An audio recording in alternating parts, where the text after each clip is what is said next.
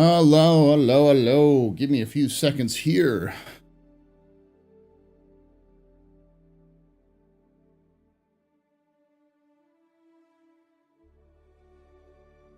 Hello, Paul, the seeker of truth behind the old lost text. Goddamn, I feel like that. I feel like the old man in the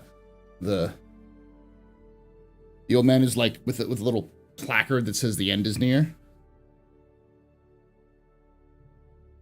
Especially recently with how well the videos have been doing. AKA not well. All right.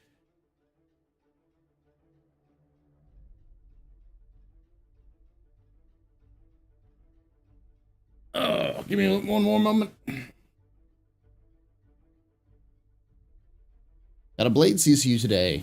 I'm sorry, Axis. I mean, I'm not gonna dump on anyone's choices because, you know, you have your own aesthetic. I have like my garbage aesthetic, so I just don't know. I don't know what the attraction is with the Blade. The old man from the Fifth Element, yeah, feels like it sometimes. All right, give me a moment, one more second, and we'll go live. There we go. All right, there we go. Let's get to the office. Boop, boop, boop, boop, boop. Welcome, everybody. Welcome. Sorry, I just was doing all right. Not feeling too hot. And no, it's not COVID. It's just I've been pushing myself far too hard for the last couple of days.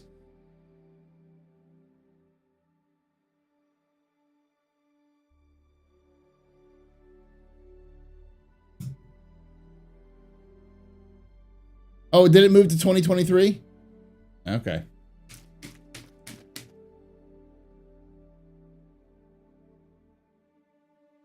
Thank you for watching, Grave. They did say they had a skeleton crew on the latest video. And that doesn't surprise me. Thank you, Mount Stunner, for that. 11 months.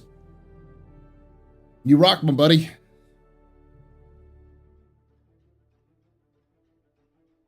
Hi, Paul. Big fan. Just watched your Vandal video. It was awesome. Thank you. Yeah, someone did. Somebody did. Last couple videos have not been doing so hot. No, it's climbing back up there again.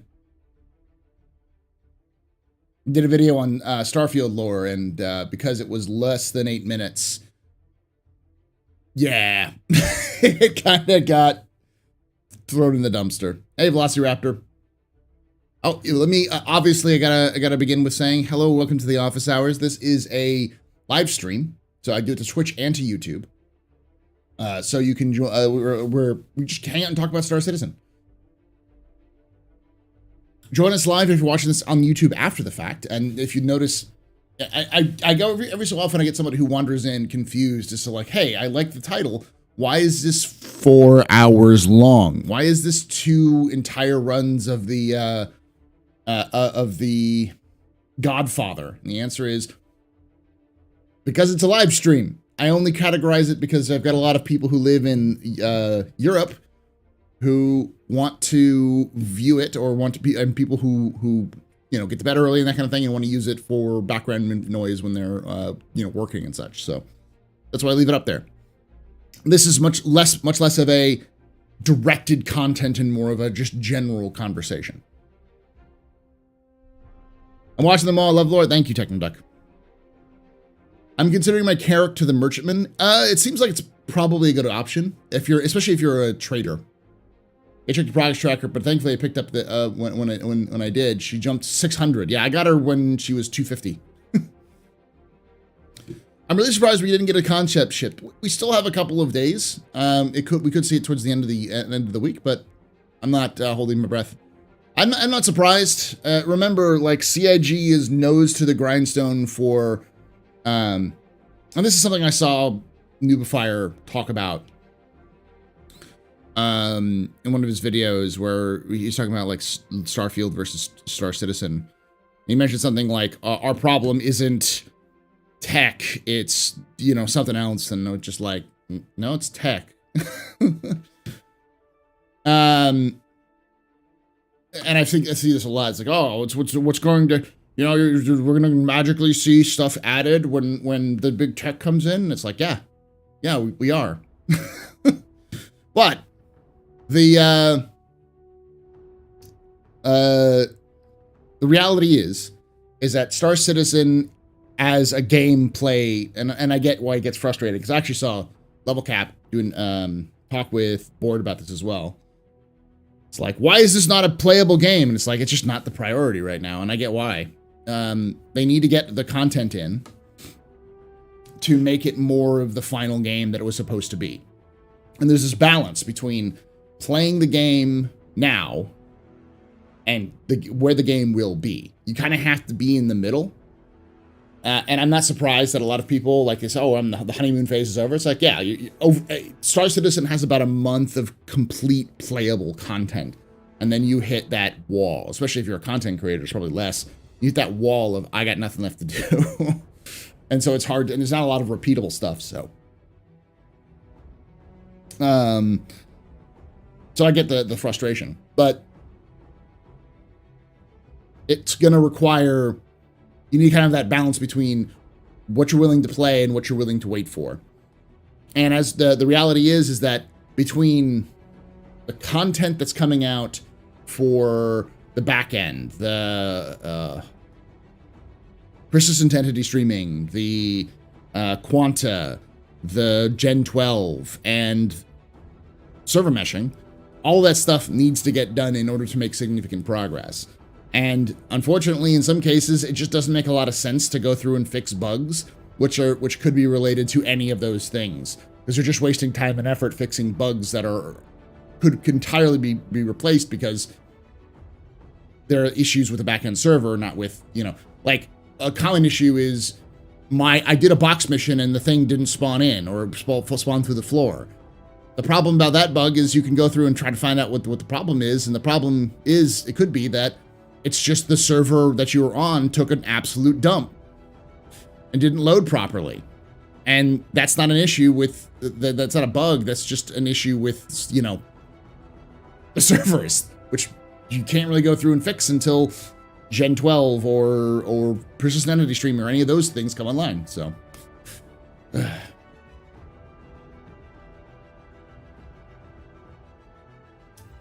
And then Squadron 42 is also another priority where, you know, and it's also important to remember that Squadron 42, and this is the biggest thing I've seen. I've seen people who think that Squadron 42 has to release before anything that's for Squadron comes to Star Citizen.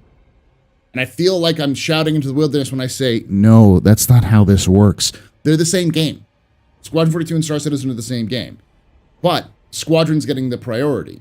So when something gets finished in Squadron, it gets ported over to Star Citizen, and then those teams will then begin to work on it for Star Citizen.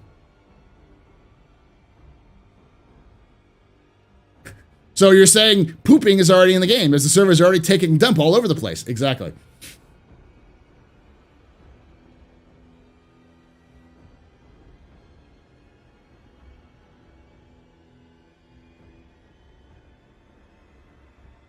Yeah, and you have the mole and the elevators. The elevators are issues that have been happening for a long time, and that feels like an entity streaming issue.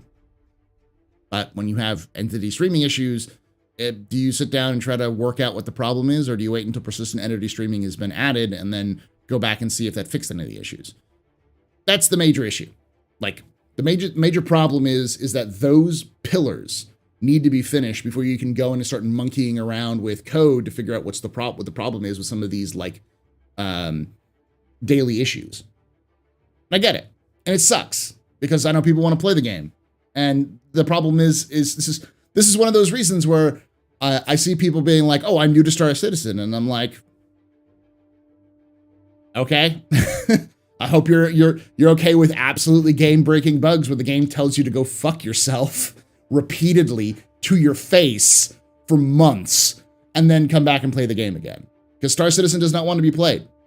Every so often, Star Citizen will play the game. You play the game, and Star Citizen is this amazing, wonderful experience, and you understand why it exists. But most of the time, it wants you to go fuck yourself. I'm talking about Starfield. I think a lot of people also misunderstood when I was posting much stuff about Starfield.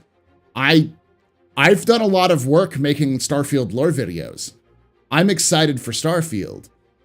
That my issue with Starfield is that people compare Star Citizen to Starfield, and it's like, why?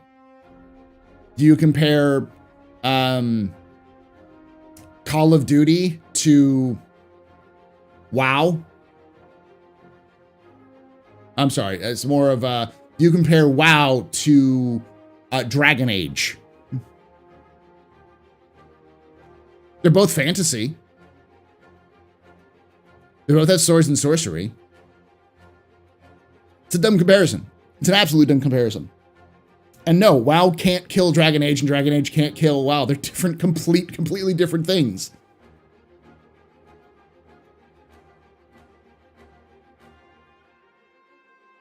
Yeah, you don't play Star Citizen plays you. Yeah.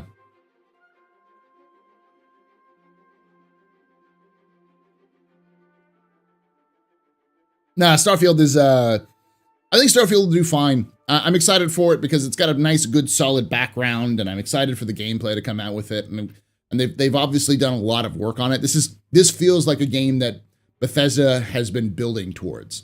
Like everything they've done in the previous games have been adding to Starfield's overall, like, feel. Building bases, exploration, procedural generation, improved gunplay, improved graphics, improved like everything that they've been adding to their other games, which are kind of ancillary, almost like required in Starfield. You're gonna have to build a base at some point because, as we all know, when you're dealing with a big universe, logistics will kill you. You need to have places where you can refuel, places where you can gather resources, those sorts of things. And so you're going to need to build bases if you're going to try to go further out into the unknown, untamed wilderness.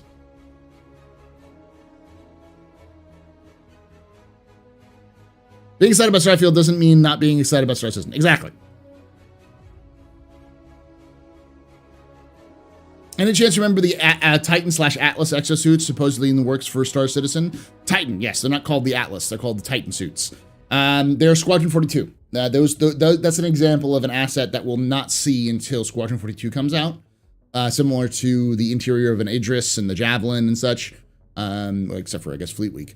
But CIG is very careful about certain aspects of Squadron which are key moments.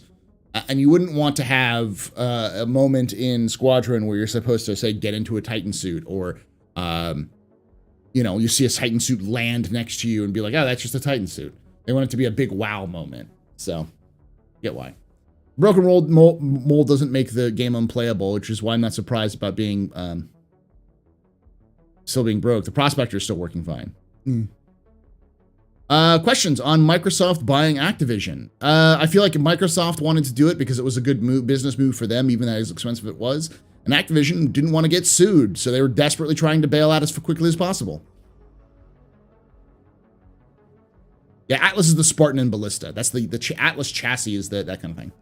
What's my opinion on their BMM video? It was disappointing to hear that they have a skeleton crew working on the ship at the moment. Sounds like it's still a long time out. Yeah, someone earlier said that it was moved to Q3 of 2023. It makes sense. Like I said, the priority for Star Citizen right now, in general for Star Citizen right now, is not new mechanics. And Banu Merchantman adds selling as a mechanic, which you need Quanta to be working in the background and probably server meshing. I wouldn't expect that until at least next. Now I wouldn't expect it until at least next Alien Week. Probably not until next IAE. Anyone know where Squadron 42 comes out? I will break down the basics, and I'll do like an Alien Week overview here that I'm going to put up as a video separately, but we'll get to that here in a moment. But Squadron 42. We know that Chris Roberts does not want to show off or announce anything for Squadron this year. He said it as much. We might see some information towards the end of the year, because at the very end of every year, we tend to get one big Squadron update per year. I think it was like last year or the year before that, we didn't get any Squadron update. I think it was 2021. We didn't get a single Squadron update. So we'll probably get a Squadron update at the end of the year, but we know that it's not going to be announced. And because we know it's not going to be announced, I would not suggest... It's probably not going to release until 2025, because they're going to do 1 year of marketing hype. So when they announce Squadron 42's release date, it will be a vague date, and it'll be probably a year before they actually release the game. So the earliest we'd see it announced is Invictus next year, 2023. And if it's announced Invictus 2023, it won't come out until Invictus 2024. But then I would also expect that after an announcement like that and a marketing build-up, there's probably going to take even longer to fix the bugs and kind of smooth everything out to make sure it's good. Delaying big games like Squadron 42 is not unheard of, especially in modern-day gaming. So another 6 months beyond that makes sense. And the thing is that 6 months beyond that is 2025. 2023 next year means you're not coming out until 2024. Yeah, and 2025. I think at the earliest we'd see it as Invictus. It's more realistic that next IAE, or next CitizenCon, which would be the first CitizenCon back physically in person, is when they'd announce the release. And that means that it wouldn't come out until CitizenCon 2024, which would probably mean coming out spring 2025. How much gameplay hours is Squadron? Last we heard, it was 40 hours. 20 hours to complete the main mission, and 20 hours for side quests.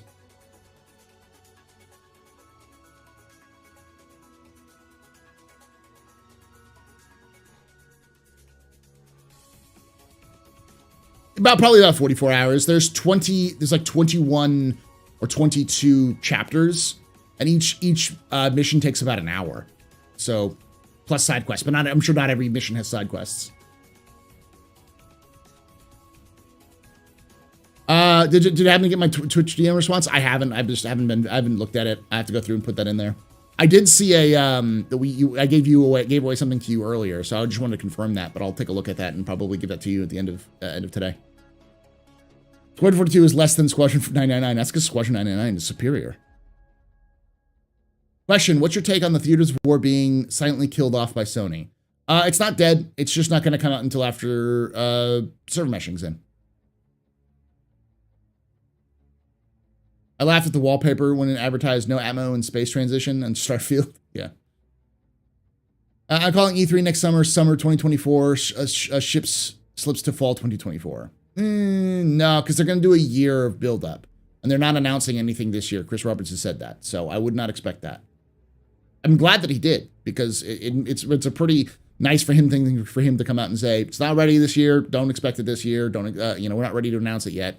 And because he hasn't said the announcement's going to take a long time, so. 142 is supposed to leave Christmas Eve 2022? Yeah, no. Hey, Mason. Did I have fun of Bar Citizen?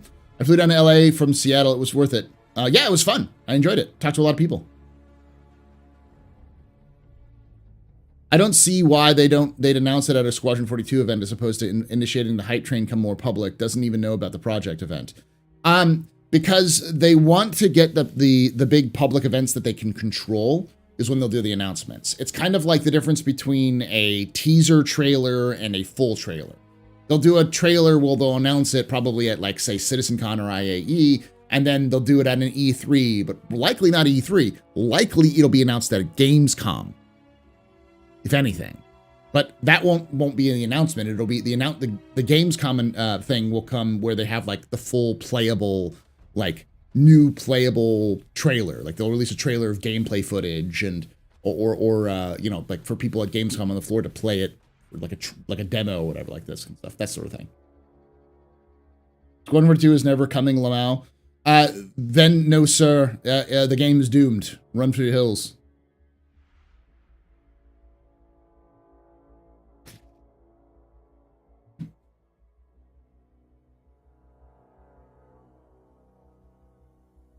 Unless they do an IGN video again. They'll do some stuff like that. Question, do you think CIG will release a new concept Alien Week this week? It's Alien Week? Probably not. Not unless they already did it. There's still a chance to, but yeah.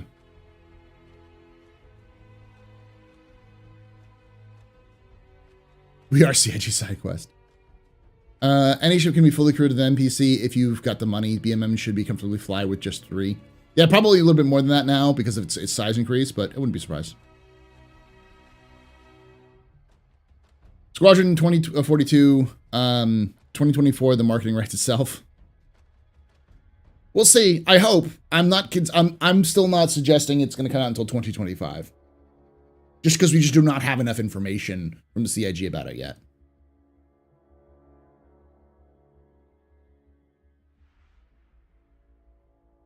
Yeah, no, they have to release Squadron 42.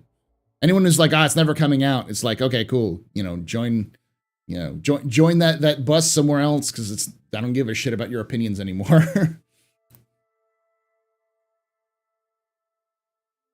Okay, that's a better take. Squadron 42 won't come out in our lifetime because they have to release Squadron 1 through 41.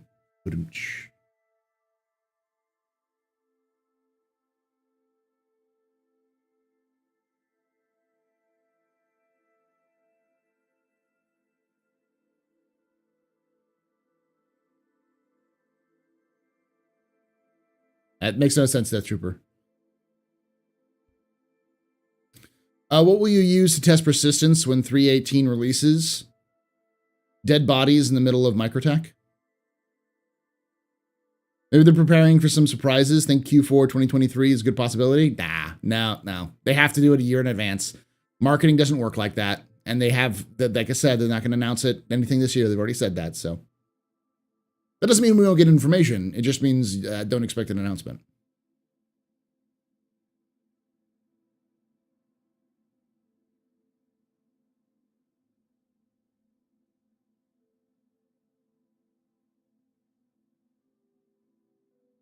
It's kind of a mixed bag because they have to release it, yet it's still always 2 years out. I disagree with that sentiment because that's I hate to say this, but that's a cute opinion. Did a YouTuber give it to you? No, sir. No one says it's 2 years out. CIG never says it's 2 years out. CIG has stopped talking about exactly when Squadron's going to release for a couple of years now.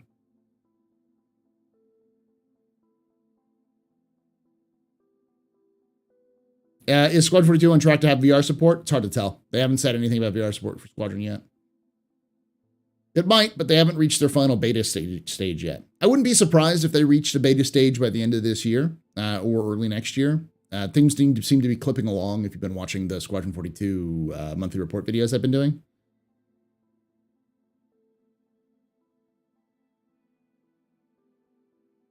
Do you know the best way for someone to just chat with someone at CIG about what's like to work there? Discord, LinkedIn, cheeky tweet. Cheeky tweet. I mean, just like if you just see if you can find people who are like producers and stuff at CIG and try to do that. I know people, but I don't know people that casually. Asking them questions would be nice. If DMing them questions, they might be able to talk back to you. But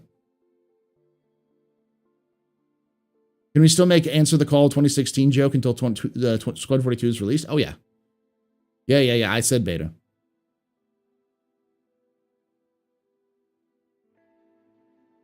Yeah, sure. No, sir. You didn't get it from a new YouTuber. Sure, I believe you. Uh-huh. Your thoughts are completely original, which is why I've heard it from multiple YouTubers who make that joke.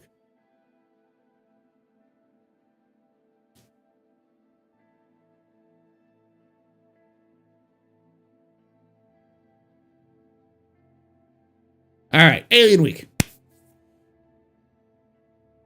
Let's pull up the list. Well, let's first off, let's go over the Banu Merchantman. Take a look at it. Inside Star Citizen.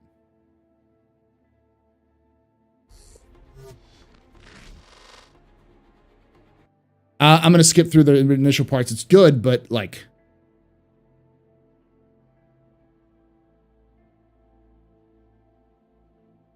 Do I think Star Citizen as a universe has potential to join the ranks of IPs like Halo and Warhammer? If they get stuff done, they don't crash and burn. Possibly. The universe has got solid foundations. Banu, baby. Yeah.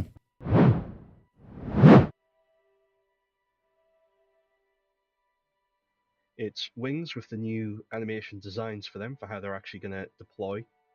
As you can see, there's a lot of detailing on the wing section, a very elaborate and almost elegant design on it, because at the end of the day, this is something they use as a trademark to show how wealthy. Banu likes shiny stuff.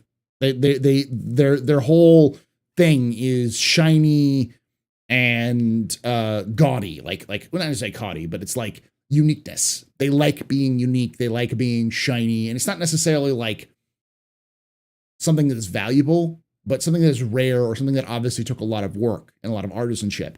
They really value that, so this makes sense for their culture. They are, and well, questions: are there any factions within Banu or Xi'an hostile to humans who would end up fighting? Oh, of course, there are multiple Xi'an houses which want to fight humans. Which is why in my latest Vanduul video, I said that there could be a possibility that the Xi'an are aiding the Vanduul in some way to kind of stir up humans.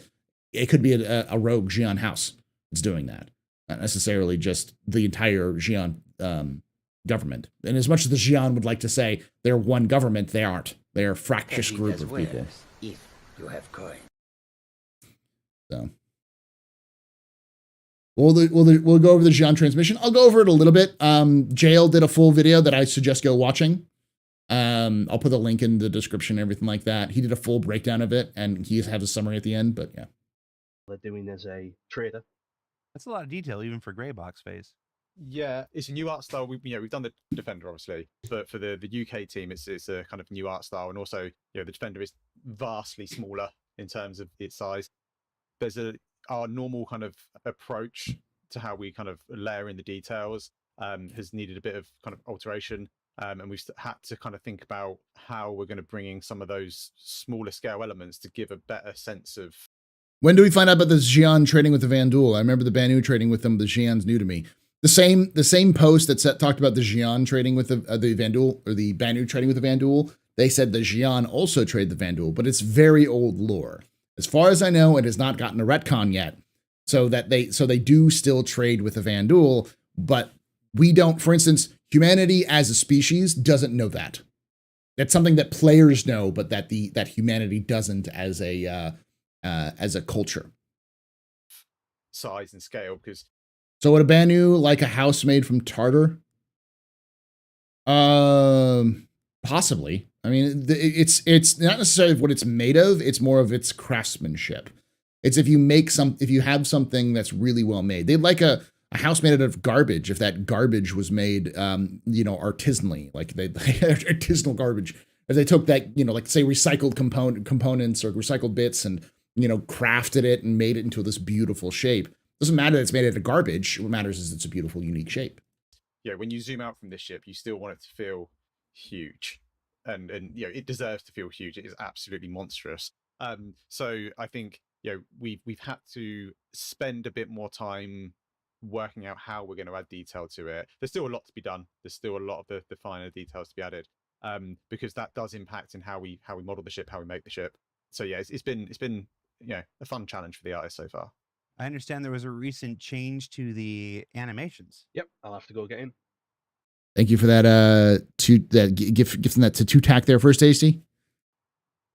Oh, they were very quick. Ooh. Oh, the animation is nowhere near final. It was just to make sure we got it in. I think it's a fair disclaimer for this. Absolutely no part of what you're seeing today. Yep, it's fine. I remember seeing the play blast in Max, and they were a little bit felt a bit weightier and a bit sleeker than that.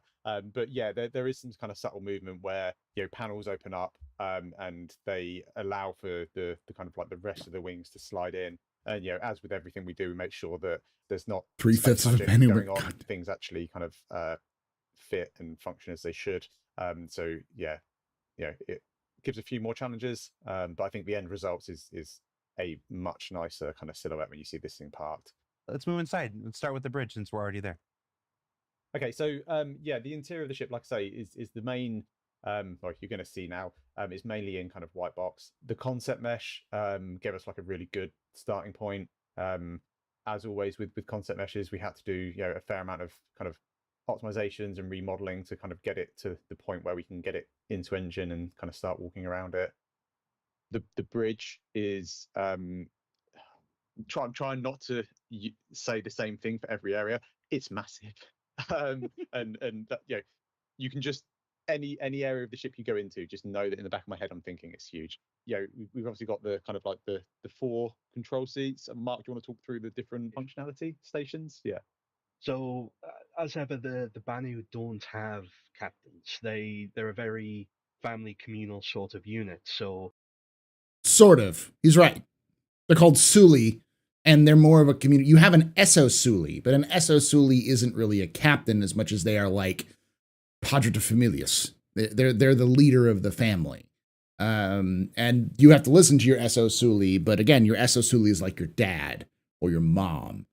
It's less of a position of I get to choose what to go, where we're going, and what we're doing, and it's more of we as a group are doing this, and they're just our leader. So it didn't make sense to have a primary captain station for the bridge section. In reality, everything would be relatively even. So we have the pilot seat and control, which obviously with a ship this scale, it's very difficult to get a good view from the pilot seat, to get a good view of what's actually happening. So thank you for that 7 months there, Ender Shadow. a lot of the animations need to be very alien so that you can get the pilot into a good position so they'd be able to see what they're doing. So we use a lot of Xi'an tech, which lift things up. I think the bridge is the only part of this ship I don't like, but I don't like it at all. But I don't like it at all. The lack of visibility in the deck plus chairs floating 10 inches off the ground is It's gray box. Those chairs aren't the final version. Those are just things they use for they're using for stand-ins until they actually build the chairs and stuff like that, just so they can show getting in and getting out. Up through gravity, so they get this fantastic view out the front, so you can see where you're actually going. So you've got your primary pilot seat. Then to the right of them, you have your co-pilot seat. Then 2 stations. A bit off topic, but our automated interior defense is going to be a thing on capital ships. Yes. Behind are for the large remote turrets that the ship has for defense. So if you ever need it, people can quickly jump into these seats and get into the. Do I do giveaways? Yes, but not today. Sundays. If it's coming up behind or the sides. Obviously, if it's coming on front, the pilot has more than enough means to be able to deal with it themselves. And if your instinct was to stop the YouTube video and go immediately to comments and say it's pronounced Shion, Mark, get a better hobby. I'll say you'd be correct. Directly behind. Actually, he's not wrong. What did he say? And get into the action to try and defend you from what you get the pilot into a good position so they'd be able to see what they're doing. So we use a lot of Xi'an tech, which lift things up through gravity, so they get this fantastic view out the front, so you can see where you're actually going. So Okay. You've got your primary pilot seat. Fun fact. I'm sure it's an incorrect pronunciation anyways, but there are actually 2 ways of pronouncing Xi'an. Xi'an and Xi'an. They're like the difference between saying America and Murica. Because Xi'an have 2 different dialects. One is called the military dialect, and the other one is called is the more formal dialect. The military dialect is more crass. It's more short. It's much more focused directly on what you would need in a military situation. So a lot of the formality is dropped, and it's a lot more it's like straightforward and to the point. And the reason why they have a specific dialect for the military is, and it's kind of like the vulgar way of speaking Xi'an, is because every single member of the Xi'an Empire has to serve the Empire in the military. It's not an option. Everyone does. So service is compulsory in the Xi'an Empire. You have to serve. That means that everyone has to learn the dialect because it's how they function in terms of being more efficient in combat. So when people leave the service, they still know this dialect and they use it as more of like a kind of like slang that we think of it today. Then to the right of them, you have your co-pilot seat. Then 2 stations behind are for the large remote turrets that the ship has for defense. So if you ever need it, people can jump into these seats and get into the action to try and defend you from whatever's happening if it's coming up behind or the sides. Obviously, if it's coming on front, the pilot has more than enough means to be able to deal with it themselves. Open air And markets if are your instinct was classic. to Of course they're stop going to be the that YouTube big. video and go immediately to comments and say it's pronounced Xi'an, Mark. Get a better hobby. Oh, I'll say you'd be correct. Directly behind the bridge where the actual operations occur, you have some basic features for if stuff goes wrong. So you have some suit lockers to put emergency suits in, because obviously they're not. Analogous to custodians in 40K, the military is considered members of the Emperor's household. Exactly. There's a lot of 40K in Star Citizen. Probably not. It's probably not subtle, or it's probably definitely intended. The Marines of Star Citizen are very much referred to similarly to the Marines in 40K. We don't really see it yet, but the Marines of Star Citizen are also very much trained like the Marines in 40K, where they're like, hey, we're gonna throw you to the woods, throw you to the dogs, and hope you survive. Not going to want to go around in their day-to-day lives wearing their spacesuit all the time, but if something goes wrong, they do want them to hand. So next to the actual escape pods, you have your suit lockers to quickly get suited and booted, and then be able to get into your escape pod and get out of there if you need to. So they have one on either side, one for each of Nails, the but yeah, crew that would be on not the spikes. bridge, as well as a couple of extra, because leading a little further down, we actually have the more habitation side of the ship, but we'll get to that when we get there. Directly behind, we also have the entryway to get inside the main man turret. This is kind of one of the rooms that we spent a bit of time kind of playing with in white box and making sure we got it right. We really wanted this to kind of feel, like quite a moment walking into it. Yeah. Go on, Jared. No. Okay. Even in gray box, this is quite a moment here. Yeah, there was some really nice bits in the kind of concept where you had these kind of like these like lit walls, and we tried to kind of pull some of that into, and I think it's almost having that kind of moment of, just for example, that seat right there is different from the seats in the cockpit. The seat in the cockpit are all just like RSI seats that have been ripped out of like the Aurora and thrown into that. This is very different from those seats. It should be the same before you kind of get yoinked up into battle. So it's quite a lonely area of the ship. Everywhere else on the ship kind of feels like it's built for like Mark was saying, like the family. Whereas this is kind of very purposeful. You know what you're getting into as soon as you walk in that room. And obviously the exterior shell there, when all said and done, would open up and reveal you to the outside. Yeah, absolutely. So an interesting thing about the turret, because it's probably something people are going to be curious about, is how it actually works, because there's no big arm there behind it or anything like that. Once again, it's using alien technology that's keeping it up in place, which is what the plinth is for behind it. And there's an air shield that will be going around the top of here, so that when you actually enter the turret, you're not venting the entirety of the room. Obviously, that does mean that people could try and sneak onto your ship, but while your turret's manned, that might not be the safest thing for them to do. I love that Xi'an Fight of the Navigator tech. Yeah, it's huge, but it's also, you also got to remember that like in this case, it's the CIG is trying to go for like an alien vibe. And one of the things that they're going for with that, and I get the reason why, they even said it in there, it's like it's a lonely place because the Banu are not a combat species. They don't revel in combat. They revel in uniqueness, and destroying things does not really revel. That doesn't really vibe with them. So if you think of it as like this place is lonely because it's not designed for people to live in, but it's designed to be big and spacious so that you know that this is an important room. Makes sense. Culturally speaking, it's a giant room designed for fighting and warfare, and only one person goes in there because it's designed to say, listen, this is some serious shit. This is the big guns. You're going to fire this stuff. You're going to be all alone on this. So I've seen the whole thing. So moving down from the actual bridge area, we then move into the sanctuary.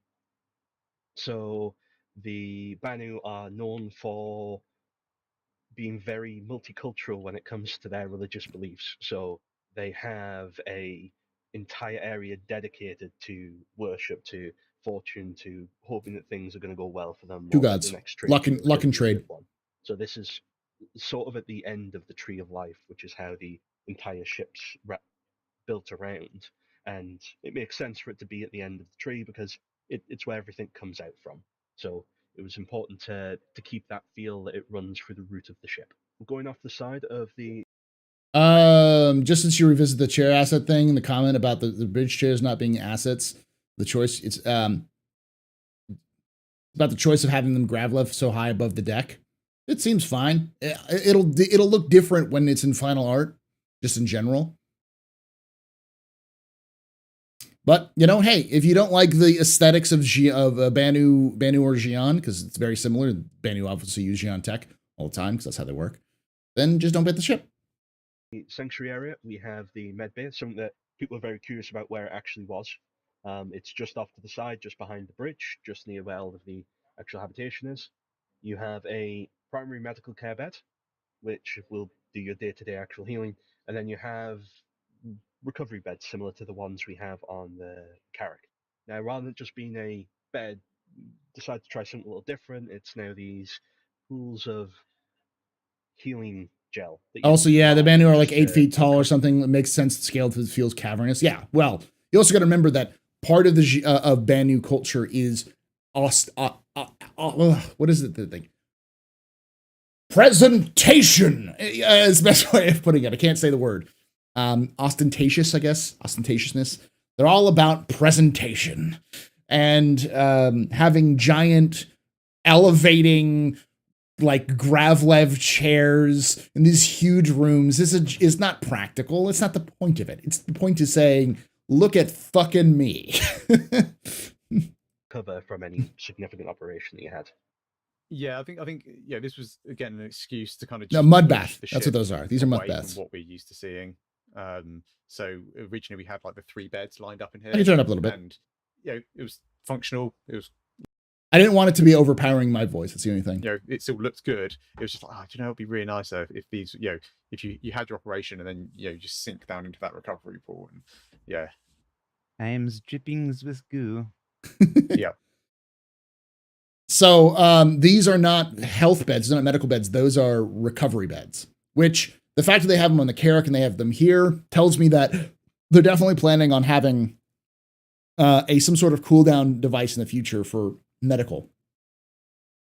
God, CIG just invents new ways of taking time, of making time valuable, or taking valuable time away from you.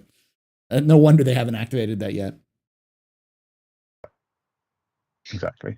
Secretly, tucked behind the actual medical section is where the actual medical officer would work. So it's his main station, as well as storage supplies for whatever medical supplies that he needs. Obviously, at the moment, it's just the back of the bed, but this means a couple of things.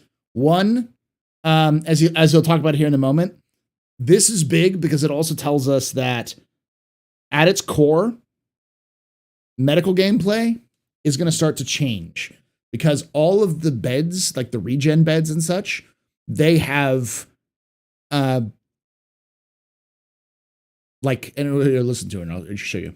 it's where you do refills on the bed or anything else. Refills on the bed. Drugs and probably regen goo.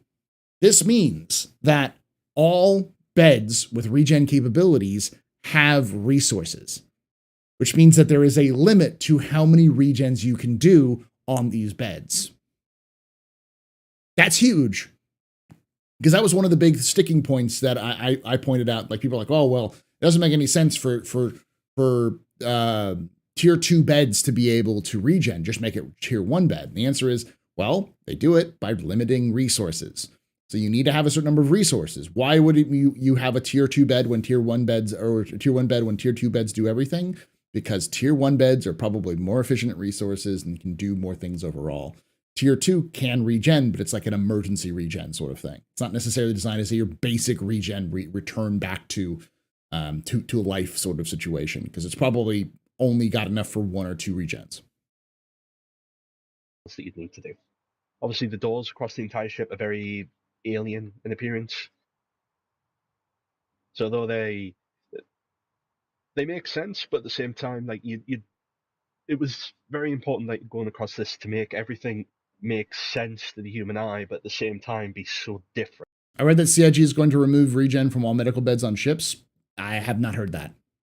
No. I've heard people say that, but I have not heard CIG say that. I doubt that significantly. So you immediately recognize it as a door, but once it starts actually animating and doing something, it feels completely alien. And even doing the general design of the ship, it was important to keep that consistent, something that is easily recognizable, but also completely different to what people expect. Moving on from the shrine area, we move into the recreation and Hey! social habitation area.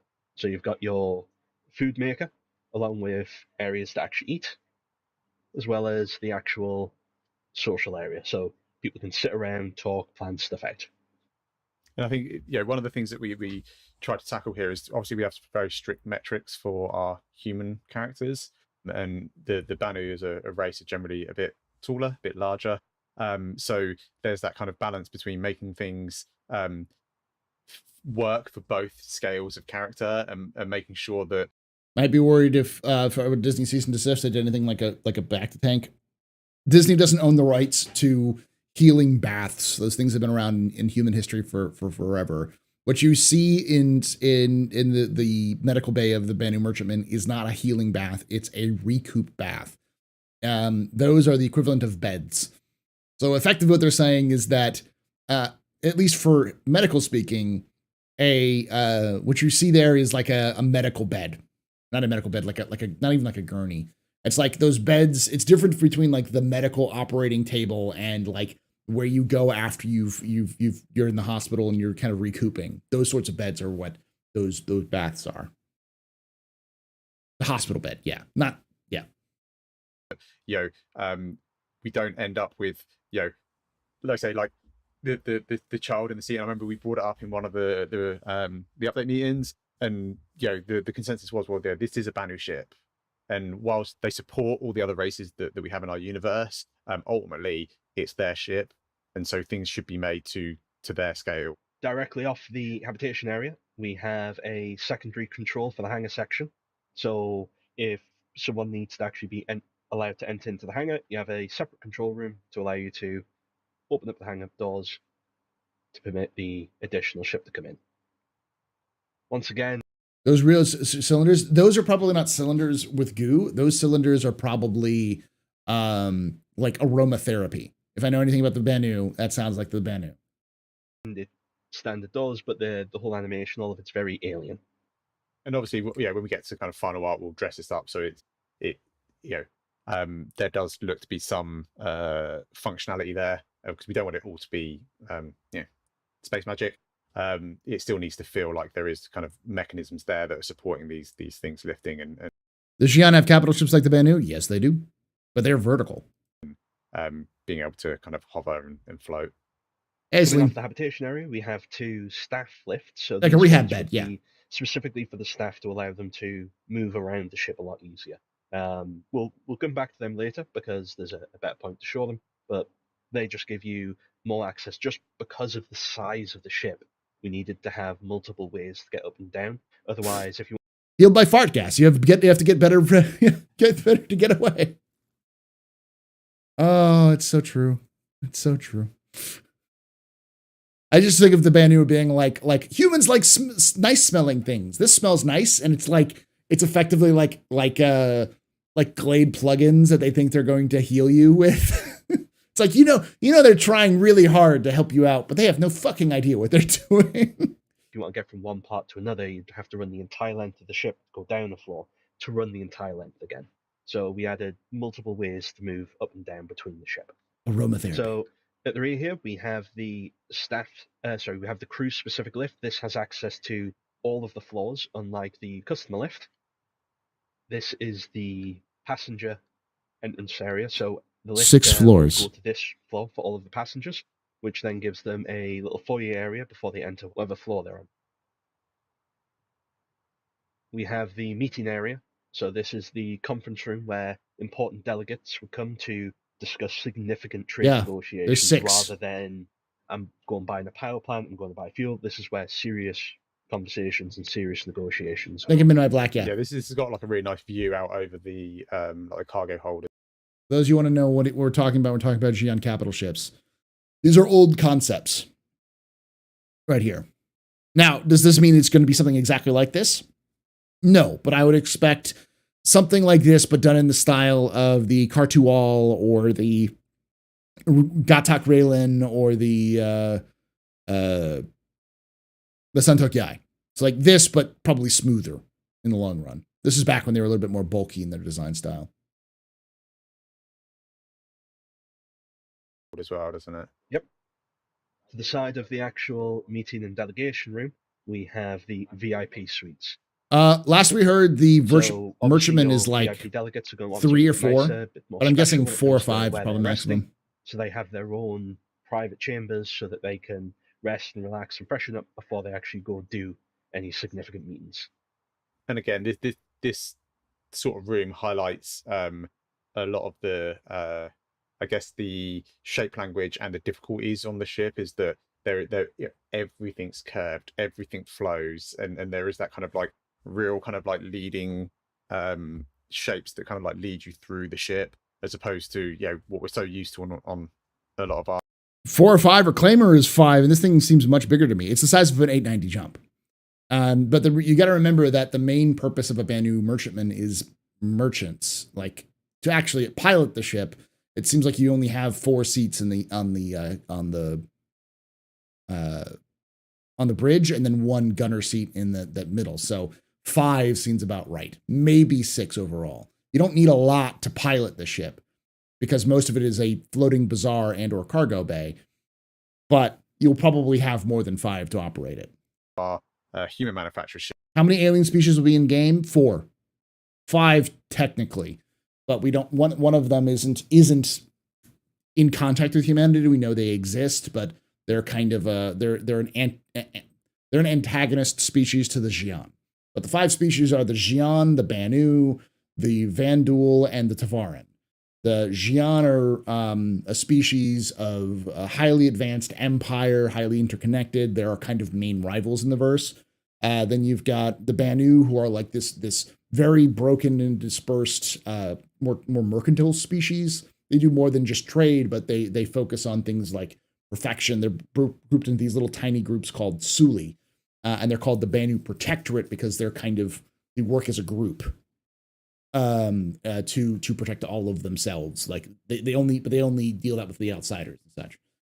Then you have the Vanduul, who are a nomadic spacefaring species. They're broken up into hundreds, if not thousands, of clans and hordes which battle amongst each other for dominance. They're our main antagonists. They've been invading human space and conquering human worlds for the last several hundred years.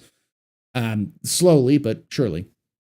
And then you have the Tavaran, who are a species that we did once have conflict with. We actually fought 2 wars against them, but we beat them both times, and we've absorbed some of them into our empire, and some of them still kind of live on the periphery. They're kind of like a dying species. They're a species that doesn't really have a home anymore. Their home's still there, and they still live there, but they are a minority species inside the wider human empire, and they get treated as kind of like dirt.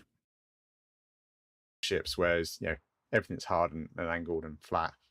Really, the only thing in this ship. A friend told me we have one species we don't know yet that's at war with the Xi'an. They're called the Kuthok. They're in war. They're in what's called the Spirit Wars. We don't know a lot about it yet. That's flat as the floor. So the negotiation table has 1 seat at the top for the actual mediator, which obviously would be a member of the crew, and then even number of seats on either side for the delegates to have their discussions. From the actual meeting room, you get a fantastic view of the. Let me back that up a little bit. Hold on. Mediator, which obviously would be a member of the crew. In this ship that's flat as the floor. So the negotiation table has 1 seat at the top for the actual mediator, which obviously would be a member of the crew, and then even number of seats on either side for the delegates to have their discussions. From the actual meeting room, you get a fantastic view of the cargo hold where all of your goods. Did the Tavarans have any problems with the Vanduul? Yeah, all the time. Not initially, because we fought the Tavaran before anyone had made contact with the Vanduul, at least before humanity had contact with Vanduul. But yeah, there are Tavaran who live near Vanduul space who've had to fight the Vanduul. This would actually be stored. As you can see, the amount of cargo that the ship holds is colossal. Jesus. And just the sheer volume of it gives you this cavernous, cathedral-like view of being stuck in the rafters of a warehouse worth of stock. This reminds me of Indiana Jones, the end of Indiana Jones and the Raiders of the Lost Ark. You know, don't worry, where's the Ark? Oh, don't worry, you have top men on it. What do you mean top men? Top men. Yeah, it gives you a real sense of how tall the ship actually is. When we get to the market, Yes, you you did. kind of get a glimpse at that, but it's not until you get into somewhere like this that spans the whole, or not even the whole height. You've got the hangar above the height of this. How big the ship actually is. Well, we're not going to be able to go through every single room and nook and cranny today. This is too big a ship. So let's go to the market now and take a look at that.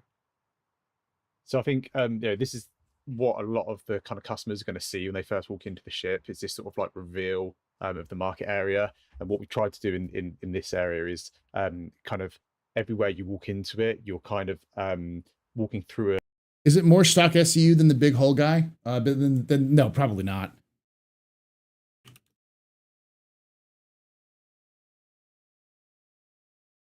Last we checked, I'm going to check this stuff. It's got 2,800 SCU.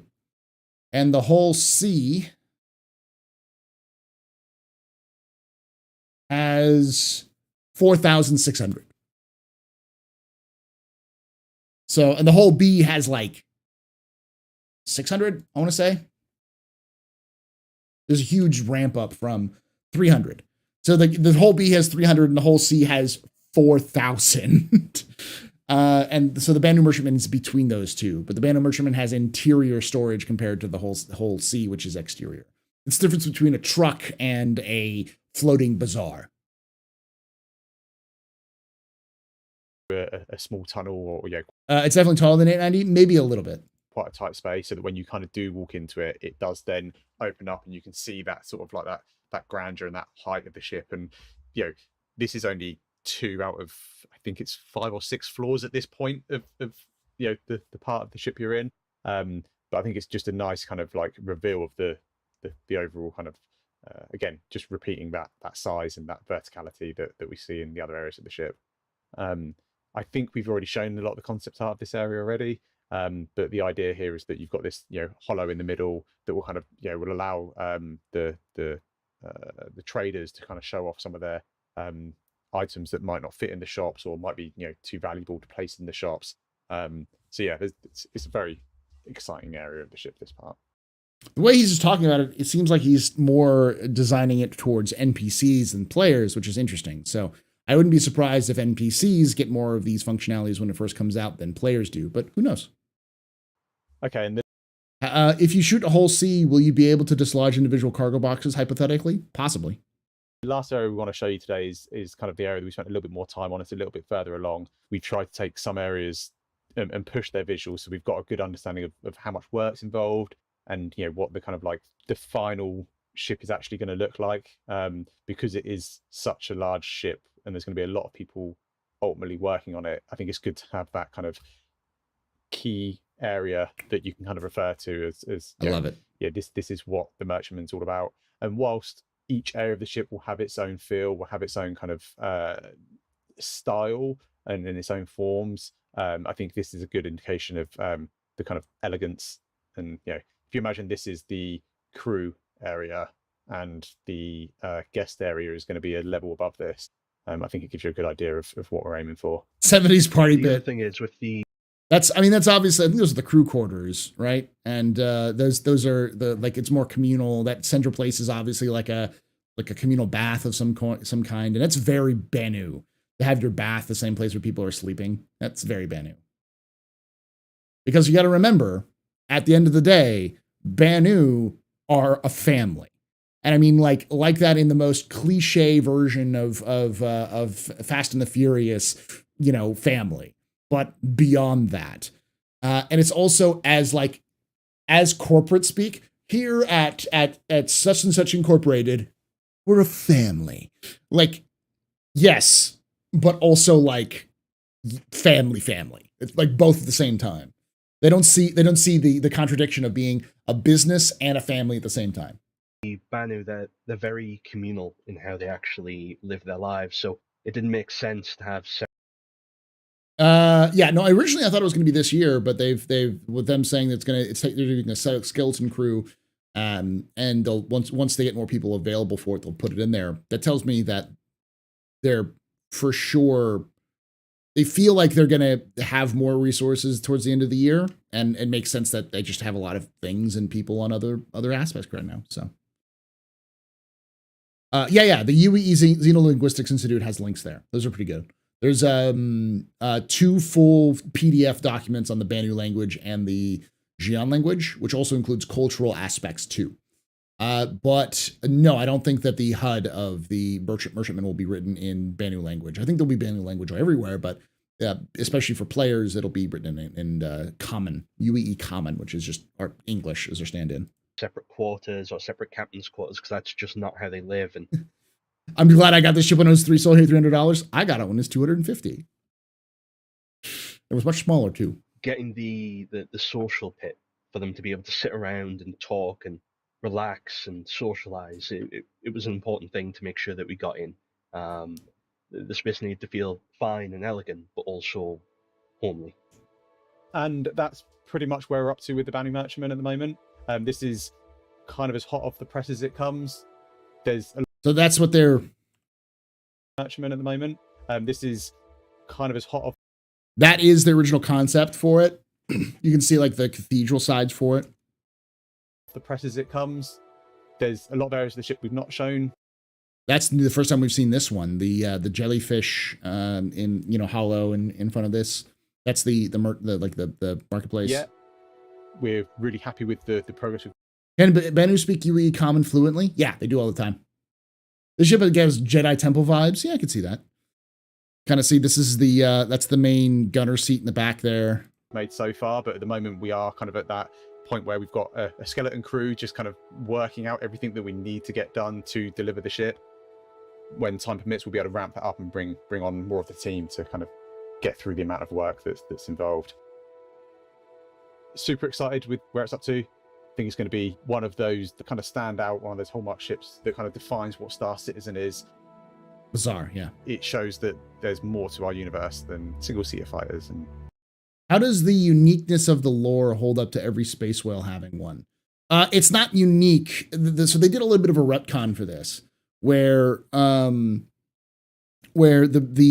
originally the old Banu had more of a straight up family vibe, and so you would pass this down from generation to generations, and that has been retconned because the Banu don't really have families, because when an SO Suli dies, when the leader of a Suli dies, that Suli just breaks up.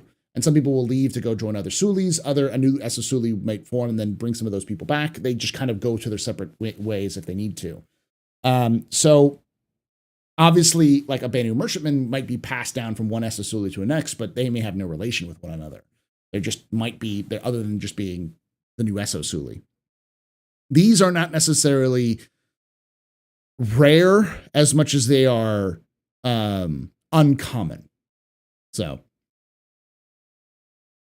yeah, this is the kind of ship you buy as an org to have an HQ and huge flex. Yeah. And the likes. So what did we learn? I think you once mentioned that Banu were influenced by Bedouin traders, and I'm definitely getting the Middle Eastern vibe, especially in the communal room. Yeah, it's very that was their original concept, was the Bedouin traders from Saudi Arabia, and even the name Banu comes from that region of the world. So it is it's less subtle with the Xi'an, because Xi'an is an actual city in China. It's even that spelling. Oh, so. Would be in English Bubba. Ships have ostensibly sold to humans. I don't Bubba. I don't get that reference, but yeah, maybe. All right, let's go back to the office. I can't wait for an architect reviews the Banu Merchantman. Yeah, I mean, I can tell you that at its core, the Banu Merchantman is designed as a ship for a Suli. And because Sulis can be tiny or they can be massive, they have to fit kind of all aspects of those things. Can I confirm that the Banu are part of Squadron 42? Based off of what I know? Yeah, no, I can confirm a little bit of that. It was in the vertical slice demo. It talked about the Banu. I don't know if they're going to be physically in Squadron 42, but they're definitely mentioned in Squadron 42. I just want a Banu ship that that's a mobile Satapol arena. Make it happen, CIG. I know. The cargo refactor seems like it's going to change a lot of things. Yeah, we'll talk about that here in a bit. Shake things up. Yeah, we'll talk about that here in a bit because talk about the Banu Merchantman, Alien Week, and then a bunch of other stuff too. The cargo place certainly has enough room. Just turn off the gravity. Yeah. HU Tech. Will the Vanduul be in Squadron 42? That's a good question. Yes, they will.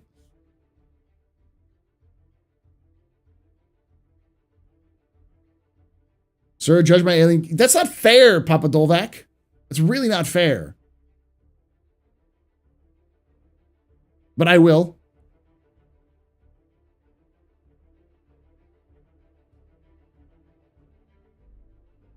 Link me. Link me.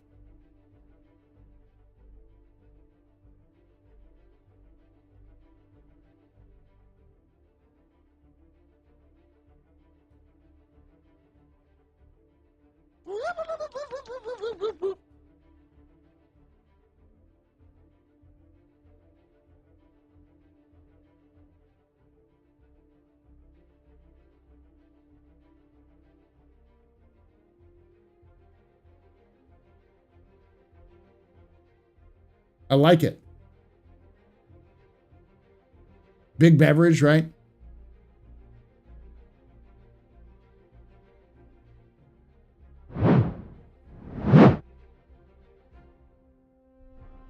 Signature sling, an inner system in the intersys UE sourcing high quality xeno ingredients will be a struggle. Recent between human Xi'an bartenders in UE find themselves needing to be creative with tasks with thirsty Xi'an guests.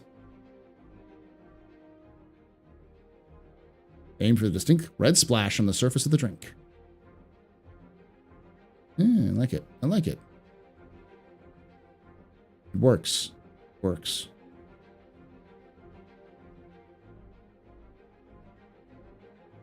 Is it sweet or is it's got to be a little bit sour for sure, because they're if the taste is sweet, you missed it, because the Xi'an don't have sweetness. They don't taste sweetness. So their most of their diet is they're carrion, so they most of their diet is rotten and rancid flesh. So anything they'd have to be like very, very over fermented. Has 1 ounce of Ango in it. All right, there we go. What do Banu like? Spice. Very spicy. Super duper spice. Also super duper like that sort of flavor, like super garlic. It's anything that's super garlicky they like. And it's actually good though. Nice. Does Texas still exist in the Star Citizen universe? Yes. 372 by the end of the month? Probably. Hey, Matt, how you doing? Will humans be in Squadron 42? Good question. No.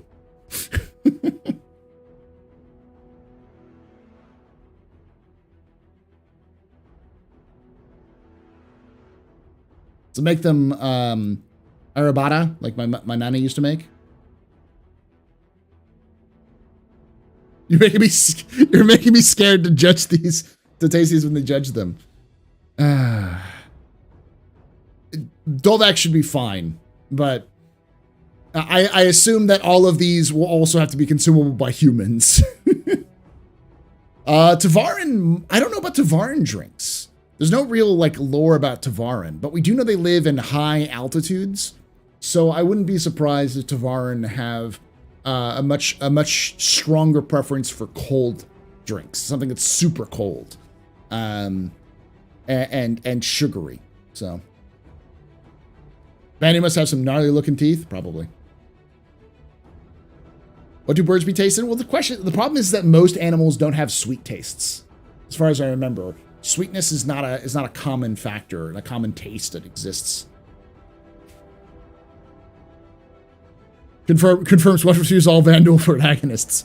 Hey, Vanduul fight Vanduul all the time. Tavarin is a hummingbird feeder. Yeah, I guess they do have, yeah, hummingbirds do like sweet stuff, so. Shout out to my dog. Someone on Discord was talking about making a Tavarin cocktail with poppy seeds around the rim instead of sugar. I could see something like that. I mean, if you're going to do something with Tavarin, the Tavarin are a martial species about collective support. And anything you can find on the top of a mountain, so like herbs or lots of, like I said, snow, lots of ice, things that are very, like, use like very, very purified water, like or very pure, like crystal clear water. They'd probably do a lot of things that are watery, but also, they also have like a lot of, like, they live in swamps as well. So like very, that kind of aesthetic. Like moonshine. Moonshine would be a really good kind of ingredient for a Tavarin. Like corn mash moonshine. Mountain Dew would be a good example of that too, yeah. Or like a dirty martini, yeah.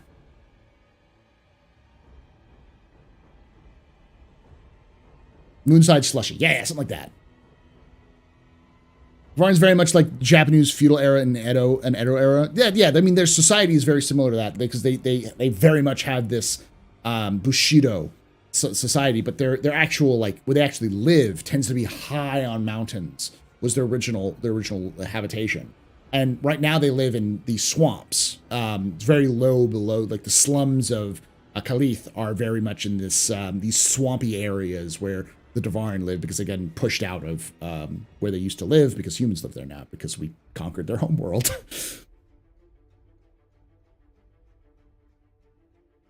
Is the Banu homeworld we still want to? Yeah. Jalan is still available. It's in the, it's not the Centauri system, but yeah.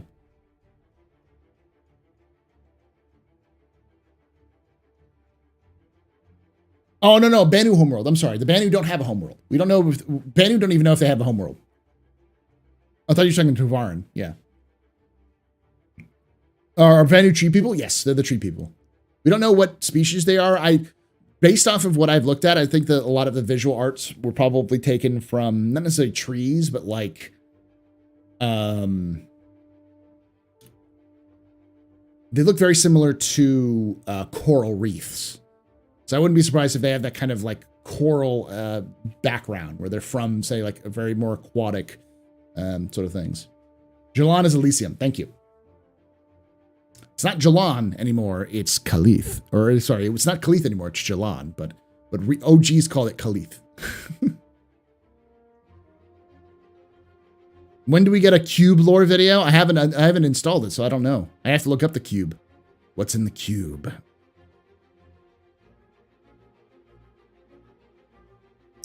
Their whole lore, their whole culture was destroyed in the Purge. The specific dreams didn't survive. Probably not, but we also discovered the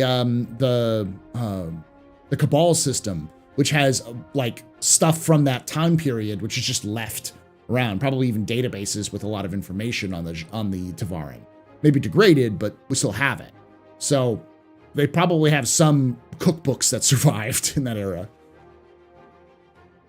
Question: if I dried out, can we turn Banu into furniture?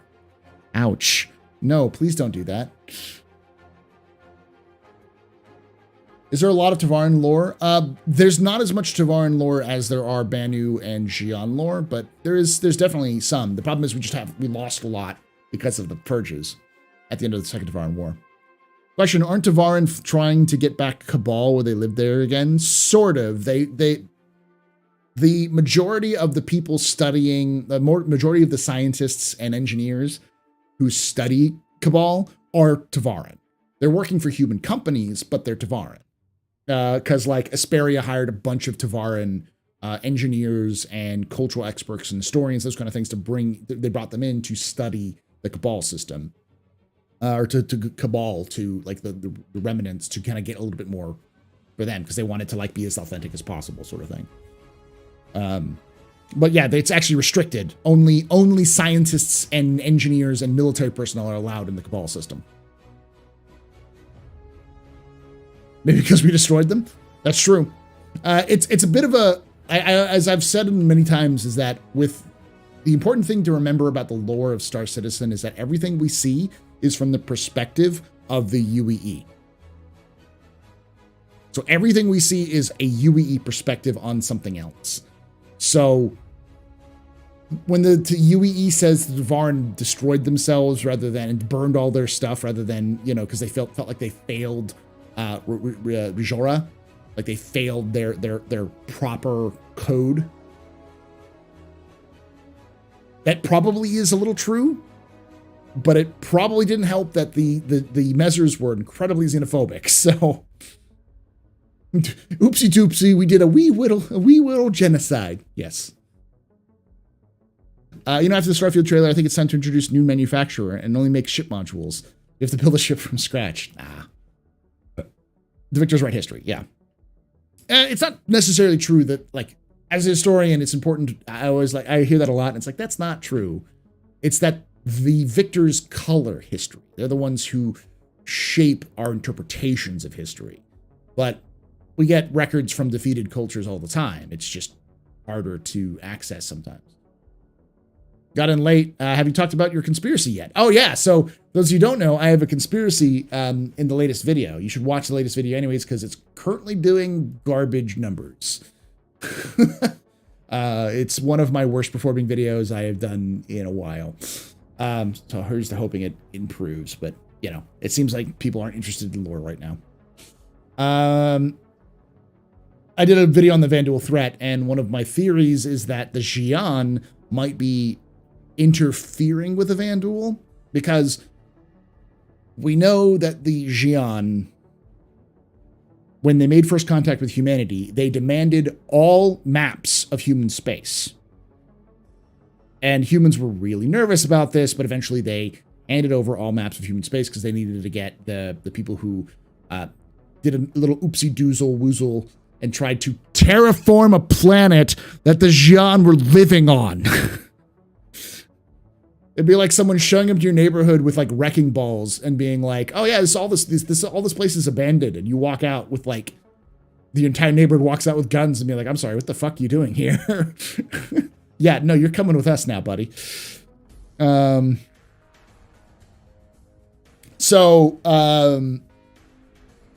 a result, we were in a very poor negotiating position, and on top of that, the UNE or the UPE didn't have a military. I mean, they did, but it was much more like militia, and the Xi'an had a fucking military. So we were outmatched, we were outgunned, and we fucked up. We were the ones who stuck our feet into stupid stuff. So we didn't have much of a negotiating option, so we gave up the maps. As a result, the Xi'an know everything about human, like the human society, or like human, like they know where everything is. They know where everything is, even on the other side of human space. And so it just so happens that when the Xi'an, when the Mezzers, who are very anti-Xi'an, were on their downslide, suddenly the Vanduul show up and help accelerate that slide. And where do they show up? In literally the oldest spaces humanity has settled, which were definitely locations near that the Xi'ans had maps to. Very convenient. And then when the Mezzers fell, most of the Vanduul attacks stopped. They didn't pick back up again until 100 years later. Because the Vanduul had been attacking humanity for in Orion, and then between the fall of Orion and the fall of Virgil, the three systems was 20 years, and then nothing for 100, and nothing for almost 150 years after. It was 2880 when Caliban fell. And what is 2880 around? Well, it's right around the time when we start to see imperators start to question if they should be so friendly with the Xi'an. Specifically, the Eclipse program was made in the early 30th century, and it was designed to attack the Xi'an. Not the Vanduul, the Xi'an. So we see a rise in xenophobic tensions around that time. And oh, look, the Vanduul show up at that same time. And where are they attacking? The places that are the oldest parts of humanity that are also the most xenophobic.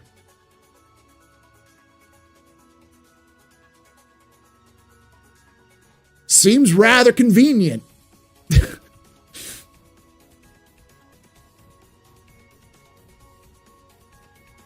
And we know that the Xi'an do not like to engage in direct conflict. They are not a species that conflicts in open war. They much rather use proxy wars or third parties or subterfuge to get what they want. Now, am I saying that the Xi'an are definitely pushing the Vanduul? No, but we do know that the Vanduul and the Xi'an have trading agreements. They don't like each other. The Xi'an view the Vanduul as savage barbarians, and the Vanduul view the Xi'an as stuck-up cowards. Well, why would the Vanduul view the Xi'an as stuck-up cowards?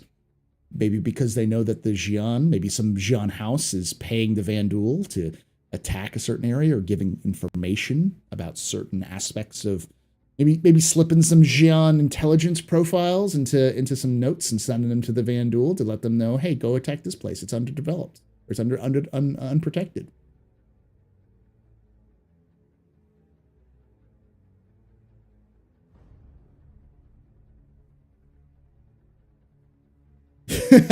So what I'm hearing is abandon the old human settled systems. Vote transitionalists today, of course.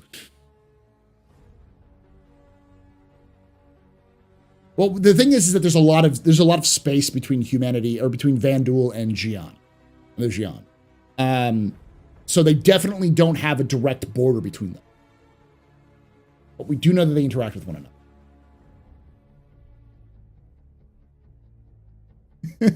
If I end up dead tomorrow, just know that the UE killed me.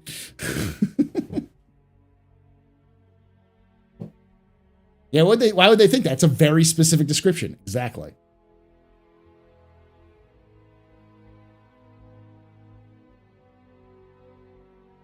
More likely allowing conflict to happen than directly behind it. Yeah. Oh yeah, I wouldn't necessarily think that the Xi'an are necessarily directly saying, hey, Vanduul, go attack these systems. It's just more like, hey, you know that this is an undefended area, right? We'll trade with you this information if you give us some other things. Less of, because the Xi'an are not that kind of species. They're not the kind of, or not species, that kind of culture. They're not the kind of culture that are like, we're gonna interrupt the UEE by doing. No, they're not gonna say that. They'll just put the pieces in place so that when the pieces fall, it's just conveniently falls for them. Because what's happened since the fall of the Mezzers? Humanity has been much more focused on the Vanduul than the Xi'an, because they're friendly with the Xi'an. So all of this is pushing humanity to focus on the Vanduul and not focus on the Xi'an. How long have the Xi'an been in spacefaring species? Many, many, many, many thousands of years. To give you context, the current the current era of the current emperor of the Xi'an, Emperor Krei, was installed right after first contact with humans, which was in the 25 somethings, like 2530s, I want to say. So Emperor Krei has been the emperor for about 500 years. And Emperor Krei's mother, the first Krei, was the first Krei to rule, the first House Krei to rule the Xi'an Empire. And she was installed after a period of disarray, which started in the 1400s, AD. It was like maybe 1700s was when she was installed. And then she lasted for almost 1,000 years as emperor. So humans are kind of the new kid on the block. We're a little bit older than, more older than, say, the Tavaran. The Tavaran are the new kids on the block in comparison. But we don't know about the Banu because the Banu don't keep records. So it's probably like the Xi'an, then the Banu, then humans, then Tavaran. And then we also don't know about the Vanduul either. Yeah, they live incredibly long lives, thousands of years.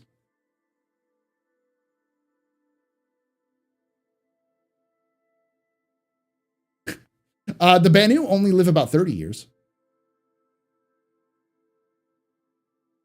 You're telling us to join Xeno threat?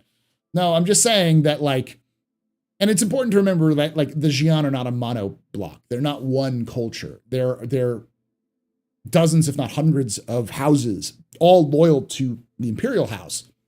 But they're all looking to gain advantage in some way, shape, or form. They all have their own personal beliefs and they have their own opinions on how things should be run.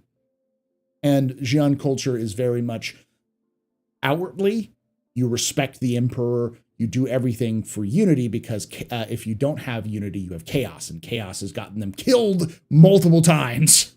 Like it is, they accidentally genocided themselves. They destroyed their own home planet because of backstabbing and infighting. So there's a big thing about unity, but there's also a big thing about not directly, as a result, there's not a big thing about not directly combating, not having open civil war, for instance, because that's bad and that'll kill them, but having subterfuge and underhanded guile is very much a factor.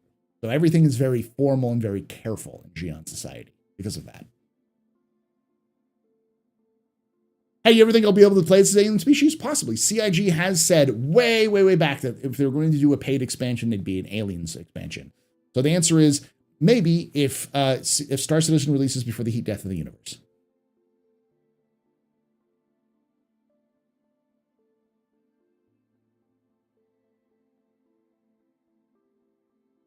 Is it the Banu don't keep records, or is it the Banu don't tell anyone about the records?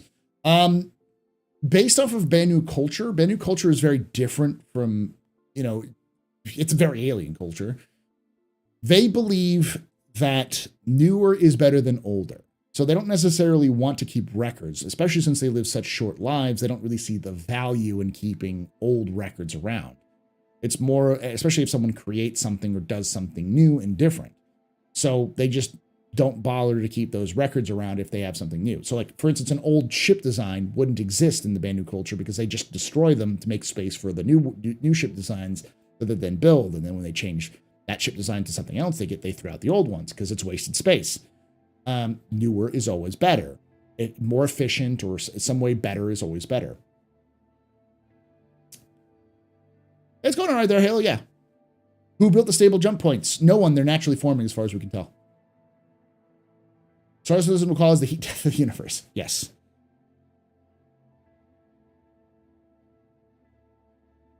Yeah. Happy Friday, Eve Paul. Hope your break is going well. It's going well. I'm actually going back to work next week for 4 days. Just because they need help with testing. So, but it's like, it's summer work. So like, I'm just there to make sure that they log in properly to their testing sites and get it done and then just hang out there. Would I be a Banu or a human? You mean? Banu? I'd probably just be human. Question. I guess it's that's one lie I've always been confused about. The Xi'an own MISC? No, they don't own MISC. They partner with MISC. Are they partners? Are they investors? I don't get it. Yeah, so they're partners. So you'll have Xi'an engineers who work with MISC. So Xi'an will come from the Xi'an Empire, like from APOA is the company they work with, to work with MISC on like thruster technology and such. So they work closely, and then like human engineers will go to the Xi'an Empire to help them design and build their own hulls. So not employed. They're kind of employed. What does the lore say about the chances of UE Citizen getting Squadron 42 for free after paying for $500 for ships? I think you get Squadron 42 for free if you're a concierge. It has nothing to do with lore, though. That's the one thing I don't understand. I'll do something like a lore video, and then someone will make a joke about Squadron 42 never coming out. It's like, there are other places, brother. There are other places for this.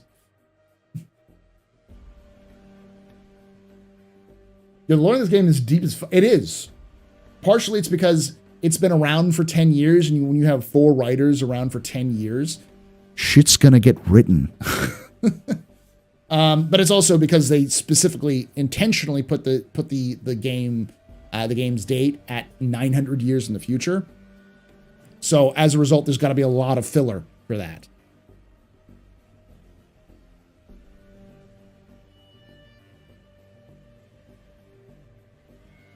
JD, just buy an add-on pack. It's $20 to do an add-on pack if you already have Star Citizen.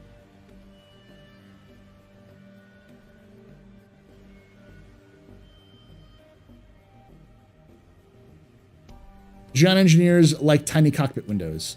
No, they like efficiency. So they build the thrusters. So anything about maneuverability or speed from MISC comes from Xi'an. And the older ones aren't. Like Freelancer is not a Xi'an design. The engines were built by the Xi'an. But the Starfarer was not a Xi'an design. Neither are the whole series. The Xi'an designs are like post Freelancers. So the Reliant, heavy Xi'an design. The Prospector, the other one, the Razor. Those are all heavily influenced by Xi'an. One reason the Xi'an don't mind selling ships to humanity is the secret of supplying potential enemies anywhere. Your enemies will get weapons and equipment from somewhere, and if you sell it to them, then you're an expert in how to defeat them and defend their systems. Yeah. Well, I think there's also Kenny. I thank you so much for that 18 months support. A tier 3, you maniac. Keep up the great work, sir. Thank you, man. The secret with the Xi'an is that it's like any culture. I think the Imperial House and the majority of Xi'an don't want to fight humanity, and they see humanity more as a potential ally than an enemy. But they also are concerned that they know how humanity can react and how quickly humanity can change their minds. So they're trying to do everything they can to make sure that humanity is not nervous about the Xi'an, but at the same time have aces in the hole to help as kind of a gun to the head of the UEE to be like, hey, if you do this, you're screwing yourself. Like, you'll destroy your own economy. CTE is a good example of that. I think it's CTE, CTS, CTF. There's a fuel company. It's one of the biggest fuel companies in the UEE, which is actually owned by a Xi'an company. It was founded and created by a Xi'an company, and it's like the second or third biggest one in the empire. Will players be able to play as aliens at some point? Newsman. I'm a newsman. At some point, yeah. Because I'm a super fan, I'm just having fun. I get it, JD. It's just, that's that kind of thing. Question, will we have alien ships that are made for the human market? Well, we have ships made for the human market, but is there any more lore about human ships being made for alien markets? Yes. The whole series. All of the whole series, Hull A, B, C, D, and E, are also made for the Xi'an. The Banu also use human ships all the time.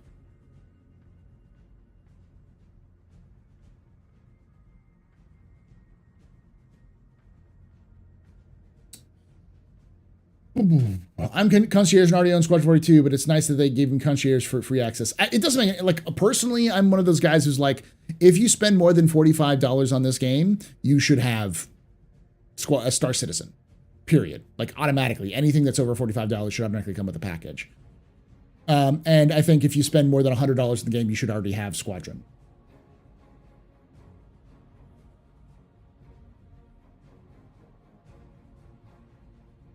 I like the Zerg, and not gonna lie, Kerrigan's kind of a bang.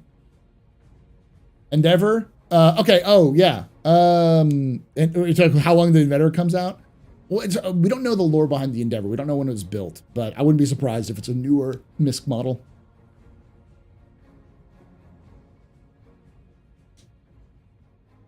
The last thing people should be worried about is if they have a game package. What lore would you like to come out of the Hades system species? I mean, I would like for them to explain to us what caused the Hades species to go extinct. What caused the planet to be destroyed? You know, the maybe learn a little bit more about the culture, about the language, about the biology. Not necessarily the history specifically, because I know the only reason why Hades is being explored as extensively as it is because half a planet was destroyed by a super weapon that we don't know about. So all of the weapons companies are just like, oh, you know. I need that. So Hurston and Bering and all have sent out expeditions to try to find the super weapon, or remnants of it. For those who don't know, Hades is a system that was once populated by an entire species that did not have access to jump points or didn't know about jump points, and it's entirely extinct. They were extinct millions of years ago, and one of the planets of the system is literally a half planet because it was exploded. And I don't mean like a half planet isn't like half of it is unusable. No, it's cracked in half. Half of it is missing.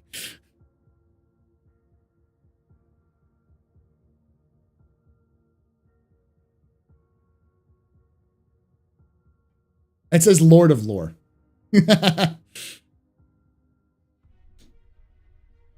I'm not a weapons company, but I had the same reaction.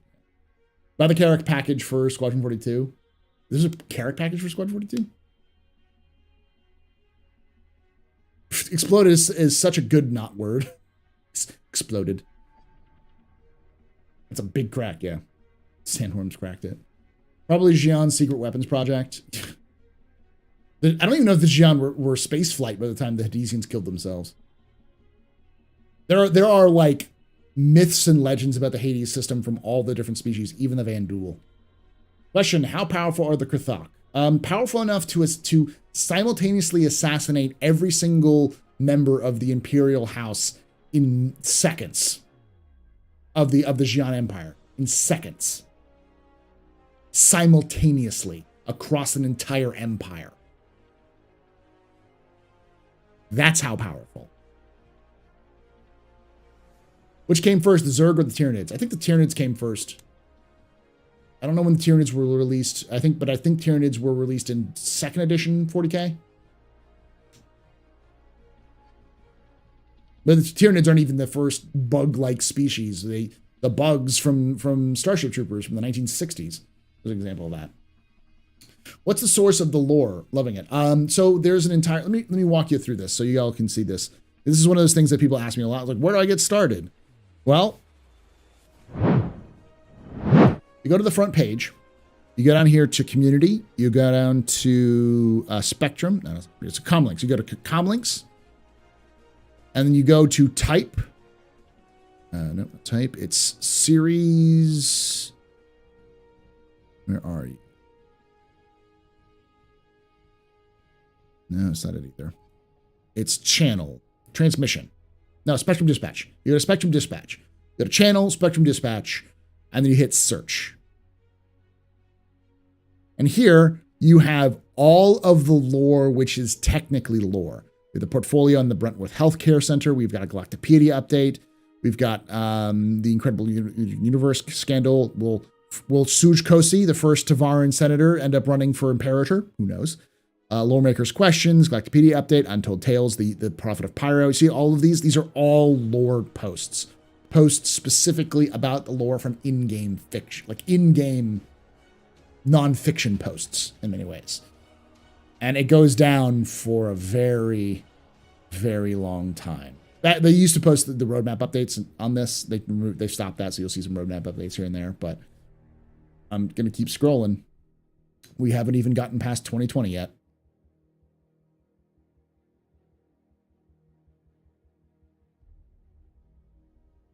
Still going. Still going. Still going.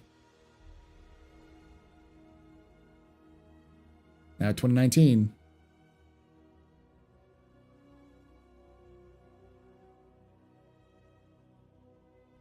Now in 2018. Get what I'm saying?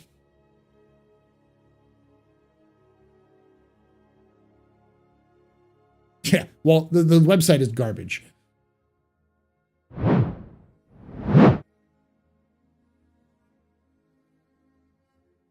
Oh, the website, the movie Starship Troopers is a parody. It's satire. Not parody, it's satire.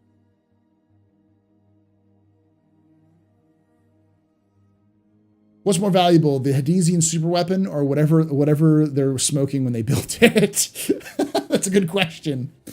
Can't believe I had to ask lore guys a lore question and he ignores it. I didn't see what you said there, Stink. There's a lot of other things going on, and I can only say some certain things. You can try not being snarky about it. What do aliens do for industry other than trading? In other words, are there any industry ships in lore? No, there's no industry ships in lore that are mentioned, but obviously salvage, mining are all things that will happen, refining. Anything that humans have, aliens will have. So what's the most Lovecraftian parts of Star Citizen lore other than Hades? Hades. There's some Lear's got some fucked up shit. Like people talk about, oh, the sandworms, like the sandworms of Lear 2, I want to say. They fuck everything up. You can't build artificial structures because they'll destroy artificial structures.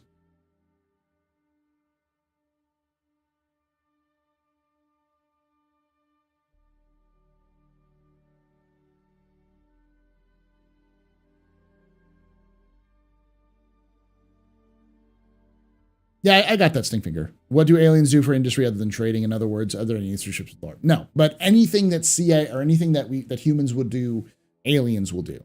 So salvage, mining, refining, obviously trading, those sorts of things. What level of AI is in the lore? So we did build a self-aware, probably bordering on super AI early in humanity's history. The problem about AI is that every time humanity builds AI, it fucks up and kills a lot of people massively. So as a result, humanity has actually banned all AI development. This UE has, because every time it's being developed, something goes wrong. So we've had AI, artificial AI, working for 500, 600 years in human history. It's just no one wants to try to retake it because every time they built one, something goes critically wrong.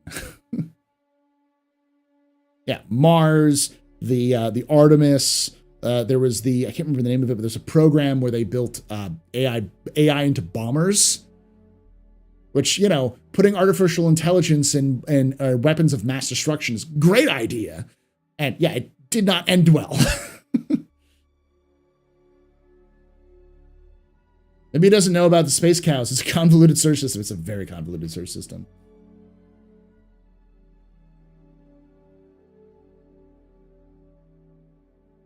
Be cool to see floating cities on Lear 2 as a tourist spot for worm watching. Yeah, maybe. Wouldn't it be lore-wise to put AI faction in the game? Yeah, it would make sense. And that's my actual thinking, is that the Kurthok, the alien species that the Xi'an have been in the Spirit Wars are an AI species. My theory is that they were an AI species created by the Xi'an, and they went sentient and realized the Xi'an were absolute mad with power, and they just wanted to kill each other. Like back when the Xi'an had their homeworld, they rebelled and escaped and started founding their own empire off the Xi'an homeworld. And after the Xi'an destroyed their homeworld, they escaped. They started to build their own empire and then ran back into their own creations. And their own creations just wanted to be left the fuck alone. And the Xi'an did what Xi'an were very good at the time. They panicked and tried to attack the Kurthok, and the Kurthok decided to respond. And so, because it's like, for instance, during the Spirit Wars, when I mentioned back when we talked about the Kurthok able to simultaneously assassinate the entire extended royal family of the Xi'an in like seconds, that's very, very carefully planned. That sounds very AI. And when after that happened, the Xi'an fell into a civil war because the Emperor of the Xi'an requires this very specific genetic coding to exist. And the Kurthok knew this, which is why they assassinated every single member of the royal family, because then they would wipe out that genetic code. And when the Xi'an were thrown into a civil war, into this chaotic aspect, they didn't lose any territory. If you do something like that, if you're looking to cause chaos and then take territory, the Kurthok didn't seem to push. So it seems like the Krthak are much more of a species that says, leave us the fuck alone. And they have such powerful technology that they're able to be on par, if not better than the Xi'an. And the Xi'an are damn near better than we are. We're getting close to matching their technology, but they definitely have a huge advantage. So the fact that the Xi'an are paranoid about anyone meeting the Krthak makes sense, because if humanity met the Krthak, humanity is like, hey, fuck the Xi'an, the Krthak would be like, goddamn right, brother, and then the Xi'an's got a problem. Because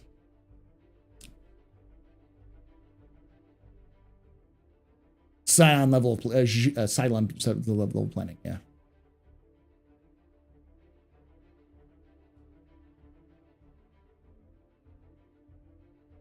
Were any alien civilizations and gas giants planets like that that bad movie Jupiter Rising? No.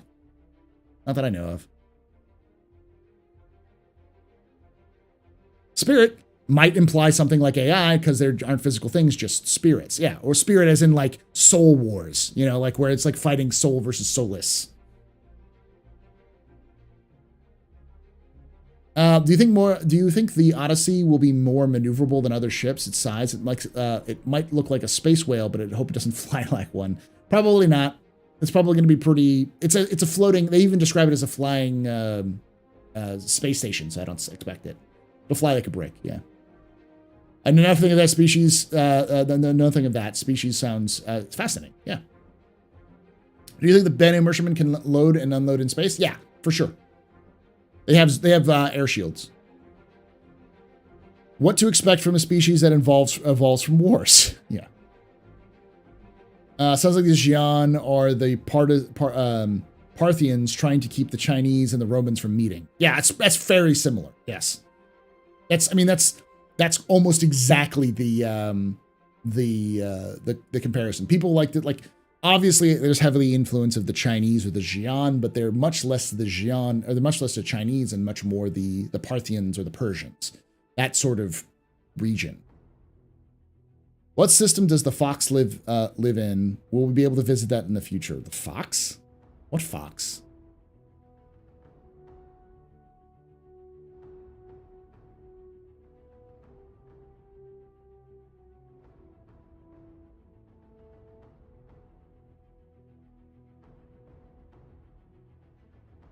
Leave us alone. We don't, and we won't murder your entire loyal family again. Exactly, Tutek. I mean, they were in a constant war with the Krthak. They're still technically in the Spirit Wars with the Krthak. So, is there any lore nerd here that knows the Xi'an language? Maybe Krthak means something or has some sort of recognizable root word. That would be Jail. Would be the person to talk to, and that would be something I'd talk with Jail about if he knows. Or Chris. I don't remember his last name, but Chris. Is another one to talk to. He knows a lot of that stuff too. Fox News, sort of. Kaizen. I mean, you've got Kaizen. You've got Plain Truth is probably the closest thing to it. Plain Truth is kind of like the InfoWars of Star Citizen.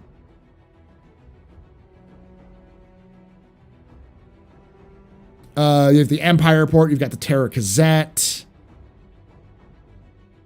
News.org, maybe the closest thing to Fox.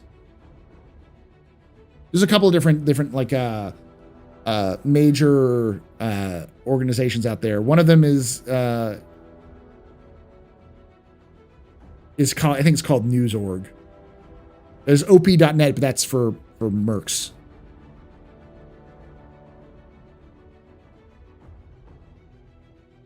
Booty call.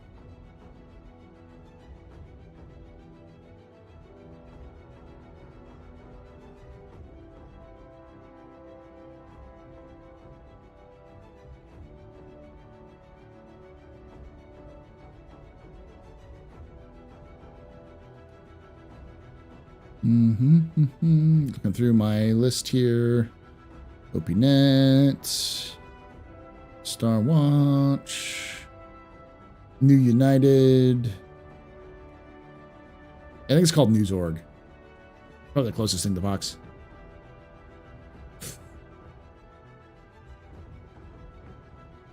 clean shot. That's a... Thank you for watching there, fighter. Question, how is Stanton the trade capital even though there's no government-owned planet? Because pretty much all like the most manufacturing and other kind of resources, like they're like ArcCorp alone has hundreds of companies which produce goods and services, which then are shipped out around the empire. Your Mobiglass is a smartphone, and the Mobiglass smartphone is produced by Microtech on Microtech. The number one like hauler, like people hauler, is the Genesis Starliner, and is produced by Crusader. All major like all missiles used by the UE military and all the antimatter weapons produced by the UE military are used by the UE military are produced in Hurston. So it's just where everything is made. And it's also where a lot of different companies are headquartered.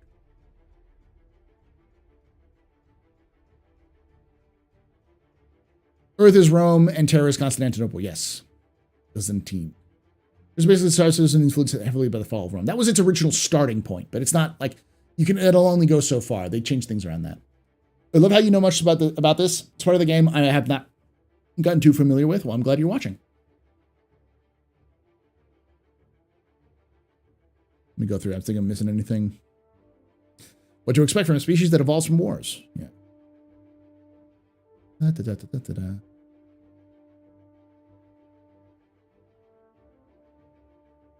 Can we expect human character creation to be divided by ethnics? Sort of. They've said that they want to have human character creation be divided by the starting location. So depending on where you were from originally in the Empire will determine what kind of facial structure and skin tone you might have. And it's important to remember that in the Star Citizen universe, we had big, giant fucking melting pot. There is no real, like, the ethnic concept of ethnic, like, groups is more along the lines of which planet you are from than what you look like. And people are very diverse and move constantly around, especially with, UE military and stuff like that. So the old concepts that we have today of, like, ethnic and national identities are very different by the time you reach the 2900, just so big. But they did talk about how, like, part of the character creation, they want you to choose a home world where you're from, and that'll determine a lot of your character's appearances. Sorry if you got this asked already, but in terms of the Banu merchantman video, they mentioned that everyone in the Suli was equal, but they don't have leaders. They do have leaders. They're called Esso-Sulis, but they're more like the Patres Familias. They're the leaders of the. They're like a CEO, but a CEO is the wrong term for it.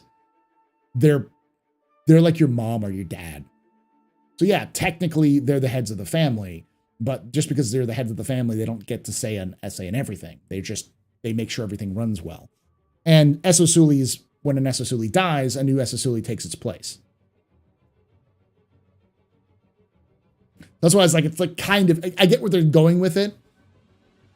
There's no really one person above everyone because it's everyone works together. You just have the leader who's just one of you.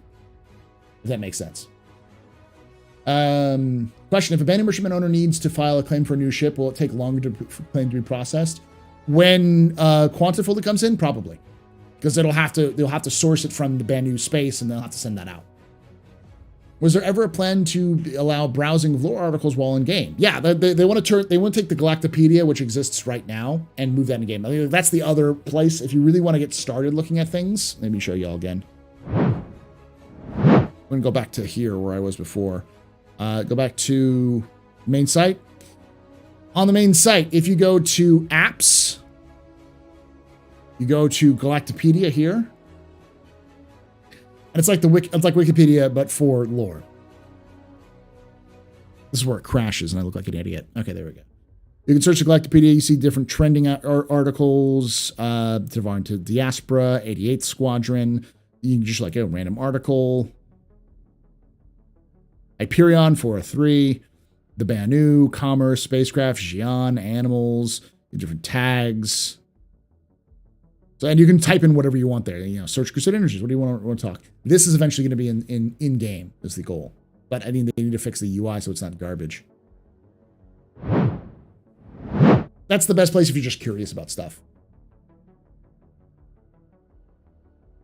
The way I see it is Earth is London and Terra is New York. It's more like Earth is London and Stanton is New York, and Terra is more like, I guess like Beijing, like that stuff.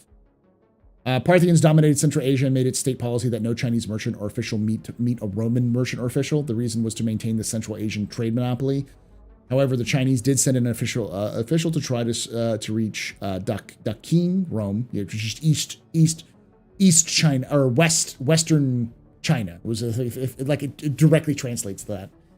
To solidify relations and organize a campaign to conquer Central Asia to keep the steppe tribes out of their borders. Yeah, and they didn't make it. They almost reached Roman territory. They got turned back. Thank you for watching there, Konecheck. Government still owns the system as a whole, though. Yes, they do. They just sold the planets. Stanton paying them dividends to the UEE. Yeah, effectively. Do you think you will ever be able to play as aliens? Yes. At some point, if Star Citizen doesn't implode on itself. Stanton is like mid-20th century Detroit. Yeah, it's a great way of putting it. Stanton is mid-20th century Detroit, and Magnus is current Detroit. Sorry, I meant Putox system. I meant Putox. What system do they... Putox?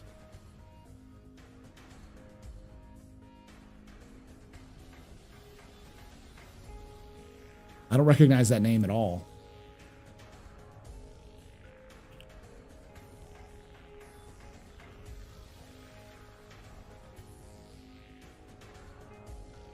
I don't see that at all.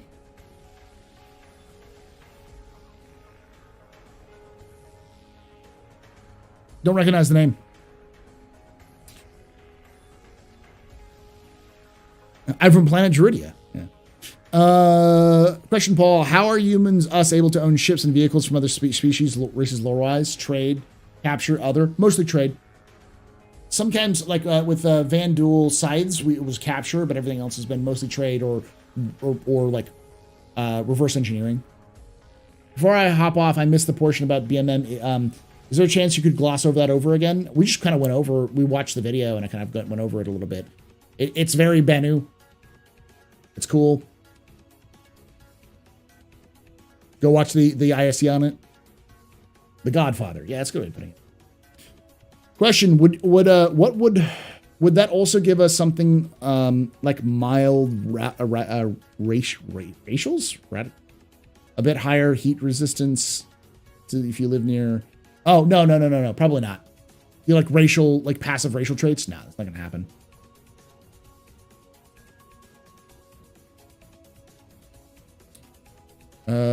Trade mostly, but salvage and salvage is our thing. Yeah.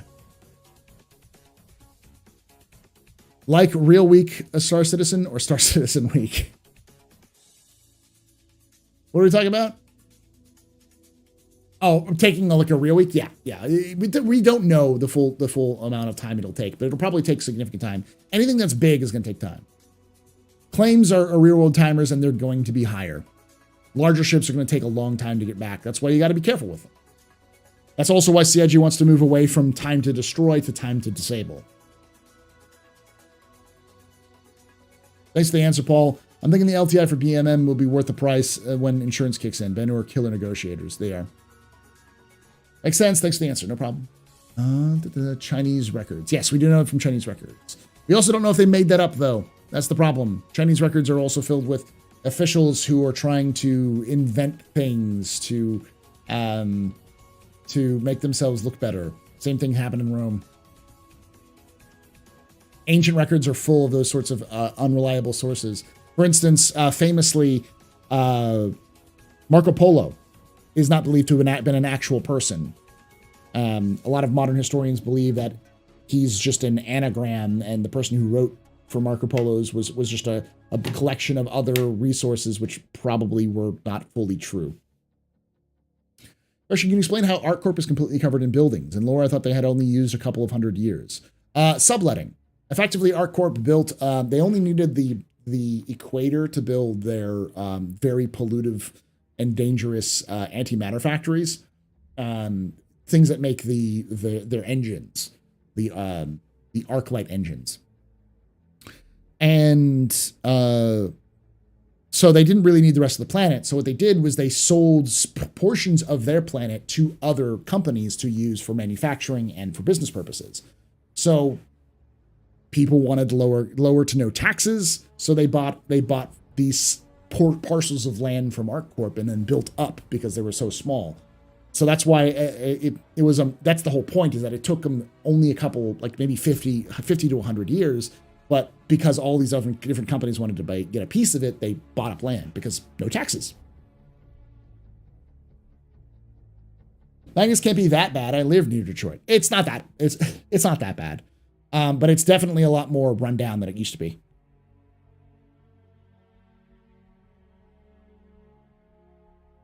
Most of the outlaws were started by the original Stanton settlers after the UE and annexed system. That's a theory. Ninetales are not. Ninetales are from another.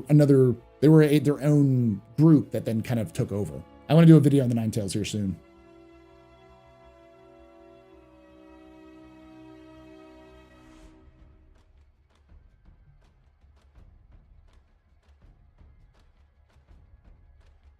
Question, are you the average UE citizen or civilian wealth?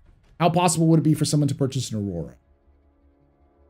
The average civilian is able to purchase an Aurora, but it's generally middle class and upper middle class who are able to have ships. It's possible, but we have many records of people struggling to purchase ships who don't really want to purchase ships. Poverty in the UEE is pretty extensive. The vast majority of people who live in the UEE will never leave their planet. And the vast majority of the UEE probably lives under the poverty line. So that's why many people join the military, because it's a way that they can escape poverty, because by getting into the UE, you can get citizenship, and then it becomes easier for you to get out of the military and make something, be able to turn that into something else. But most of the stories we hear about of success stories are people who ended up couldn't afford a ship when they were younger, but really wanted to fly, so they joined the military, or street kids who barely got by, who managed to stumble upon a good idea and then develop it. Most of the stories we've heard are stories of very poor, broken people who were able to overcome the systems to survive. Because those are really cool stories to tell, but also, if you look at the UEE as a whole, it's not a nice place. It's a dystopia, really. And remember that regen tech is only a couple of years old, so effectively you had to put your life on the line and probably go and die. Have a high chance of going and die in horrible ways.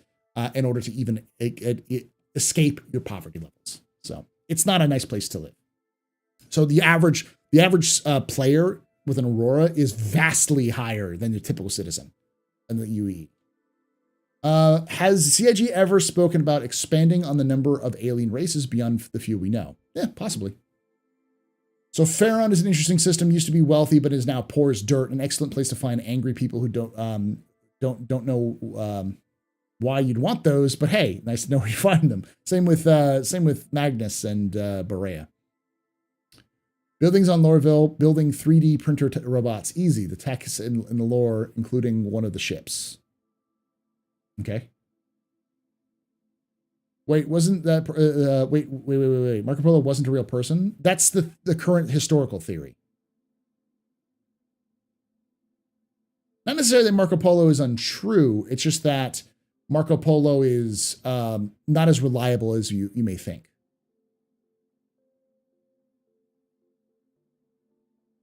Will there ever be will there ever buy a religious race like the Eldar or the one from Babylon 5 in game? Yeah, it's the Xi'an. Very, very key. They have an entire planet dedicated. They have shrine worlds, as it were. They're dedicated to religious meditation and such. Access asks, question, could the people of the Ortoni system, given enough time after a jump gate collapse, found another jump gates and founded their own empire? Yes, they could have. I wouldn't be surprised if CIG went that way, where you have a rival human empire arrive out of the Ortoni system when they just bump into UEE. It looks like the BMM is going to be appearing around my 19th if it stays on schedule. Oh, you're a young fighter. Yeah, it's going to be a while. I think Marco Polo was a merchant on land and also in game and water. A game and water. Yeah. Marco Polo is an actual person who was a merchant on land. The game Marco Polo comes from his name. I don't know how the origins of that. Think they'll ever let us get our hands on that Vandal helmet? Eventually again, yeah. Thanks for the answer. Any chance there could be dividers that we can add into the Banu merchantman quarters? At least a hookah in the middle of the room. It looks less orgy room and more shisha room. Don't know. No, not a clue. Aren't Ninetales from Pyro? No, Ninetales are from Terra, technically. They first show up in Terra. There is a merchant that did that when he did on water. He didn't get the water game. We're talking about. They sure didn't base the UEE on American economics. A little toasty and fear I've gotten in a tangent with my chat friends. Let's get back to Alien Week, my bad guys. It's cool. Babylon 5, Rice, the Mimbari. Yes, Rice, the Mimbari. I know what you're talking about. How is Lore going to handle all of us who back the game with real cash? We're 1%. We are all 1% in the game. Yeah, you're all fairly rich in game comparatively, which is why you'll have much more of an impact compared to the average person. But you're also the 1% is you're like the top 10% of the population. Bye, fighter jet. Thank you for that 6 months of insurance there, Angry.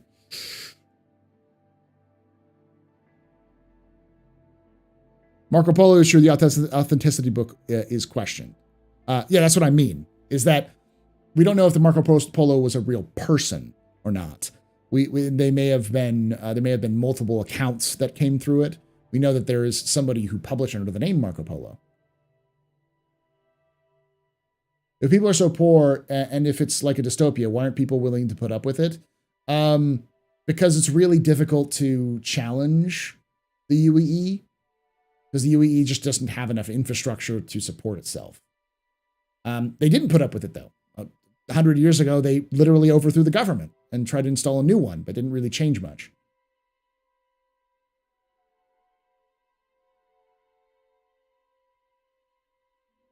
Eldar aren't religious. In fact, the only religious Eldar are the ones who created the Slanesh, aka She Who Thirsts. I think they're kind of going for that old wise species race kind of thing. That sucks. I really like the TV show based on him in the cons. That was definitely not true, but it's fascinating because the problem is you can't take any primary source at face value. But like, for instance, saying Marco Polo may have not been 100% correct or may have not been a person doesn't matter. The outsized impact of Marco Polo is what matters, and the fact that Marco Polo brought all these stories, influenced people to try to go back to China and begin to open trade is important because it has a huge influence on things like Christopher Columbus and the Age of Discovery. So understanding who Marco Polo was and what he was saying is more important in that context than it is Chinese society, because we have records from that time period of Chinese society. Are Ninetales in reference to Kitsune? No, apparently not. They might be. I mean, all of their armor, if you look at their armor, I think it's Chinese. It might be Mandarin. It might be Japanese. I can't remember which. It has a Chinese originating language written on it that says Ninetales. So possibly. Join Xenothread if you don't like the UEE. That's true.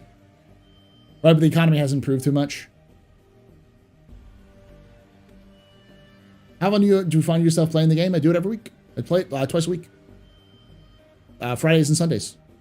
I have an entire channel dedicated that has all my gameplay videos. The Astropub VODs on YouTube. So go check that out. I put up my VODs. I play anywhere between 3 and 6 hours per day. So average of about 6 to 10 hours total a week.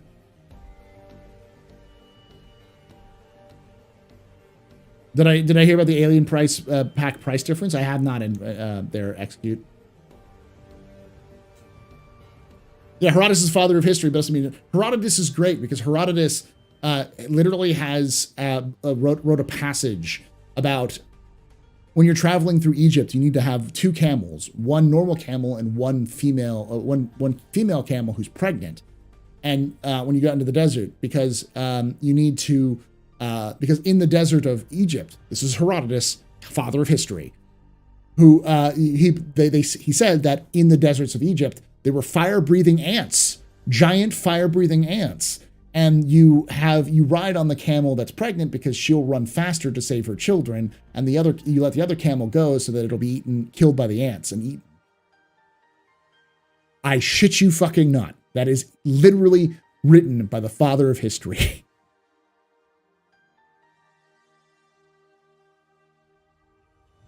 Now that's science.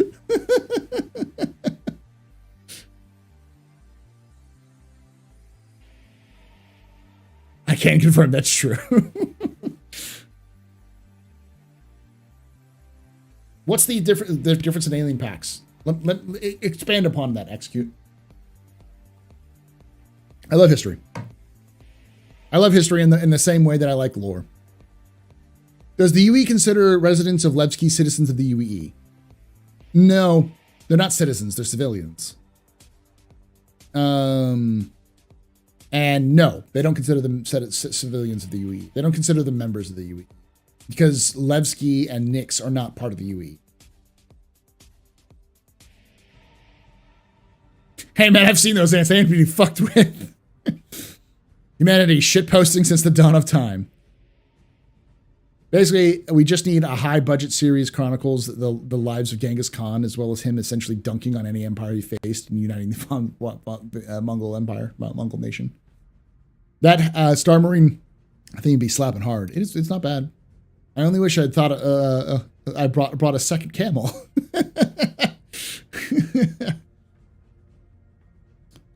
Sad thing, 3,500 years is not enough for chitin to turn to stone. Thus, no archaeological findings of fire-breathing ants. Sadly, what if the fire-breathing ants are a metaphor for capitalism? That's a really strange metaphor.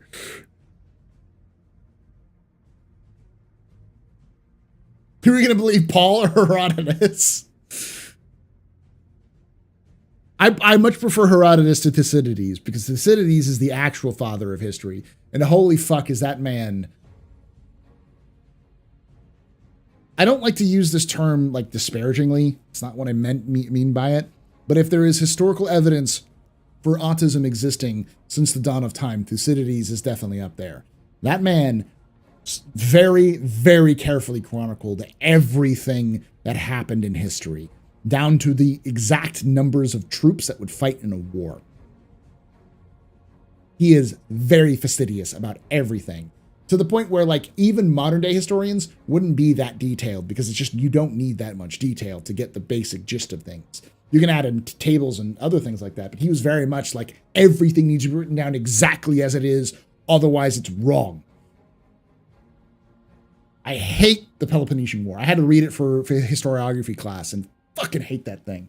It's so hard to read. It's so thick.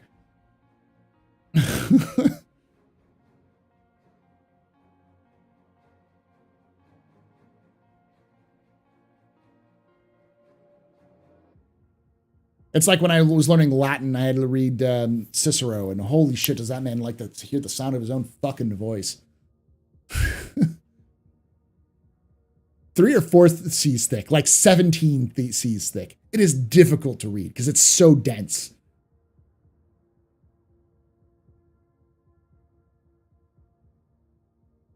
Question, going back to the aliens. You've likely answered this before, but did you know anything about the Xi'an or Tavaran capital ships? Any rumors? Nothing yet. It went up $300 for no reason. Alien pack. We think it's a hidden alien shipping being added ahead of release, possibly. I would like to know more about the Banu merchantman's disadvantages over overall, aside from just saying jack of all trades, master of none. Aside from saying it. Okay. It's not really designed. At its core, the Banu merchantman is a Carrack. It's the Carrack, but for trade. Remember how the Carrack has like literally no disadvantages? It's the best at what it does. That's the Banu merchantman. Its only disadvantage is that it doesn't use space efficiently, and it doesn't nearly have as many guns as a combat vessel, but that's just not what it's designed to do.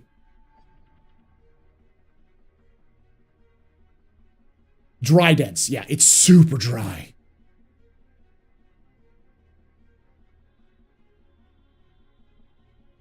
Game of Thrones isn't dry or dense, it's just detailed. Yeah. Would like to see a few aliens in the PTU? I mean, or in the PU, you mean? I mean, just put one or two at a kiosk, etc. They haven't finished modeling. They finished modeling the Vandul, but the Xi'an have only recently been rigged, and we have no evidence of the Banu being rigged or the Tavaran even starting to be rigged. They just don't have the animation assets set aside for them yet. They're all focusing on Squadron right now.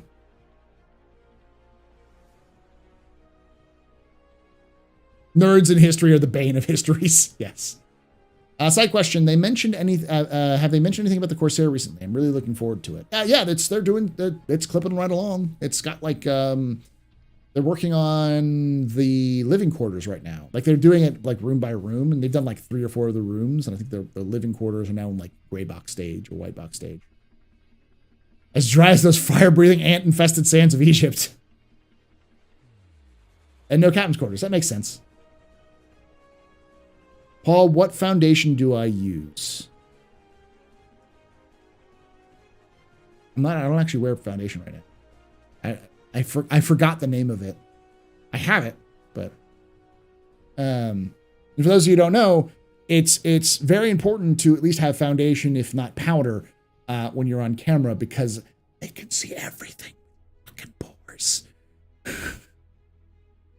This is all just me being light balance being off, so I look very. Because if I show you what I look like without the light balance, camera, configure video.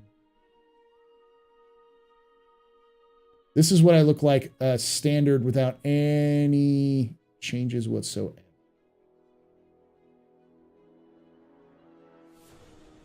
There we go. You can see that the background is a little blurry because green screen. We'll have to kind of up the saturation to get that background, which kind of does stuff like that. Reject the foundation. Theater kid knows. Theater kid knows. Yes. If you're going to become a streamer, invest in a good foundation and powder. Just the answers. You're going to be under hot lights and a lot of lights. So having some sort of ways you're going to sweat a little bit, and having ways to prevent sweating or from your face looking bad will help you out a lot. You're less orange.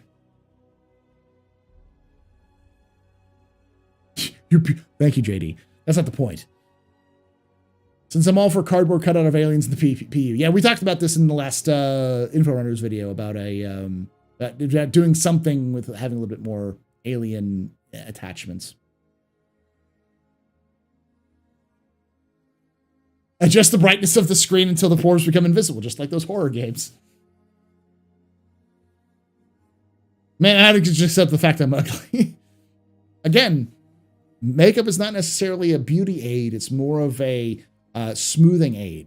It'll be able to smooth out features a little bit more and make things pop a little bit better.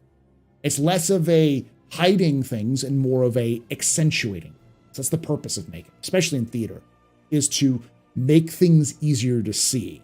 Like having like eyeliner, for instance, is very important to make your eyes stand out, because you have something that's like darker than your skin, that really, or darker than the eyes, that kind of allows you to kind of focus on the eyes a little bit, or move away from your cheeks, or accentuate your lips, or that sort of thing. That's the whole purpose of makeup, is to accentuate what you have, not hide things you don't have, or not hide them.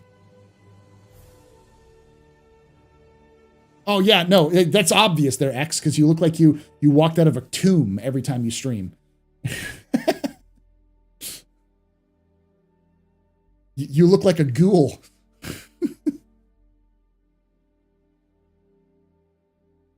You derail the entire stream. Nah, man. My arms are huge. They are massive, and my hands are very tiny. I'm 6 foot.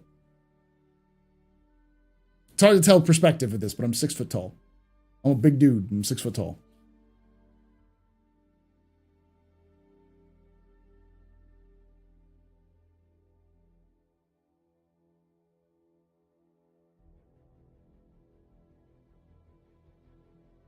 Astropub makeup line down, makeup line down, Kasaba.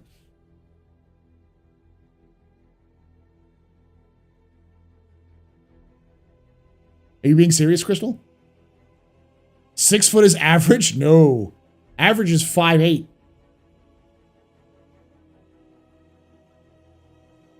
The average man is about 5'8". Where you live? Do you live in the land of giants?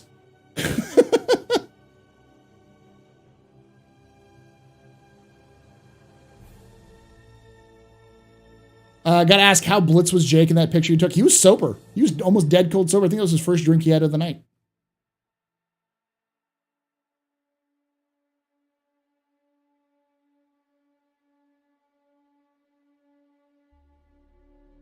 Where in Europe?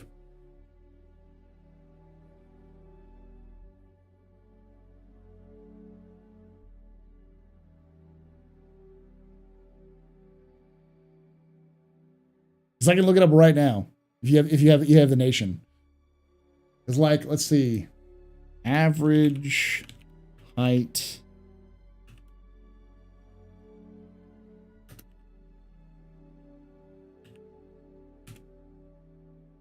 The average height of Germany, the Netherlands is 5'11". The average height of Germany is 5'10", and Austria.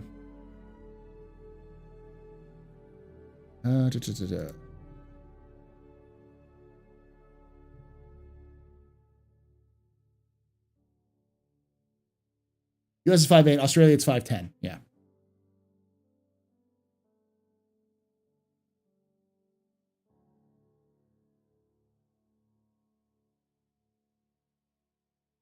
Yeah, Germany is 5'10". That's the average. So, still taller than average.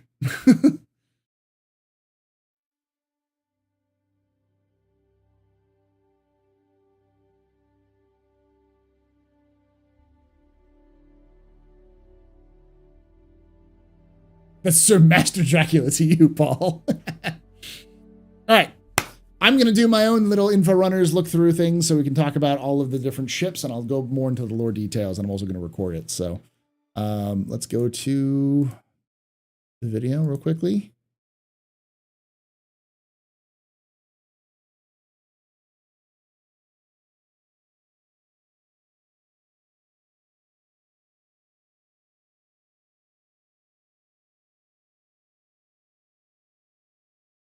Five, 6 Australian. Fuck, you are a tiny Australian.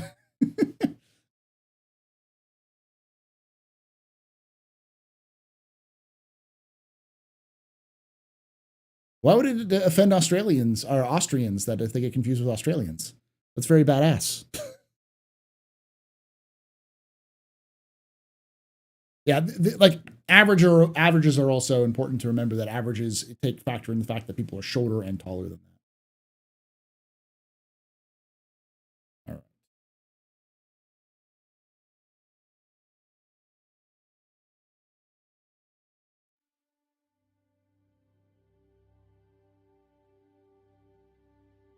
Hello and welcome back to another Office Hours capsule. This is a small section of every Office Hours that I do. Office Hours is a live stream I do not every Thursday, on Thursdays. Sometimes I take weeks off. Thursdays at 9 p.m. Eastern. You can come join us at twitch.tv/theastropub or youtube.com/theastropub for more content on Thursdays. You can see with the chat right here, where I am very much live. Today, I'm going to be going over Alien Week. It is Alien Week, which means that we have all sorts of alien ships available. I'm going to go over which ships are available right now. I'm not going to go over the value of them too much. I'm going to go a little bit more of the histories of them and you know, some of the kind of background aspects. If you want to go over the value of each one of those ships, if you're watching this on YouTube, right up there, you'll see a link to the Inforunners episode, which I am a part of, which you can go watch that for more of value in terms of your money. But with that being said, let's get to there. All right. So, Alien Week offers. The Blade. So, the Blade is $275. The rarity of the Blade is going to be fairly, I wouldn't say super rare, because this is actually not an original creation of the Vanduul. This is actually a creation by Asperia. So Asperia is a company founded in Terra by two brothers from Kazi, who were inspired by preserving old ships from humanity, like old out-of-date ships, and trying to like preserving them or like updating them, taking like Zeus's and making them more modern. Or finding rare ships which are barely around anymore and kind of bringing them back to their prime. Eventually, they got into the alien game where they were taking alien ships and trying to build alien ships for human audience. So the Blade that we're hearing, so you see here, is a human version of a Vanduul fighter. Then we've got the Banu, the Banu Defender. This is actually made by the Banu, specifically the Banu Sulis, kind of a Suli that offers an exporting. For the rest of the UEE. Probably multiple different Sulis getting involved in this. It's $220. It's all right. It's a cool looking ship. It looks like a crab on the inside. It's a 2-person fighter. But they recently came out to human market and were trying to kind of craft a new version for it. There's a great videos on that too. The Khartu-Al. So the Khartu-Al is a Xi'an fighter. It's a light fighter. It's kind of a scout, it's known as the Xi'an Scout. This is one of the first ships that was made available from a Xi'an manufacturer, Apoa, to the human market. It actually won the Murray Cup recently as well.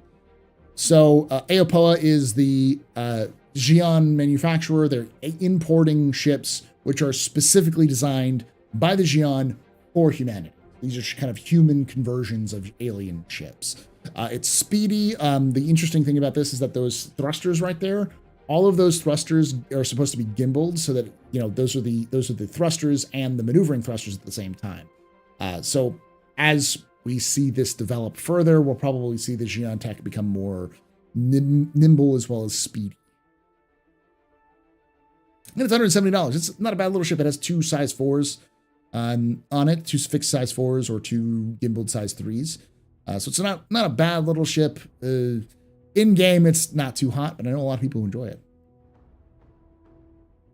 Banu Merchantman, to steal parlance from Fast Card and Disco Lando. So the Banu Merchantman is interesting. So the important thing to remember about the Banu Merchantman is that the Banu Merchantman at its core is a company ship. It's a Suli ship. It's a ship that's designed for Sulis to operate out of. So a Suli, for those who don't know, is a Banu, the basic Banu unit. Everything is done in Sulis. You have the leaders of the Sulis called Esso Sulis.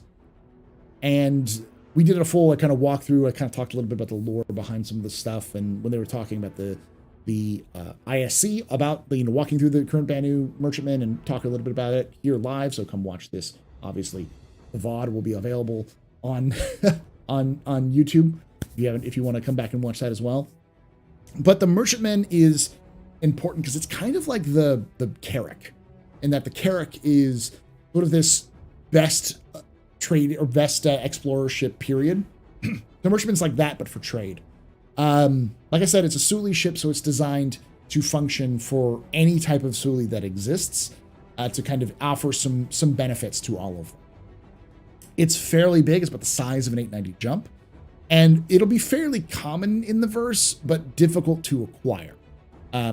Unlike, say like the Xi'an Scout, the Khartu-Al will probably be very, very common because they're mass manufactured in the Xi'an Empire. And the Xi'an Empire is huge. Banu stuff is a little bit different, and like Asperia is a human company, so it's a little different as well. All right. Then the Nox. This is a speeder bike. It's very fast. It's not nearly as nimble as, say, the hover quad or any of the other hover vehicles, but it's very fast in a straight line, very, very speedy. It's also made by Aopoa, and it's mostly designed for racing, open-top racing. It's not really got any military value, but it may be used by the Xi'an military in terms of scouting operations, so hard to tell. The Prowler. Interesting story about this. So the Prowler, I'm not going to talk the value, watch the video before, but the Prowler is a famous ship, absolutely infamous in many ways, because the Prowler is a Tavaran ship. It's made by Asperia. The original Prowlers are legendary. The Prowler would have a specialized military unit. The name. It's like Nuole.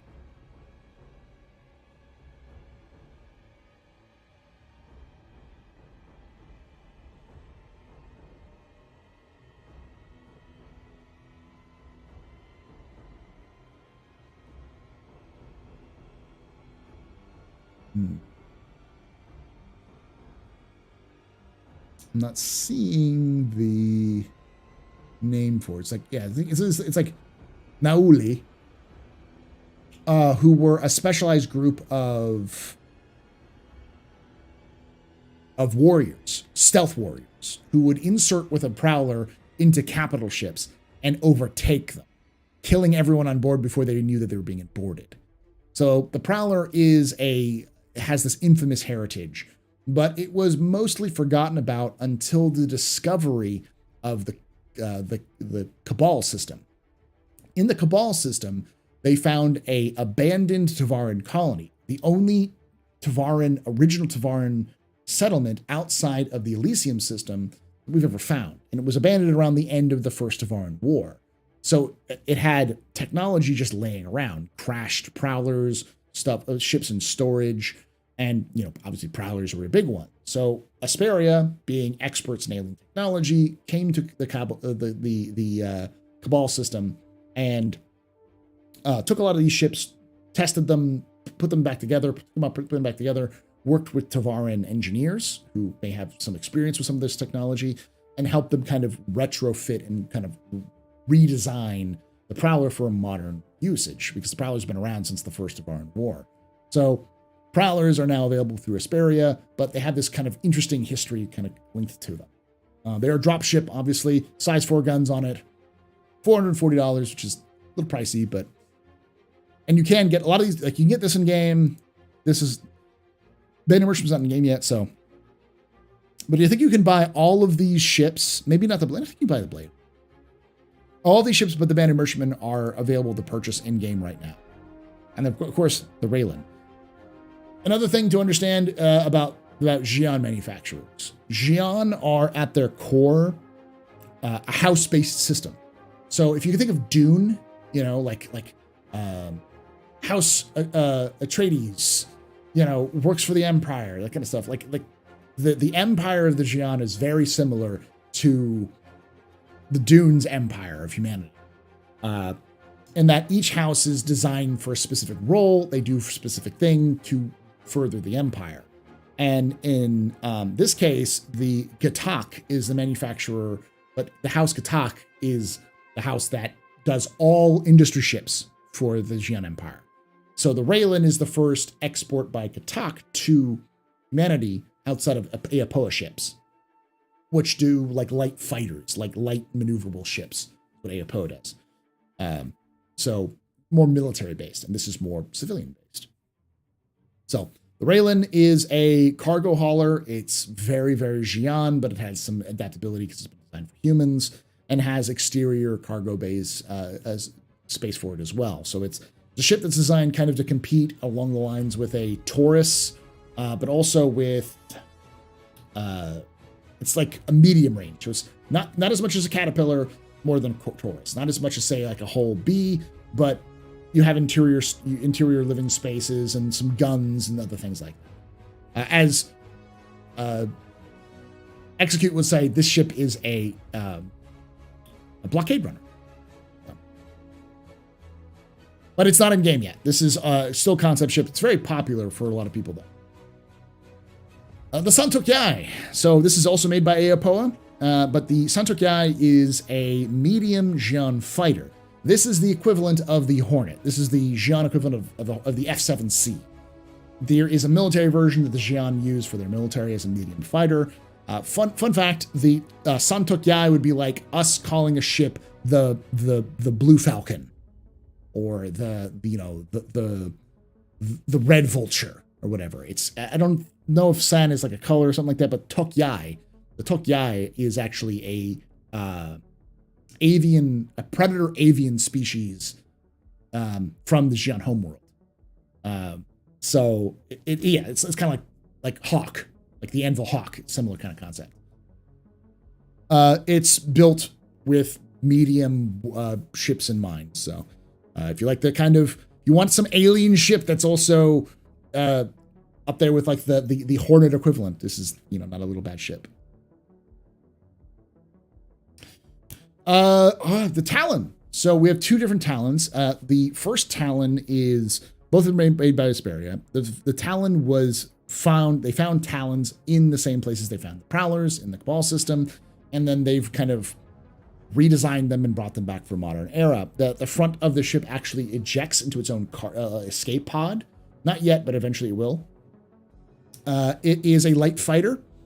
It is, fun fact, the Talon is the thing that was likely the major influence on the creation of the Gladius. Because the Talon existed before the Gladius. Humanity, during the First Tevaran War, humanity didn't have shield technology for smaller vessels. Only larger ships had the power capabilities to carry shield technology. Like, for instance, the Perseus didn't have shields when it was originally designed. Eventually, it got it retroactively after the fact, but it didn't originally. It was built before the First Tevaran.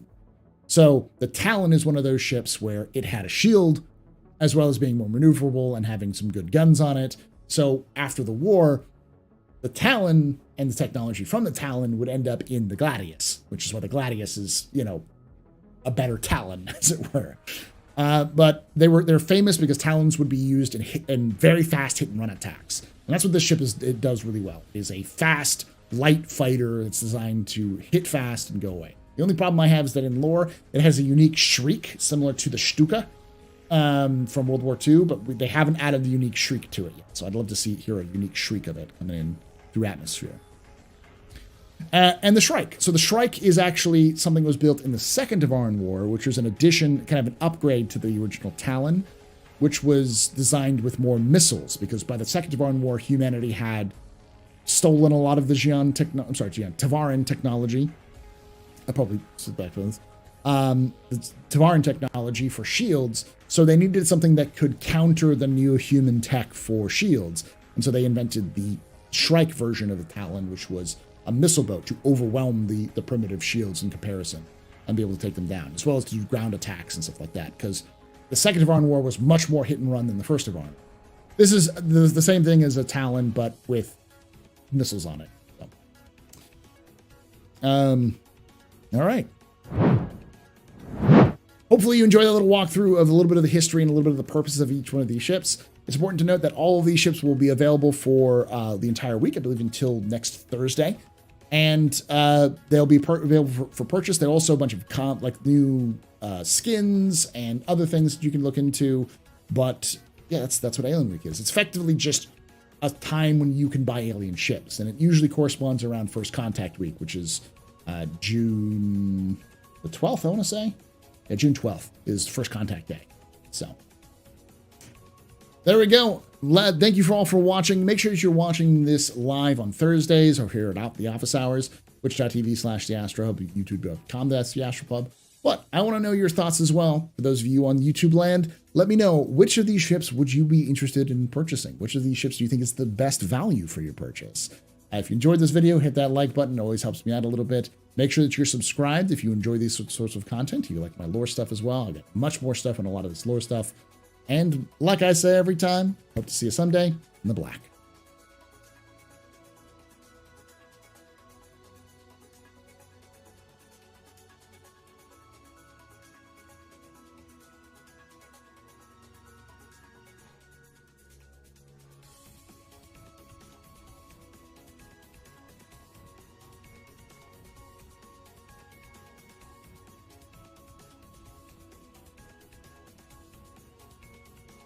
Anyway, stop the recording. Interesting they don't put up any paints on sales pages anymore. You have to go hunting for them. Yeah, it's weird.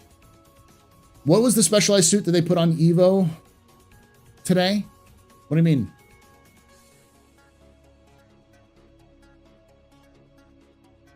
Weapons free, y'all.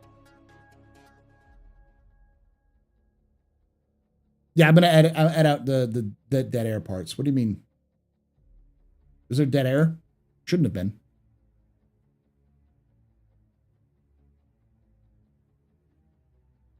Yeah, increased again. It's $50 more. There's no VOD, only Sur. You outro music. Yeah, I have to wait for about 20 seconds for that outro music to happen.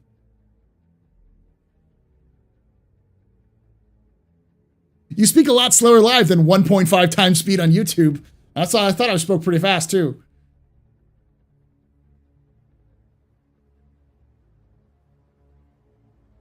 Oh, I'll probably cut that out, yeah. Also, like and share, subscribe to the Astro, yeah. They also made it a better color, yeah. Perseus loses shields and starts to have him rely on its armor. Okay, I guess I should stop messing around and get serious. It's interesting that they didn't put the, oh yeah, this, I'm still gonna call it this Santo Low. I call it El Santo. Santo guy cannot be a bot in game either. That's true, yeah. I didn't put that in there. It's not in game yet, so.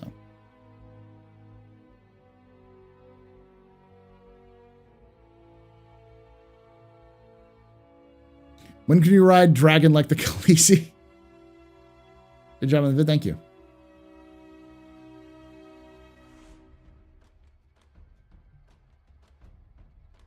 You dragon people, yeah.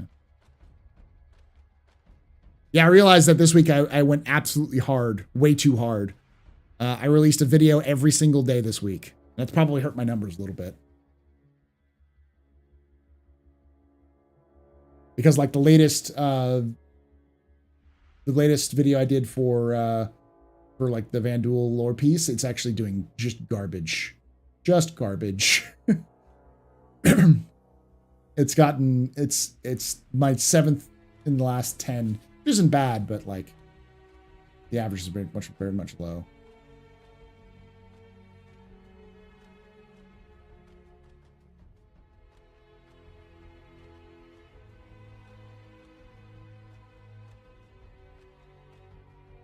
Meant the Perseus armor comment as something like the boss fight has entered phase 2. Yeah, that's pretty much it. That's why like people go like, oh, the Perseus is so good it killed 2 Vanduul destroyers. It's like, yes. And then it died. The Achilles did take down 2 Vanduul destroyers and then died. It's not designed to fight those ships. It can. It's just not going to end. It's going to, and it might kill the opposite ship, but it's not going to survive that ship. New RSI specialist heavy armor. You haven't seen it yet. Oh yeah, that's in leaks. I don't know. Thank you, Velocity. You ever evaluate ships based on UEC in-game value? I heard a lot about USD, but the UEC doesn't mirror the cost 1-to-1. I do on the Inforunners. YouTube.com/C/Inforunners.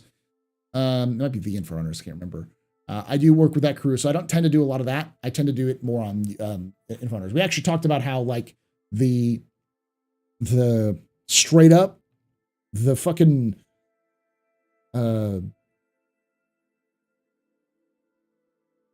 Prowler is a terrible value. $440 for the Prowler. In game, it's 4 million UEC. It's cheaper than the Valkyrie in game. But the Valkyrie is like it's like 3 something. It's a lot cheaper to buy the Prowler in game than it is to buy it with real money. It's just not worth it. We got bots showing up. All right. For some reason they're gone.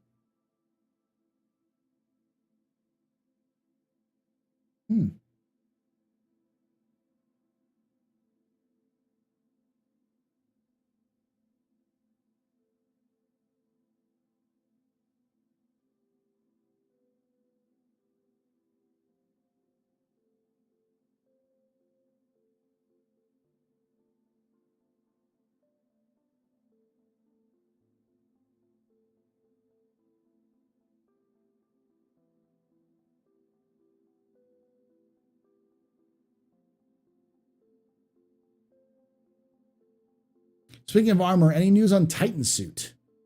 Also, UE used them with the Van Duel, right? Yeah, they were built for the Van Duel. Nothing yet. I assume that it's going to be a Squadron 42 exclusive thing, which will eventually come into Star Citizen, but they're going to wait till it comes out of Squadron first. Orc Spores. Redeemer is a great value. I was surprised when they I think it'll stay that way. 325 USD. It's like 8 million UEC. God damn, that's expensive. Twice as expensive as the Valkyrie. That's garbage. Possibly.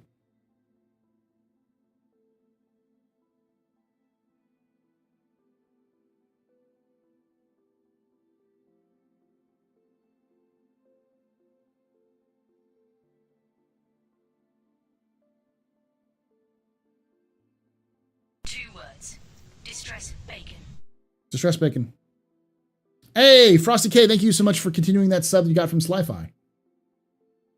Shots and cheers in chat.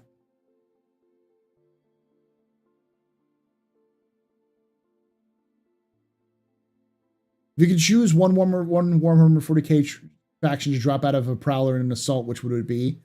Prowler?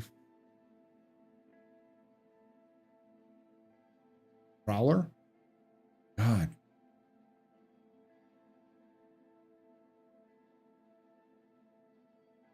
Probably Tau. Probably closest is Tau. Oh, yeah, I hate it. I hate it. Straight up.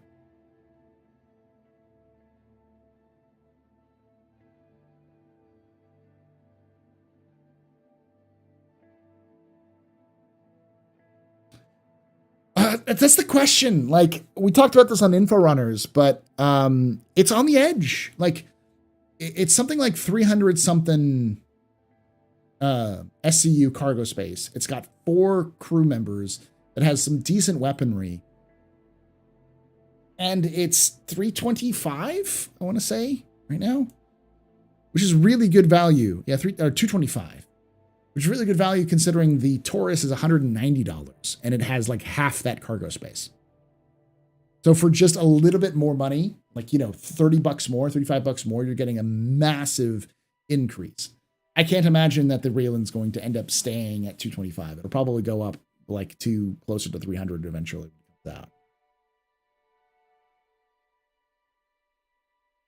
What do you hate? The Games Workshop marketing division? No, I think Games Workshop is actually pretty good. Games Workshop marketing does really good job. It's their legal division that sucks ass, and their business development department that sucks ass. Yeah, 320 SCU. Yeah, it's about a little bit more than half the same quantity as the Caterpillar. Yeah, it's a good value for right now. 225 is a really good value for it. If you want that medium strength hauler.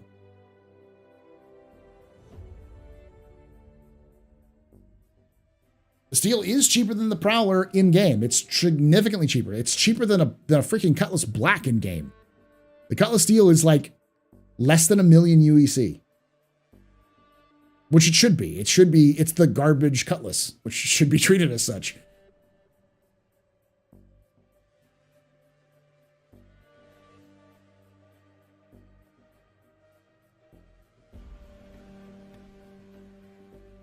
I have to buy back the whole B for $90, then upgrade it to Raylan to $85 after that total of $50 savings. Yeah.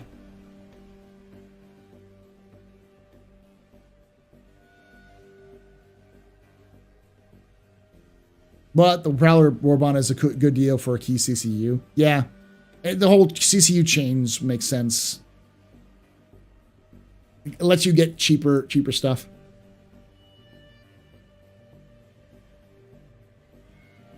Like, the whole B technically holds more cargo than the Raylan does, but the whole B is also a single seater. It's like a single ship, and it's not the same quality.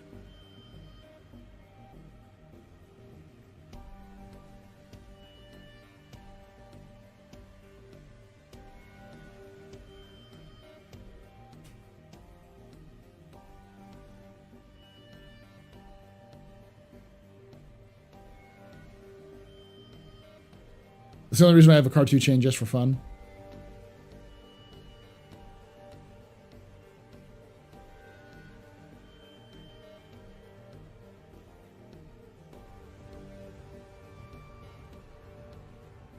All right, let's also look at the trading update, because that's the other big one that happened recently.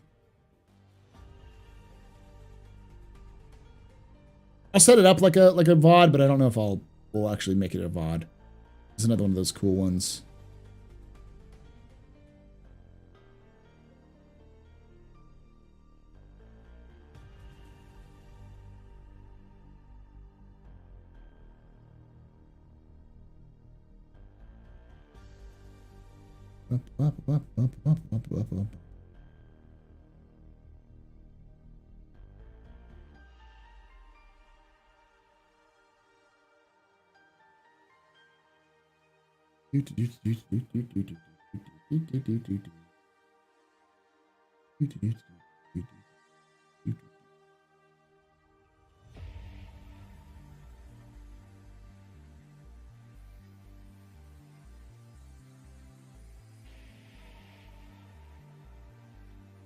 All right, I'm gonna start the recording again and talk about this. But we're gonna talk a little bit about the updates. So, from Storm Knife CIG.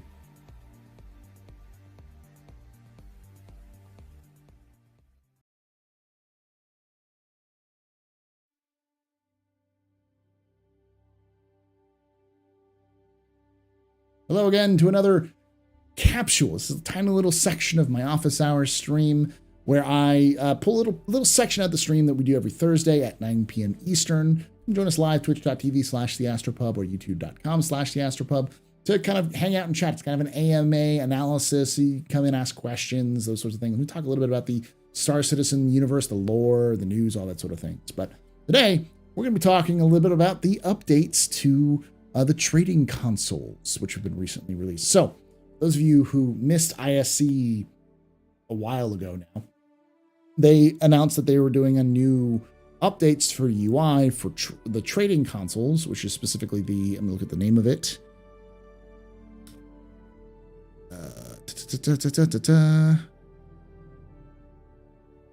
It's like the trading, I think it's just a trading console. So you're going to have this access to this console, which will allow you to load your ships.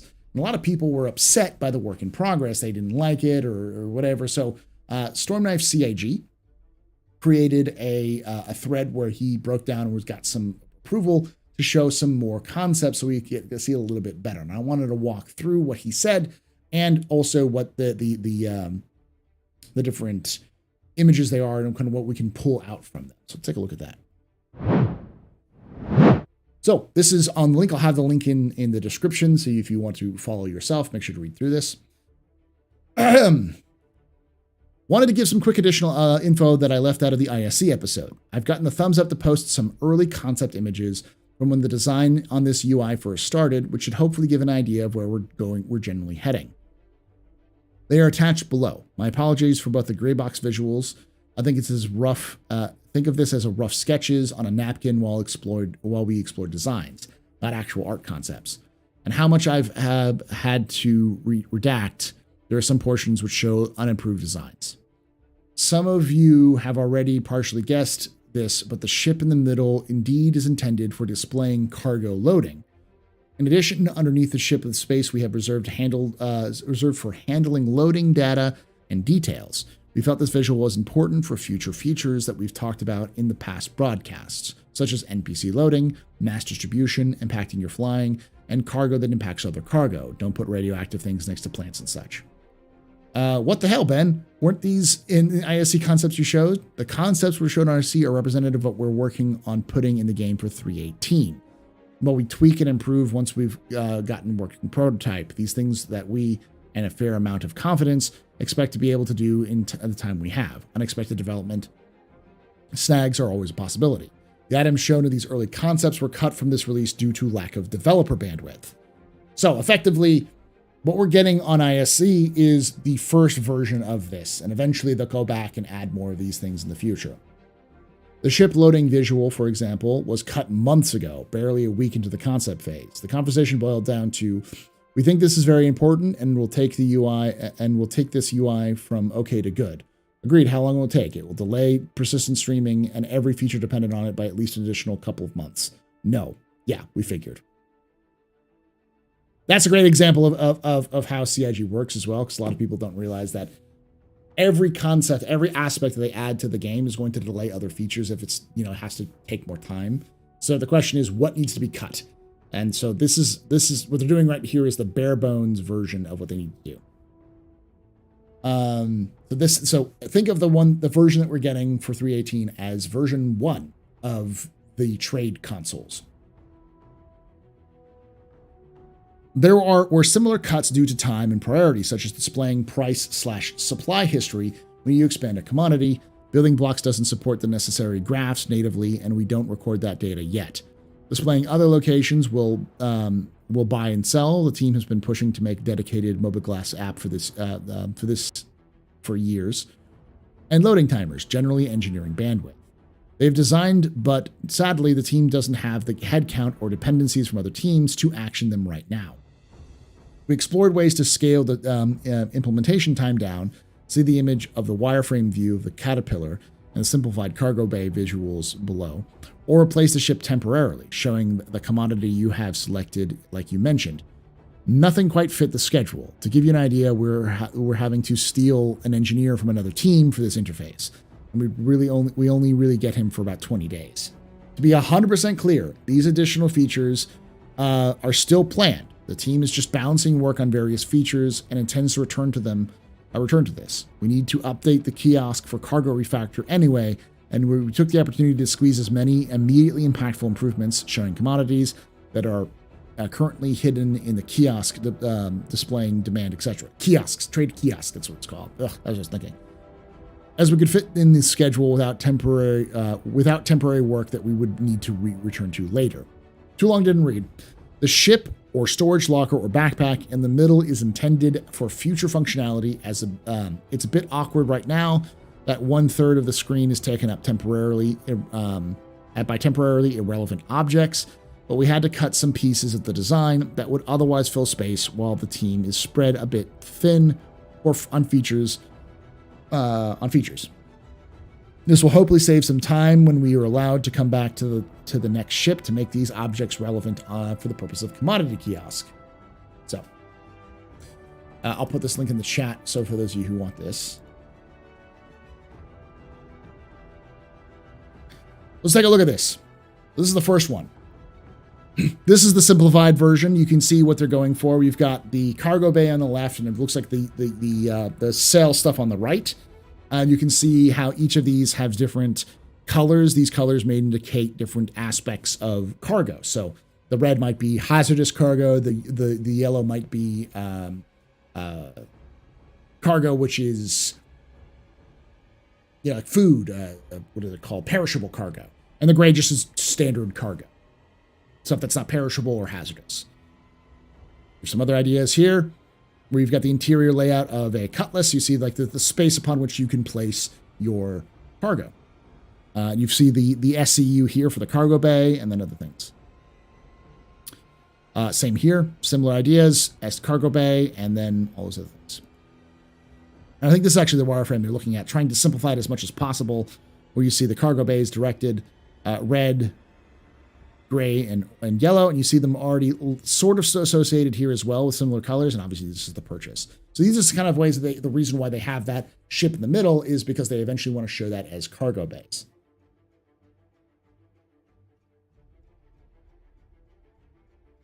Yeah, and as chat's pointing out, compare this, add this to the insane images of the cargo bay from the Banu merchantman from the ISE, and you can kind of see why you need something like this for loading and unloading. This is the one that I actually got drawn to a little bit more because it has a little bit more detail, which is interesting. We see cargo transfer and mass distribution. It's important to remember that eventually you'll be able to load and unload your ships manually, but at least initially it doesn't look like you'll be able to do that. So instead, you're going to see something like timers, and the timers will be relevant on many different aspects. They don't have quanta in for a lot of this stuff yet, which is obviously why they can't really design a lot of this stuff because they need to get the back end stuff done. But hiring workers is going to, the cost of workers can depend on where you are and how many numbers of workers are available. And that quantum system will also be tracking AI doing similar things at the same station or landing zone you are. So you've got a bit of competitive edge there where you can pay for more workers, but there may be a limited number of workers, and so and the prices may increase because the workers are more in demand. And then we also have the on this side, we have got the selling versus the goods that are available. So you can see what you can purchase, what you can sell, and what you have. The other thing that there is the mass distribution, because we all know that mass distribution, how much your mass weighs is going to determine how much you can actually, if you can actually take off with your ship or not. And lastly, here we've got some of the commodities here on the left and the loading and unloading. This is more of a simplified without that main thing. You still have the balance sheet, the cargo capacity, the capacity freed by unloading, and timers, and all these sorts of things, the number of hired workers to reduce time. So you can see where they're going with this. It's obvious that in the future, things like the timers and availability, or timers will be added with availability of to increase the timers based off of how much money you want to pay workers to unload your ship, or you can do it yourself, maybe do it faster. Hopefully you enjoyed this little look at the stuff that they've been posting. Again, I'll have the link in the description so you can see this, but you can see kind of a glimpse into the future. Not the near future, probably at the earliest next year, because you can also see a little bit from behind the scenes where they just do not have the people or they don't have the manpower, they don't have the time to get a lot of the stuff they really want to get done in the time that they have. So they've got to get the basic minimum. So this is a very nice thing to show people if they're, like, oh, well, why haven't they improved this? And the answer is probably because they haven't had the time to do so yet. And also gives you a little glimpse into the future of trading and how things like timers were going to work and mass and different types of cargo are going to matter. There'll be an entire mini game of loading and unloading ships and how you can load and unload your vessels as part of the trading loop, as it were. Thank you for watching this. Again, if you did enjoy that video, make sure you hit the subscribe button. If you haven't already done so on YouTube, join us live on Twitch, because I just got raided. I didn't mention anything. To come hang out and talk questions live with us, twitch.tv/theastropub. Like I say every time, hope to see you someday in the black.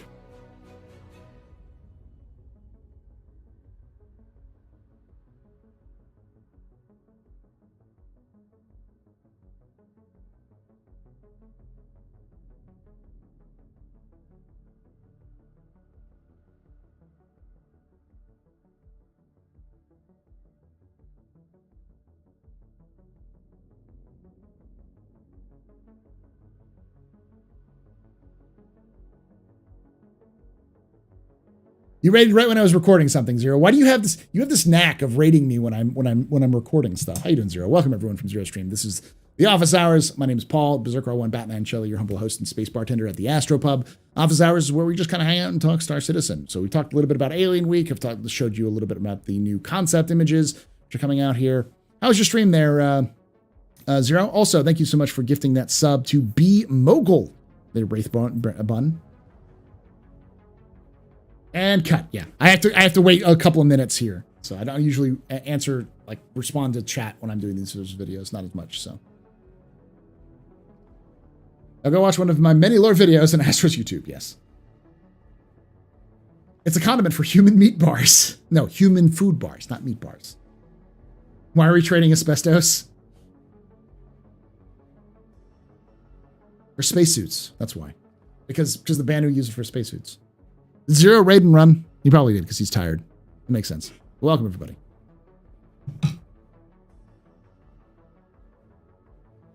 Check the time of those recording videos.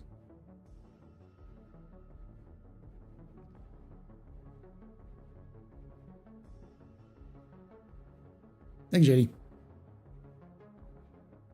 15 minutes and 11 minutes. Not bad. Good solid videos.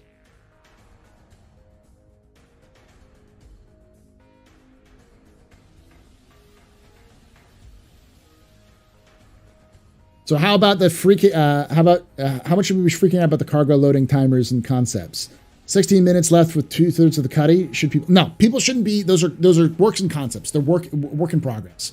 They're just placeholders. None of those timers are should be taken with a massive mountain of salt. Like the amount of salt that that HC Vertigo or Salty Mike has. Like that much salt in terms of all of these. These are just explorations, and even Ben even said that these are super early concepts, back of the napkin sketches, sort of. Oh yeah, massive pile of salt. Everything. The purpose is to block out where things are going to be and how much information should be on the screen. So much salt that the Dead Sea is alive. Yeah.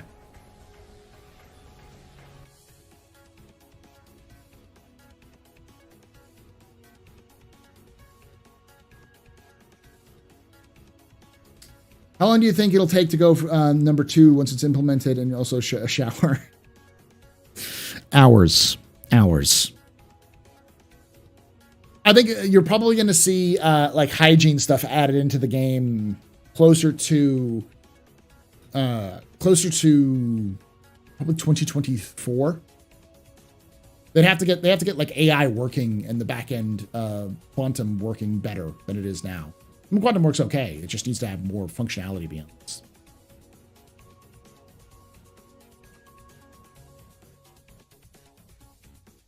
So the idea is that each SCU box takes a specific time to load, or you can pay extra to expedite. Effectively, yes. And depending on where you are will determine how fast they load. Like, for instance, you're in the middle of Pyro, unloading is going to take some time, versus middle of Stanton on, like, Bajini Point. Yeah, you're going to get quickly unloaded because there's lots of people who are working there. So a lot of people will naturally be available, and they have the equipment needed to unload things faster. So depending on where you are will determine the time and how many workers there are available and how many workers you've hired. The more workers you hire, the faster things will work. I imagine that you'll have to pay some sort of docking fee, which will also include loading and unloading, though you may have to pay for unloading and loading or do it yourself. You're basically claiming your cargo. Effectively, yes. The faster you can pay for claim timers to increase claim timers, the way you can play, to speed up timers is the same way you can speed up for claims. You think some toilets will leave you cleaner? The Mantis has a bidet, my favorite toilet in the verse. Possibly. Your character can play freelancer on the mobile glass while you're on the can. I know, not Star Citizen related, but FF7 Remake Steam has and Dragon Dogma 2 hype. Oh yeah, nice. Going on Steam. I didn't know that FF7's remake is going on Steam. The backend needs to start working soon. We have had food in game for ages. The backend is probably not going to get done until mid next year. So I was happy they added in animations for the Merchantman wings. Instead of the flip up they had, which was hoping something more alien like the door animations. Thoughts? I don't mind them. They're good. Like, they need to decrease so they can fit into certain hangars. Like, it needs to be able to fit in the same hangar that 890 jump has, so it has to kind of have some collapsing. The blue zone is for loading and unloading. And hopefully design ships of, like, the Raft, Raylan, and Hull series have a bonus for load times. Yes. I think the goal is eventually, do you want to pay to unload? You can. And there'll be a timer for how long it takes for them to unload. And then, do you want to do it yourself? If you do it for yourself, it'll take less time. It can take less time because you can do it yourself and you won't have to pay anything, but you'll have to do it yourself. This will be part of the gameplay. Any alien ships in the lore faster than the Herald? No, not right now. The closest would probably be the Santok Yai, but there's no alien racing ships that we've seen. Do you think you can pay to have your ship loaded while you're logged out? Possibly. I wouldn't be surprised. It should be persistent, so it should be able to happen.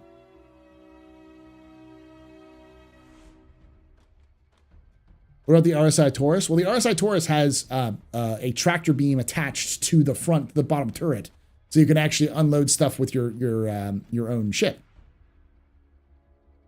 faster. What if we're going to get paid to be a dockhand? I wouldn't be surprised. I'd like that. I'd like to have. Anytime you can add those sorts of like missions to a game that make it so you don't have to involve yourself directly with like these to immerse yourself more. I like the idea of like working it where you don't have a ship and you can work as a dockhand to earn enough money so that you can buy a ship. That sounds cool. It'd be nice and calming, and be cool to kind of like walk around with NPCs and hear them chatter while you help them unload stuff. Do you think that cargo will be snappable to cargo grids? Yes, 100%. I think you'll be able to plan where your cargo is going to go using their kind of cargo, their kiosk, the trade kiosk. And then when you go to load it manually, they'll have like you pick up a cargo piece and they'll have like a little hologram, like AR image, little AR image of where you're going to put it, and you'll snap it to the grid. What do you say about the newbie buying a MISC freelancer? It's not a bad choice. I never suggest a new player who's never played the game to buy anything but the Aurora. At most, maybe the Avenger, Titan. Just because you want to know if you like the game. Star Citizen is very much a game of, you'll know pretty quickly if it's your game for you or not. It's very, very niche in terms of how it's trying to approach it. It's trying to be broader than other space games, but it's still going to, you'll find out pretty easy if this is a game for you. That's what it's just first, or do free flight and then do it. But if you feel like, hey, Star Citizen is a game, I enjoy it, a MISC freelancer is not a bad choice. It's a solid ship that has a lot of different abilities. It's not quite as versatile as a Cutlass Black, but if you want to do trading and then do a little bit of combat on the side or a little bit of exploration, it's a good ship. It's a good daily driver, as we like to say in the info runners. The core sucks. Fuck the core.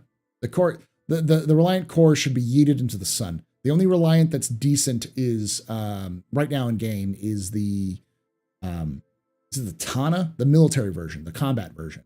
It's pretty good.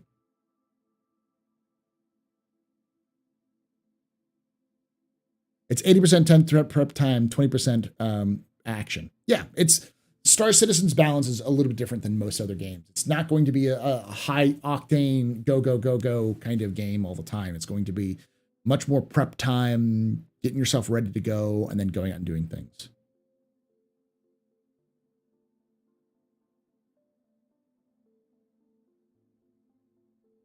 The core has a tractor beam? What the fuck are you going to unload with a core? There's no way you could get the tractor beam to reach the back of the core. It's terribly placed. Does the Reliance need gold standard and rebalancing? There's nothing that could save the Reliance from gold standard and rebalancing. The Sen might be good. The one that's the news van variant might be good, but just the core just doesn't make a lot of sense. It just doesn't. Not for its price and what it can do. 315, the 315 is a good choice. 315C. 325A, 315, is 315B? Can't remember the name of it. 315. It's actually a better choice than the core.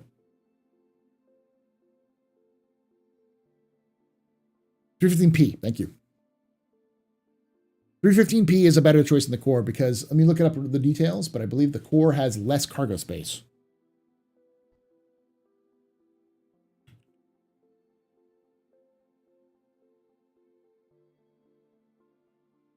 It has 6 SU of cargo space. Yeah, the 315P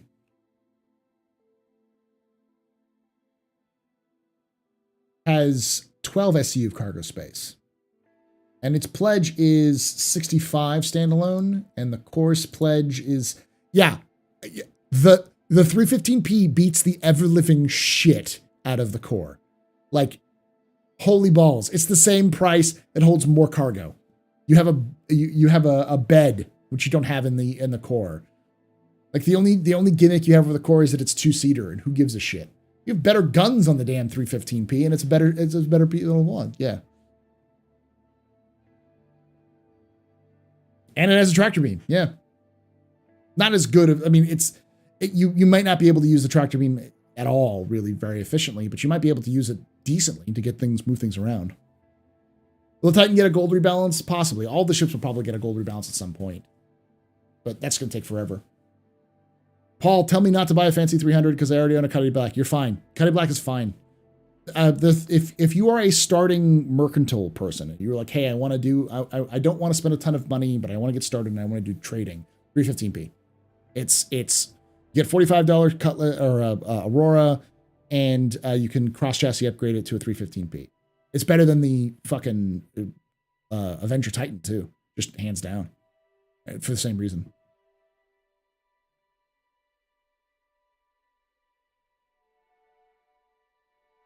Plus, the stock core has better weapons than the Tana. It has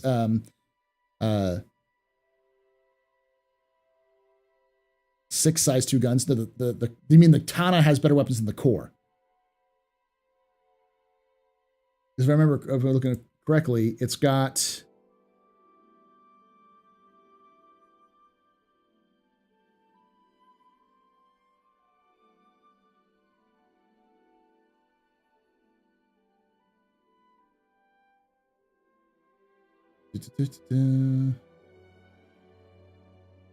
four missile racks. It has 2 size 3s and then 2 size 1s. You have bigger guns on the Tana than you do on the core.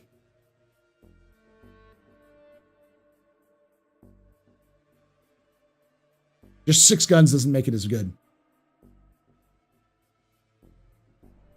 Plus, with the core, with the Tana, you also have a bed, 2 beds, a spot for ammo, in the backseat. It's just better. Reports a sighting of Paul to the Elite Illuminati. Hey, Great Wolf. What about a Hercules series? Hercules series is way expensive. I would not suggest a Hercules series if you're brand new to the game. Unless you really want to support Star Citizen, you don't really need anything beyond a starter pack. You can get all the other stuff in game.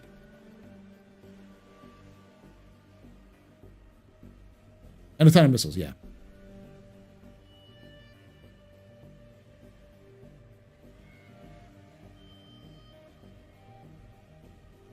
I'd never buy a ship based off of its stock capabilities. I'd buy a ship based off of its what its hard points have, what it has for hard points, and not what it comes stock with, because you can replace those things pretty easily.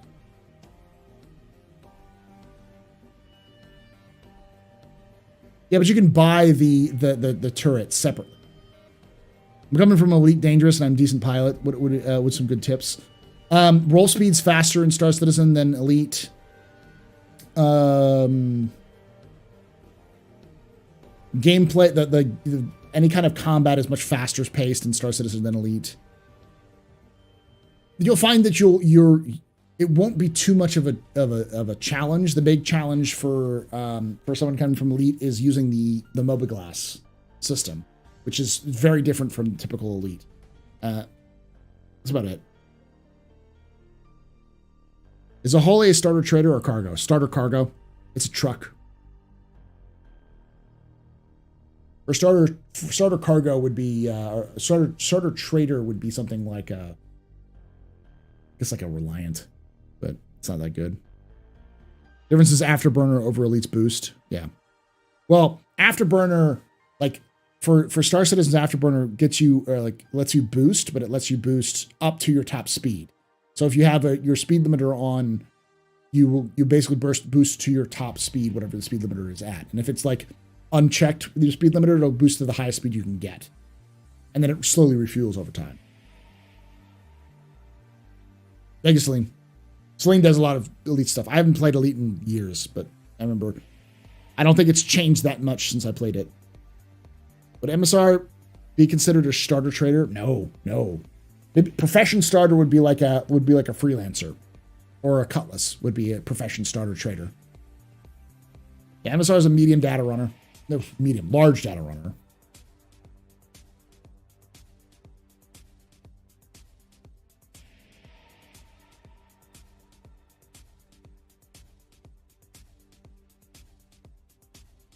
The boost in Elite is a big dump of power. Afterburner can help you fine tune, accelerate in any direction. Okay.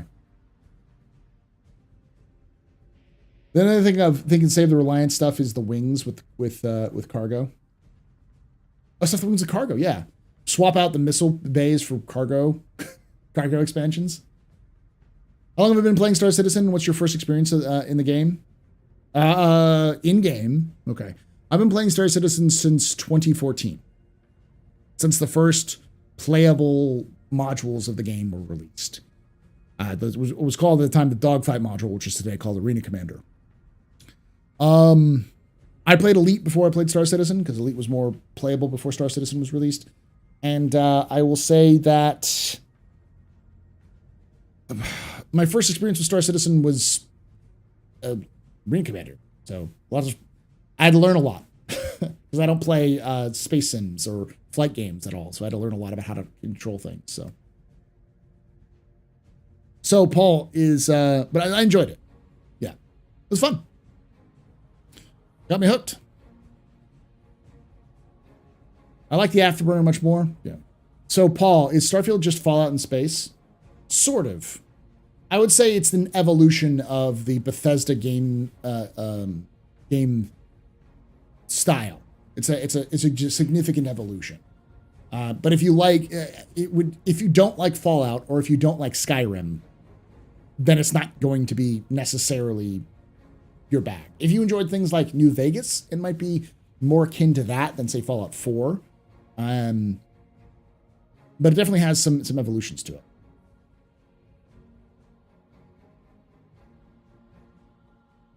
Starfield is Fallout and Mass Effect had a baby. Yeah.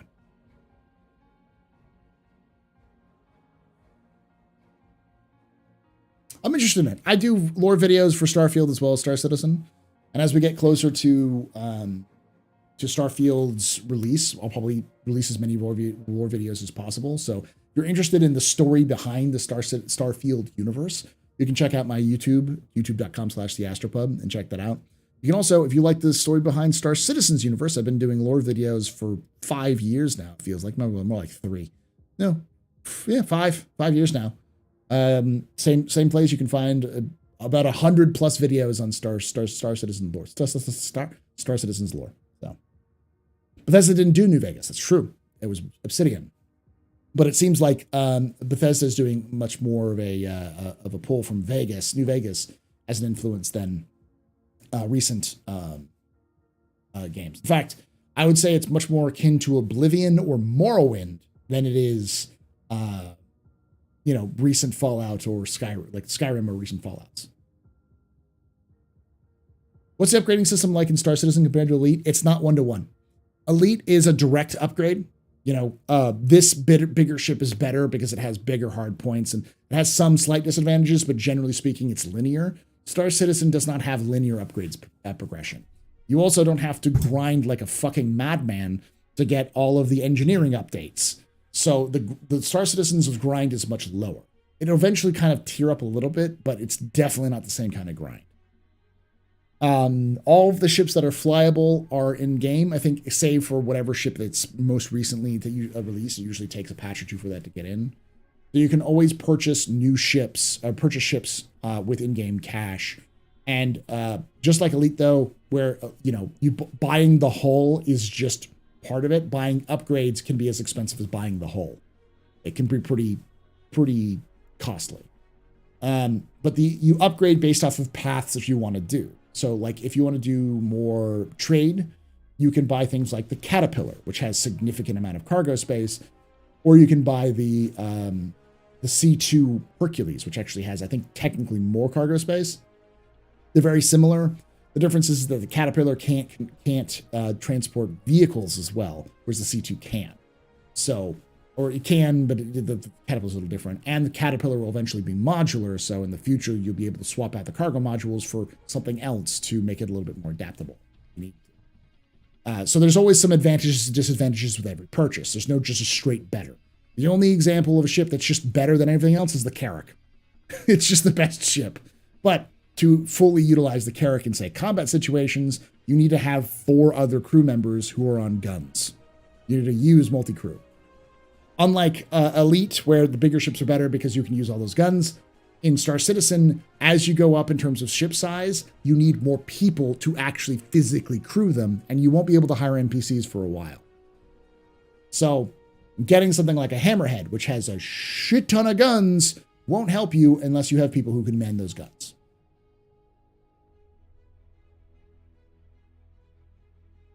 Starfield looks like a better Outer Worlds. Yeah, that's a good way of putting it. And Outer Worlds was heavily influenced by New Vegas. What's the fastest way to make AUEC? What do you want to do?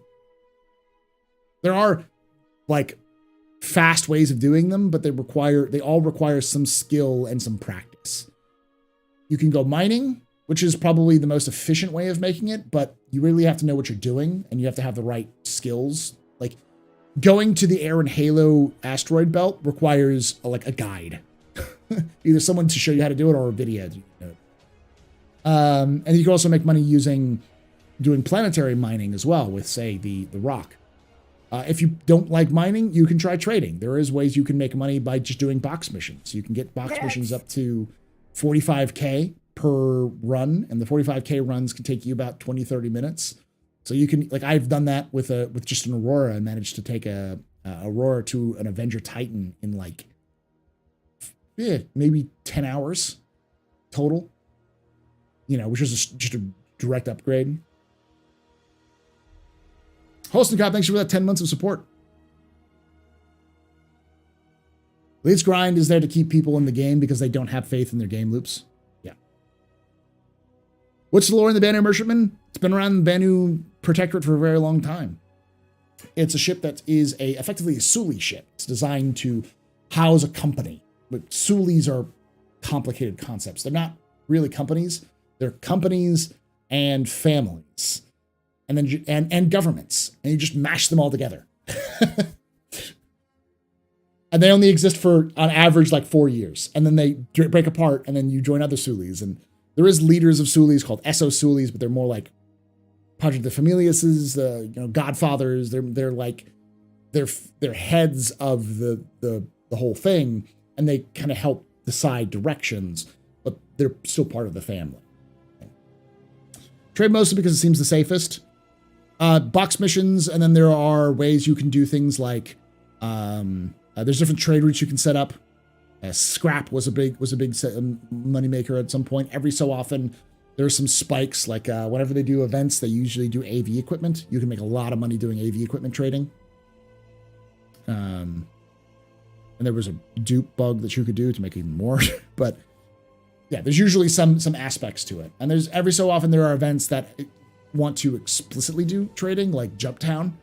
Jumptown is an event in game where a drug lab has an overstock, and you're going there to raid that drug lab, and you pull out, it's an automated facility, so you pull out these little boxes, and you load up as many as you can into a ship, and the box spitter outer will continue, the automation will continue for a certain number of hours. And if you have that area to yourself, you can throw those drugs in there, and you can take a mission to either sell them to the good guys for drug disposal or to another outlaw group.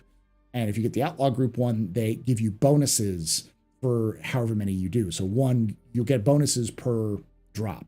So you get a certain percentage on top of everything you give. And it really requires multiple people to do the event. But if you do it right, you can make millions of UEC if you have a good crew that can lock down Jumptown. So, what's the biggest ship in lore? Vandal Kingship. Yeah, it's huge. It's 3 times. It's the size of a Port Olisar.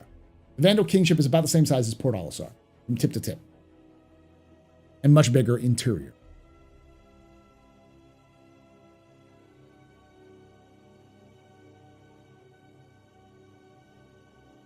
Is touring a thing? How does it work out? Not yet. They had a plan on doing touring in 3.16, but they removed it. So it might come in the end of this year. It might take a little bit longer, but there's definitely aspects of it that are in game. It's not quite there yet, though. I love stealing ships in JT. Yeah.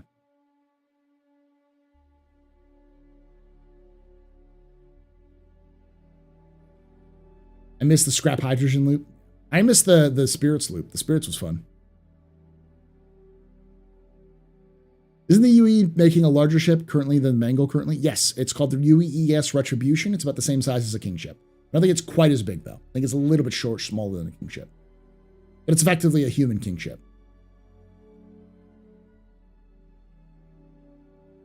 Saving it for an A2 for the next jump down? Yes.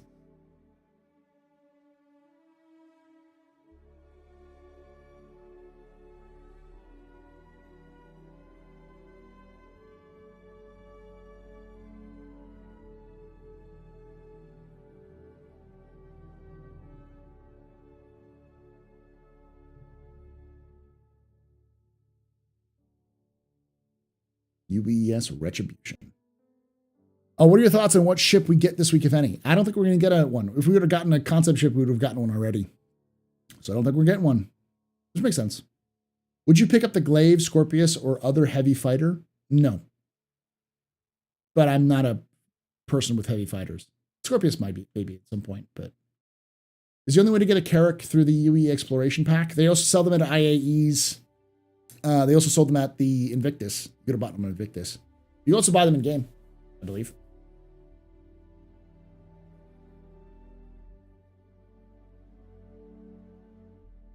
Alternatively, you can take down the Comaray and sit out in the wilds and shoot people in the dome. Yeah, you can. That's just for fun, though, too, tech. For Jump Down. Yeah, so Star Citizen has these concepts called dynamic events. They're similar to some like community events from Elite. So, but they're like eventually planned to be triggerable by the community. Not quite yet, but they'll be there in the next probably year or so. And they're adding another one in 317.2 called the Siege of Orison, which is kind of a combat. And they have different ones. They have Jump Town is a PvP-oriented one. There's Xeno Threat, which is a PvE one, where it's like big combat. You have to transport cargo, but you also got to fight off large capital ships and such. And then they've got the Blockade, the Ninetales Blockade, which is where you have to either work for, it's like PvE, PvP, PvE mix. And then there's the Siege of Orison, which is PvE, which is this big, complicated FPS version. So, traveling Star Citizen like Elite with distance and travel, or is it different? Sort of. There's no Super Cruise in Star Citizen. They have quantum travel, which is similar to frame shift Super Cruise, but you can't control it.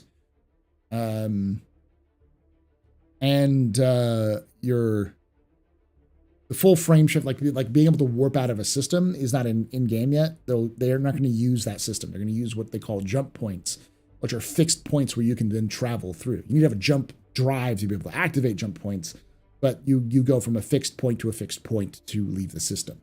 So you won't be able to just jump out wherever you like.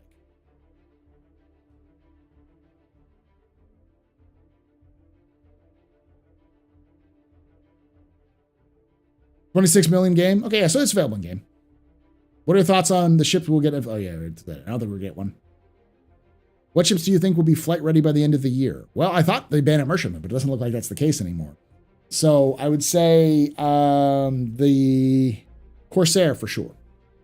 The Vulture, the Corsair, I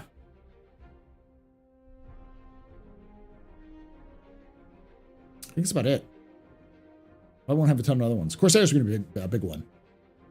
The Whole Sea, maybe. I don't think we'll see the Whole Sea until after 4.0. Definitely 318. We'll definitely need 318 to get into it. No, Quantum is not FTL. Quantum is 0.2C. Now, every time I say that, someone says, actually, Paul, you can currently go up to the speed of light in with certain quantum drives. I know, in lore it's still 0.2C, and they're going to tweak it around it to make it a little bit like that kind of stuff. So, why does a Nomad ship look so much like the Asp? Because a lot of ships are like that. The Nomad is quite smaller than the Asp. Or is it the Asp or the Cobra? I can't remember. And it's not an exploration ship. It's a cargo ship.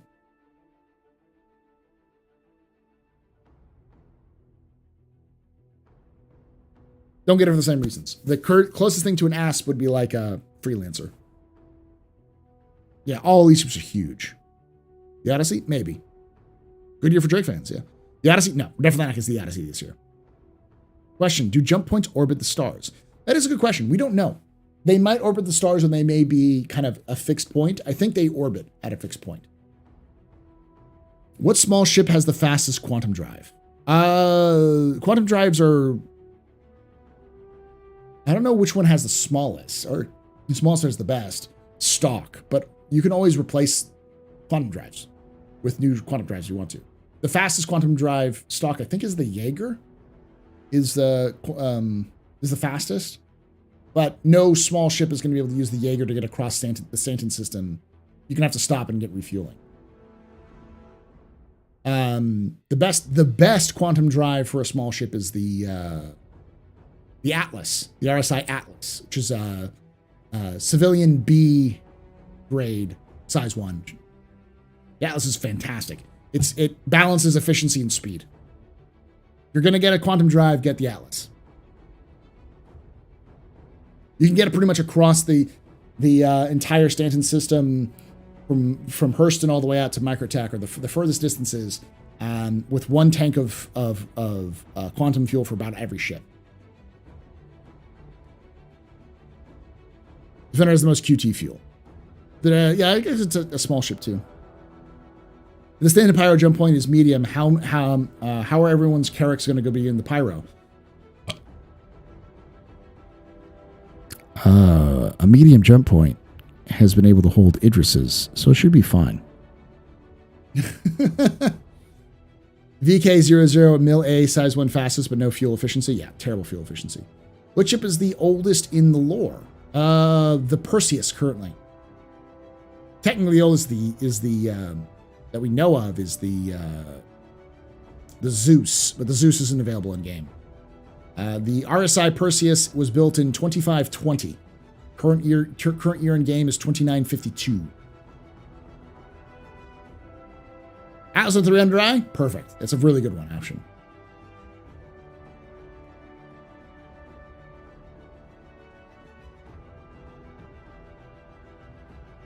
Do you have a railing for smuggling? No, I don't. I don't really have a lot of alien ships. The only alien ship I have is the Banu Merchantman, and that's mostly for a bar.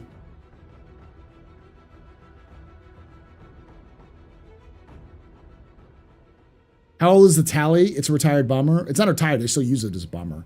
The Tally was built in 2930 or 2940, right before the First of Arm. So it's the second oldest, next to the Perseus. It used to be the oldest, but now it's the second oldest.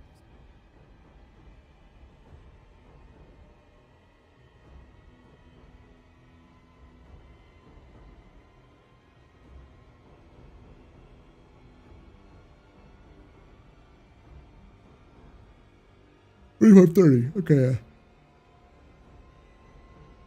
Because the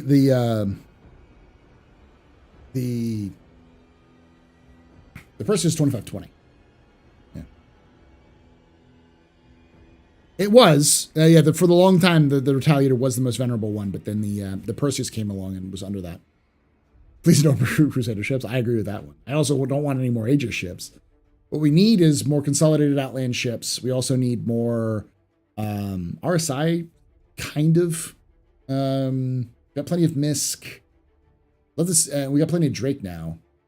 I would say the only things that we're really lacking is Origin. Because with the Origin, we have the 100, the 300, the G12, the 600, and the 890. That's it. We're gonna find people to join your crew and make new friends in Star Citizen. Check out the unofficial Star Citizen Discord. If you go to the Star Citizen Reddit, there's a link to it there. That's a pretty good one, and there's other places like that. Oh yeah, Argo. Argo is another good option too. We don't have a ton, but we've had a lot of recently. N50, yeah. We also have the N50 order. Is Algrid's Crusade for Kruger ship warranted? Sort of. Kruger is a brand like. Kruger made the Merlin and the Archimedes as add-ons to the Constellation in the late 29th century. So it's been almost 50 years since they were built. So they would definitely have the ability to build bigger ships if they wanted to.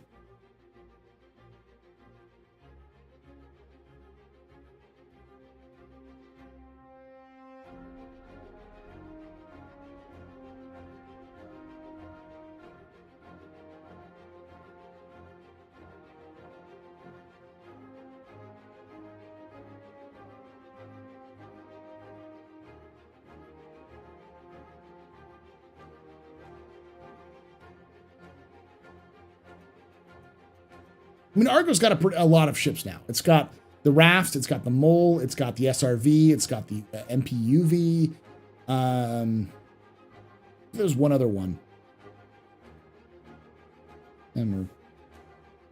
Hey, Paul Longstream. I'm just getting up here in the UK. Well, good morning there, Jock Cop. Yeah, I'm going to be ending here shortly. About midnight here.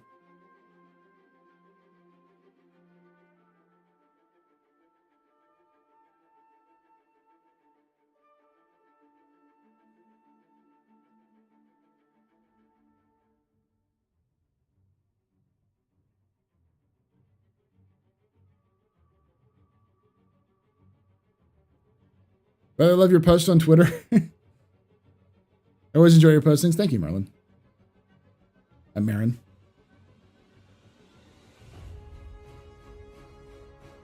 What manufacturer would you like to?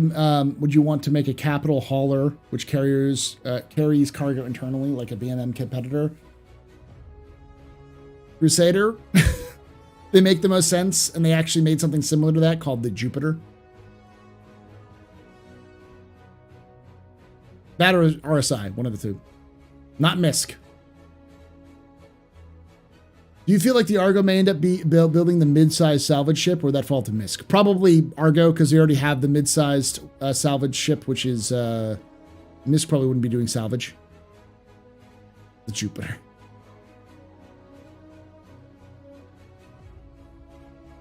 I think in RSI, like what we need is we need a carrier ship. It's just as like a mass bulk freighter that has internal storage. So I just recap everything you said. Cool. Yeah, sure. My recap jock cop is watch the VOD. Go back and watch the beginning. You'll be fine. Acceptable. When do you think they'll drop 317.2? July. I think it'll go into Evocati in the next week or two.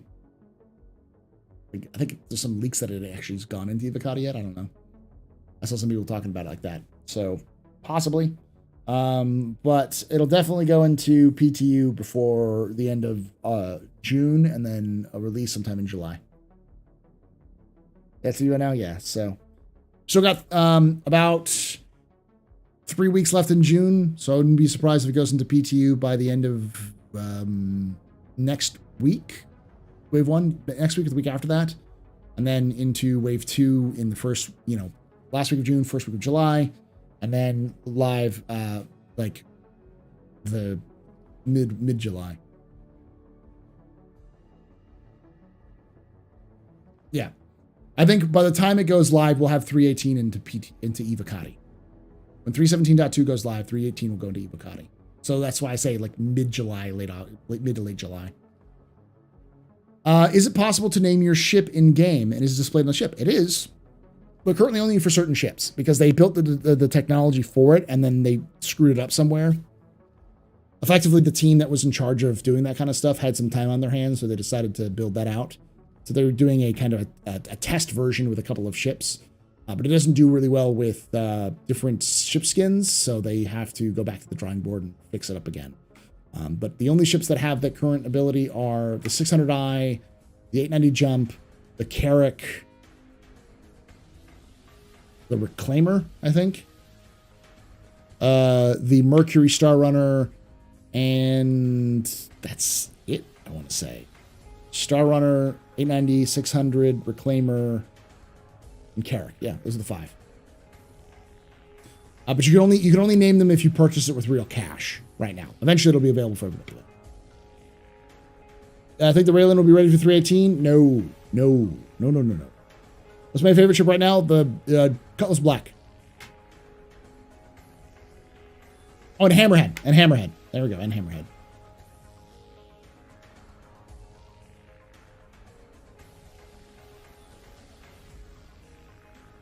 Black, Cutlass Black. Black versus blue. Blue's better, but it sacrifices a lot of its cargo capacity for combat ability. Cutty Blue's good. It's a good combat ship, just not a very good.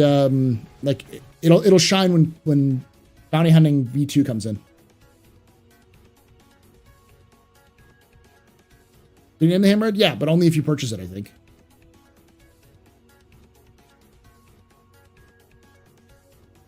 Is the Hurricane OP at the moment? Yes. If you have 2 people, it's very good. It's a very good PvP and PvE ship. But you need to have 2 people. Thank you, Pappy. So what about the Cutlery Red then? I like the Cutlery Red. The Cutlery Red is a fantastic ship, but a lot of its functionality comes to its medical abilities. And since there are no ways to make money doing medical stuff without a significant organization or way too much investment of time, it's not a very good ship yet. I think the Cutlery Red will shine more when you have things like rescuing NPCs. What do I usually fly? If I'm in my main account, I fly Freelancer Miss or Cutty Red. And then if I'm in my 0 to Hero accounts, which is an account where I just have a starter pack and I try to work my way up from that. All right, now I'm flying my Avenger Titan. So, what do you think about CIG publishing the Red as a respawn ship versus what it is now in the future? I mean, it was never designed it was not designed as a respawn ship originally, and then they forgot to change the copy, and so now it's still there. And now CIG needs to change that again, but never not. It's not the Cutty Red will make sense in the distant future of Star Citizen, which, you know, means nothing. That means, you know, we could all be dead by then. Get Paul to tell you about the Cutty Purple, the best Cutty that they'll never make.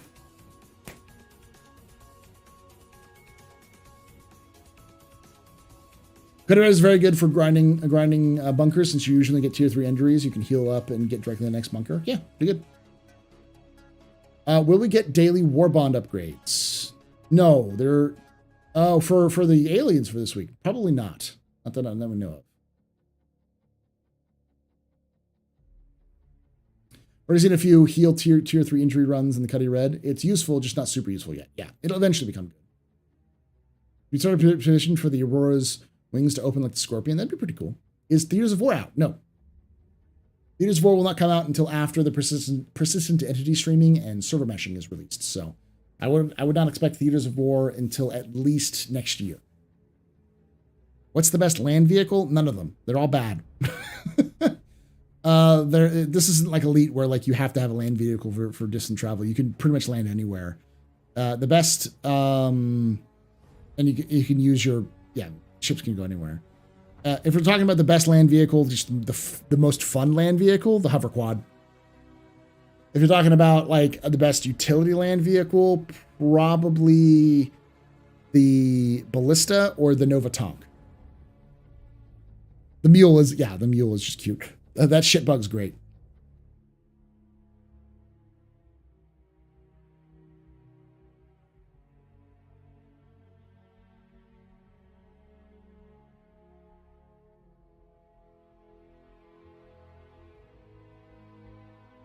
Yeah, Rock is a good one if you want. There are some valuable land vehicles, but like there's really no like with the, I can't remember the name of the vehicle, the ground vehicle in Elite, but like it's effectively a good assault like vehicle to be able to attack certain ground bases that you can't really attack with your air vehicle, but Theros is probably the closest to that, yeah.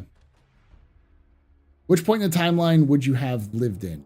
In Star Citizen's timeline? None of them. It was terrible. Star Citizen's universe is horrible. Like, I love studying it, but it's fun to play a video game in, but it's terrible. It's a dystopian nightmare. Cyclone can go to the Cutlery Black? Yes, you can actually get 2 Cyclones in a Cutlery Black.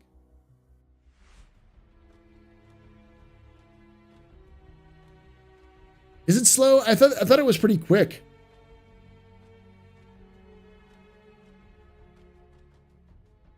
Any news on the Tally I should know of? I heard they're using it as their test bed for modules, but I haven't gotten any use past that. That's pretty much it. The Tally base is on the roadmap, so we'll see it soon.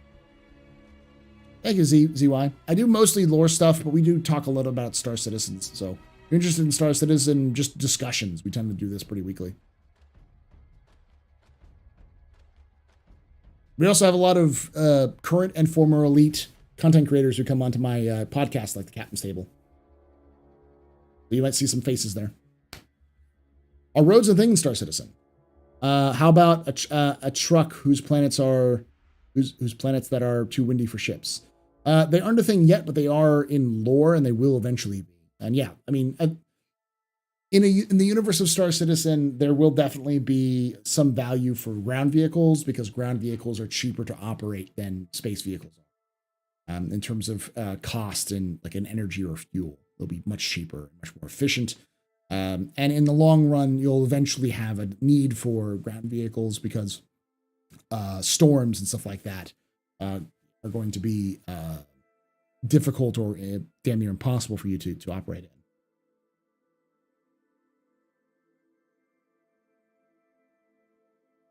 Speaking of Captain's Table, when we would see Kel, reach out to him. I'm going to talk with him and Tree. Sure, Tree's in chat, so hi Tree. This is me telling you you're coming to a Captain's Table with Kel at sometime in July. I'm gonna have to reschedule. I have to figure out who I'm gonna get for the Captain's Table this weekend because originally I was going to have Ollie and Level Cap, but Level Cap has COVID, so he just can't talk without coughing. So we'll probably have to reschedule and probably during the week rather than it'll be a special Captain's Table. Or we're doing it during the week rather than during a weekend. So.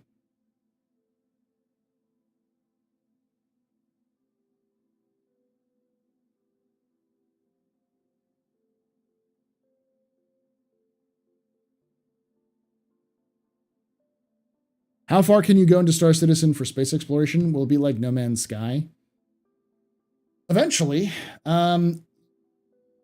It's important to remember that CIG does not plan on having infinite numbers of exploration. It's not even going to have near the amount of elite. There's going to be only about 100 systems in the game. I think it's like 120 systems. There'll be more systems added over time. But currently we only have one system. Each system is going to be different, and they're going to be mostly handcrafted. You will have almost, for every settled system, you will have some mission givers, some factions, and similar to Elite, where you kind of work with different factions, the difference is that you will have someone who's representing you. Like you can go talk with them in person, and working with those factions will cause events to happen every so often. So. And each faction is unique for its location. So, yeah, we're not, but that's so far in the future. They got to finish a bunch of the not procedural tech. They have to finish a bunch of the server meshing tech to be able to get all of that stuff in, which is going to be a year plus away. At the earliest, we'll see it as next March. The next system. Dr. Lupo's been playing Star Citizen the last 2 days, and he's addicted. I heard that. Yeah. Dr. Lupo, if you're watching, which you aren't, I know. If you want to know more lore about the lore about the lore, I'm the lore guy. I've talked to other people about it. I always like talking to new people about the depth of the Star Citizen universe. It's nice. It's always nice to see newer streamers like that. Streamers and content creators coming to Star Citizen is always nice. Do you know when VR support will be added? Not until after release, so years away. You can technically do VR support now. Like, there's ways you can put a VR system in, but it's nauseating. I still have to watch the new YouTube video for the Banu merch material. It's nice. It's big. No, Pyro is early next year. Don't delay it. I really hope it comes in early next year, but the question is more, when will 318 come out? That's the key. It's always been the case. 318 is the linchpin for everything else. If 318 gets into Evocati in July and releases in, say, September, then it's a high chance that 4.0 ends up in Evocati in like November. If Evocati for 318 doesn't happen until August and doesn't release until like October, November, then there's a much higher chance for Evocati not happening until like February of next year. And then 3 months from then is when you'll actually see the release of it from, so like it'll be 4.0 come out in like July of next year. So it really depends on when 318 releases. Stop being a newbie vampire. I just like to, I am the opposite of a gatekeeper. I will tell you about the random obscure things and you will like it. I am that meme that everyone has about 40k lore. I am that meme that is like, it's cute. He knows all this random stuff. What's the biggest creature in lore, the space whales or the giant sandworms? Space whales. Space whales are huge in comparison. They're 100 meters long. We don't know the size of sandworms, but I don't think they're that quite big.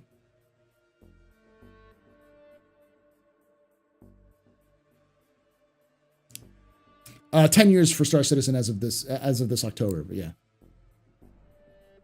The sandworms must flow, yeah. 100 meters for space whales is pretty long. I don't think you're going to see sandworms that big. Are escort missions still in game? They were at one point. I think they've been removed. They may be coming back with 317 too, though.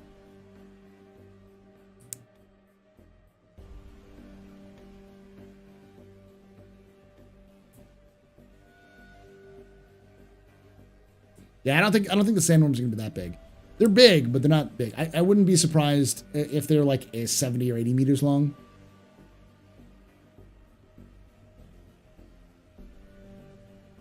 Some of us already rid the sandworms. I have. I've ridden the sandworms of Daymar, or of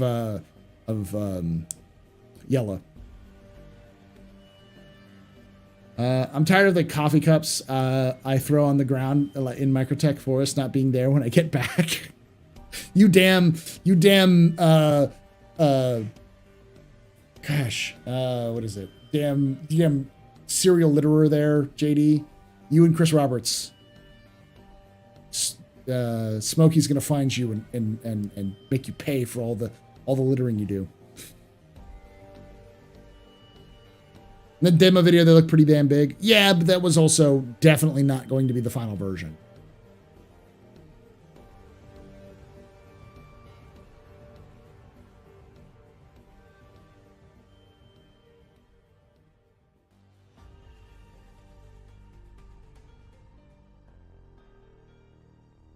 Yeah, 50-ish would be fine. They're probably going to be bigger, like wider than you think. Probably wider than a space whale. Like 20 meters wide and like 50 meters long. 50 centimeters, 5 centimeters.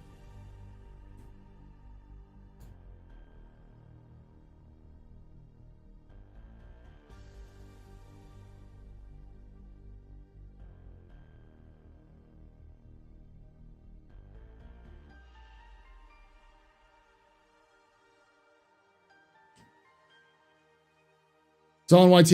I go through them backwards sometimes when I watch. Oh, he's saying, Celine, he's talking about the Galactic Historian. You already know that. You watched that. I know.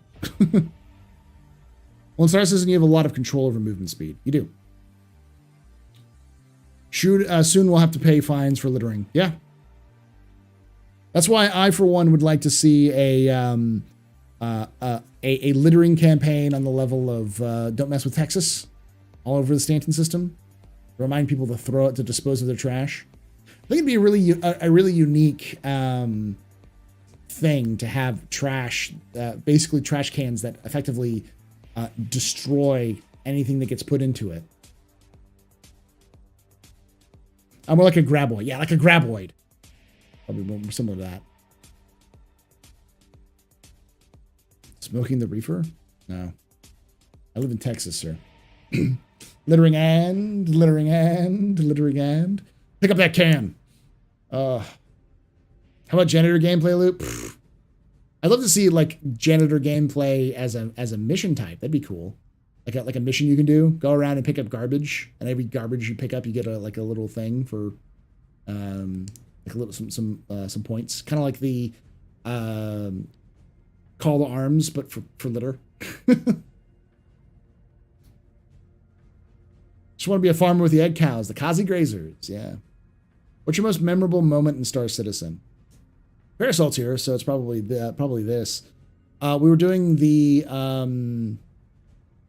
a mission chain that ends in an Idris, and we were in a Retaliator, and the Retaliator had gone critical. We kind of dumped off all our torpedoes and killed the main target, but then its ads kind of swarmed us. And we were about to die, so we said, get out. So we jumped out of the Retaliator. And as we jumped out of the Retaliator, it exploded. Like, just as we left, it exploded. And Farasalt came swooping in a Cutlass Red, which had just been released, and just grabbed us as the ads were swarming on him. And we were able to get in, grabbed in, like, EVA'd into the ship, smashed onto the ground, like, go. And we're able to just zoom out of there and to safety. Reputation system perhaps improves your local standing by cleaning up the space. That could work too. Instead of AUEC, you get reputation. Likes your community service. I'd love to see that too, where you could do those extra missions. That's long in coming. So, you know if the Tavaran can mimic sounds like language, like actual birds? I don't know. It seems like all the Tavaran that are in lore speak perfect UEE common, so they seem to be able to speak common easily.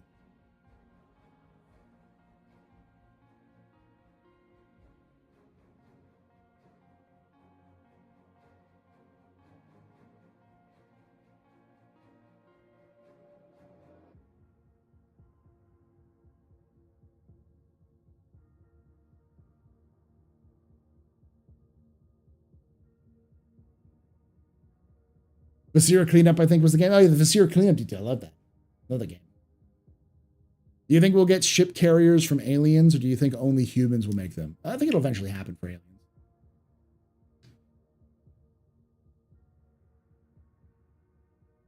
Dodge tail time by being a microtech trash gang. All right, y'all. I think I'm going to wrap it up here. Thank you all for joining us here at the Astropub for office hours. If you enjoyed this, please hit that follow button if you're on Twitch, or subscribe on YouTube. If you are on Twitch, I have a YouTube, youtube.com/theastropub. Go subscribe there. If you're watching this on YouTube, I have a Twitch. We do this, we go live on Thursdays, Fridays, Saturdays, and Sundays. Twitch.tv/theastropub. You can join us there if you want to see us play gameplay. I'll be doing my Zero to Hero gameplay mañana. So I'll be running my new Zero to Hero character, who's recently been updating his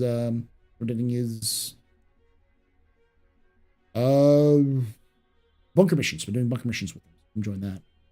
Question: do you think it would be possible to play the game just by staying on a planet eventually, but not soon? Anywho, thank you all for joining us. And like I say every time, I'll see you tomorrow. And of course, we have Captain's Table on Saturday. We've got the second to last episode of our Warhammer 40k tabletop RPG, which is Wrath and Glory campaign, Saturday as well. And then Sunday we'll be doing some more gameplay. And I'll release the 2 VODs that I've done for today, tomorrow, and Saturday as well. So, like I say every time, hope to see you someday in the black.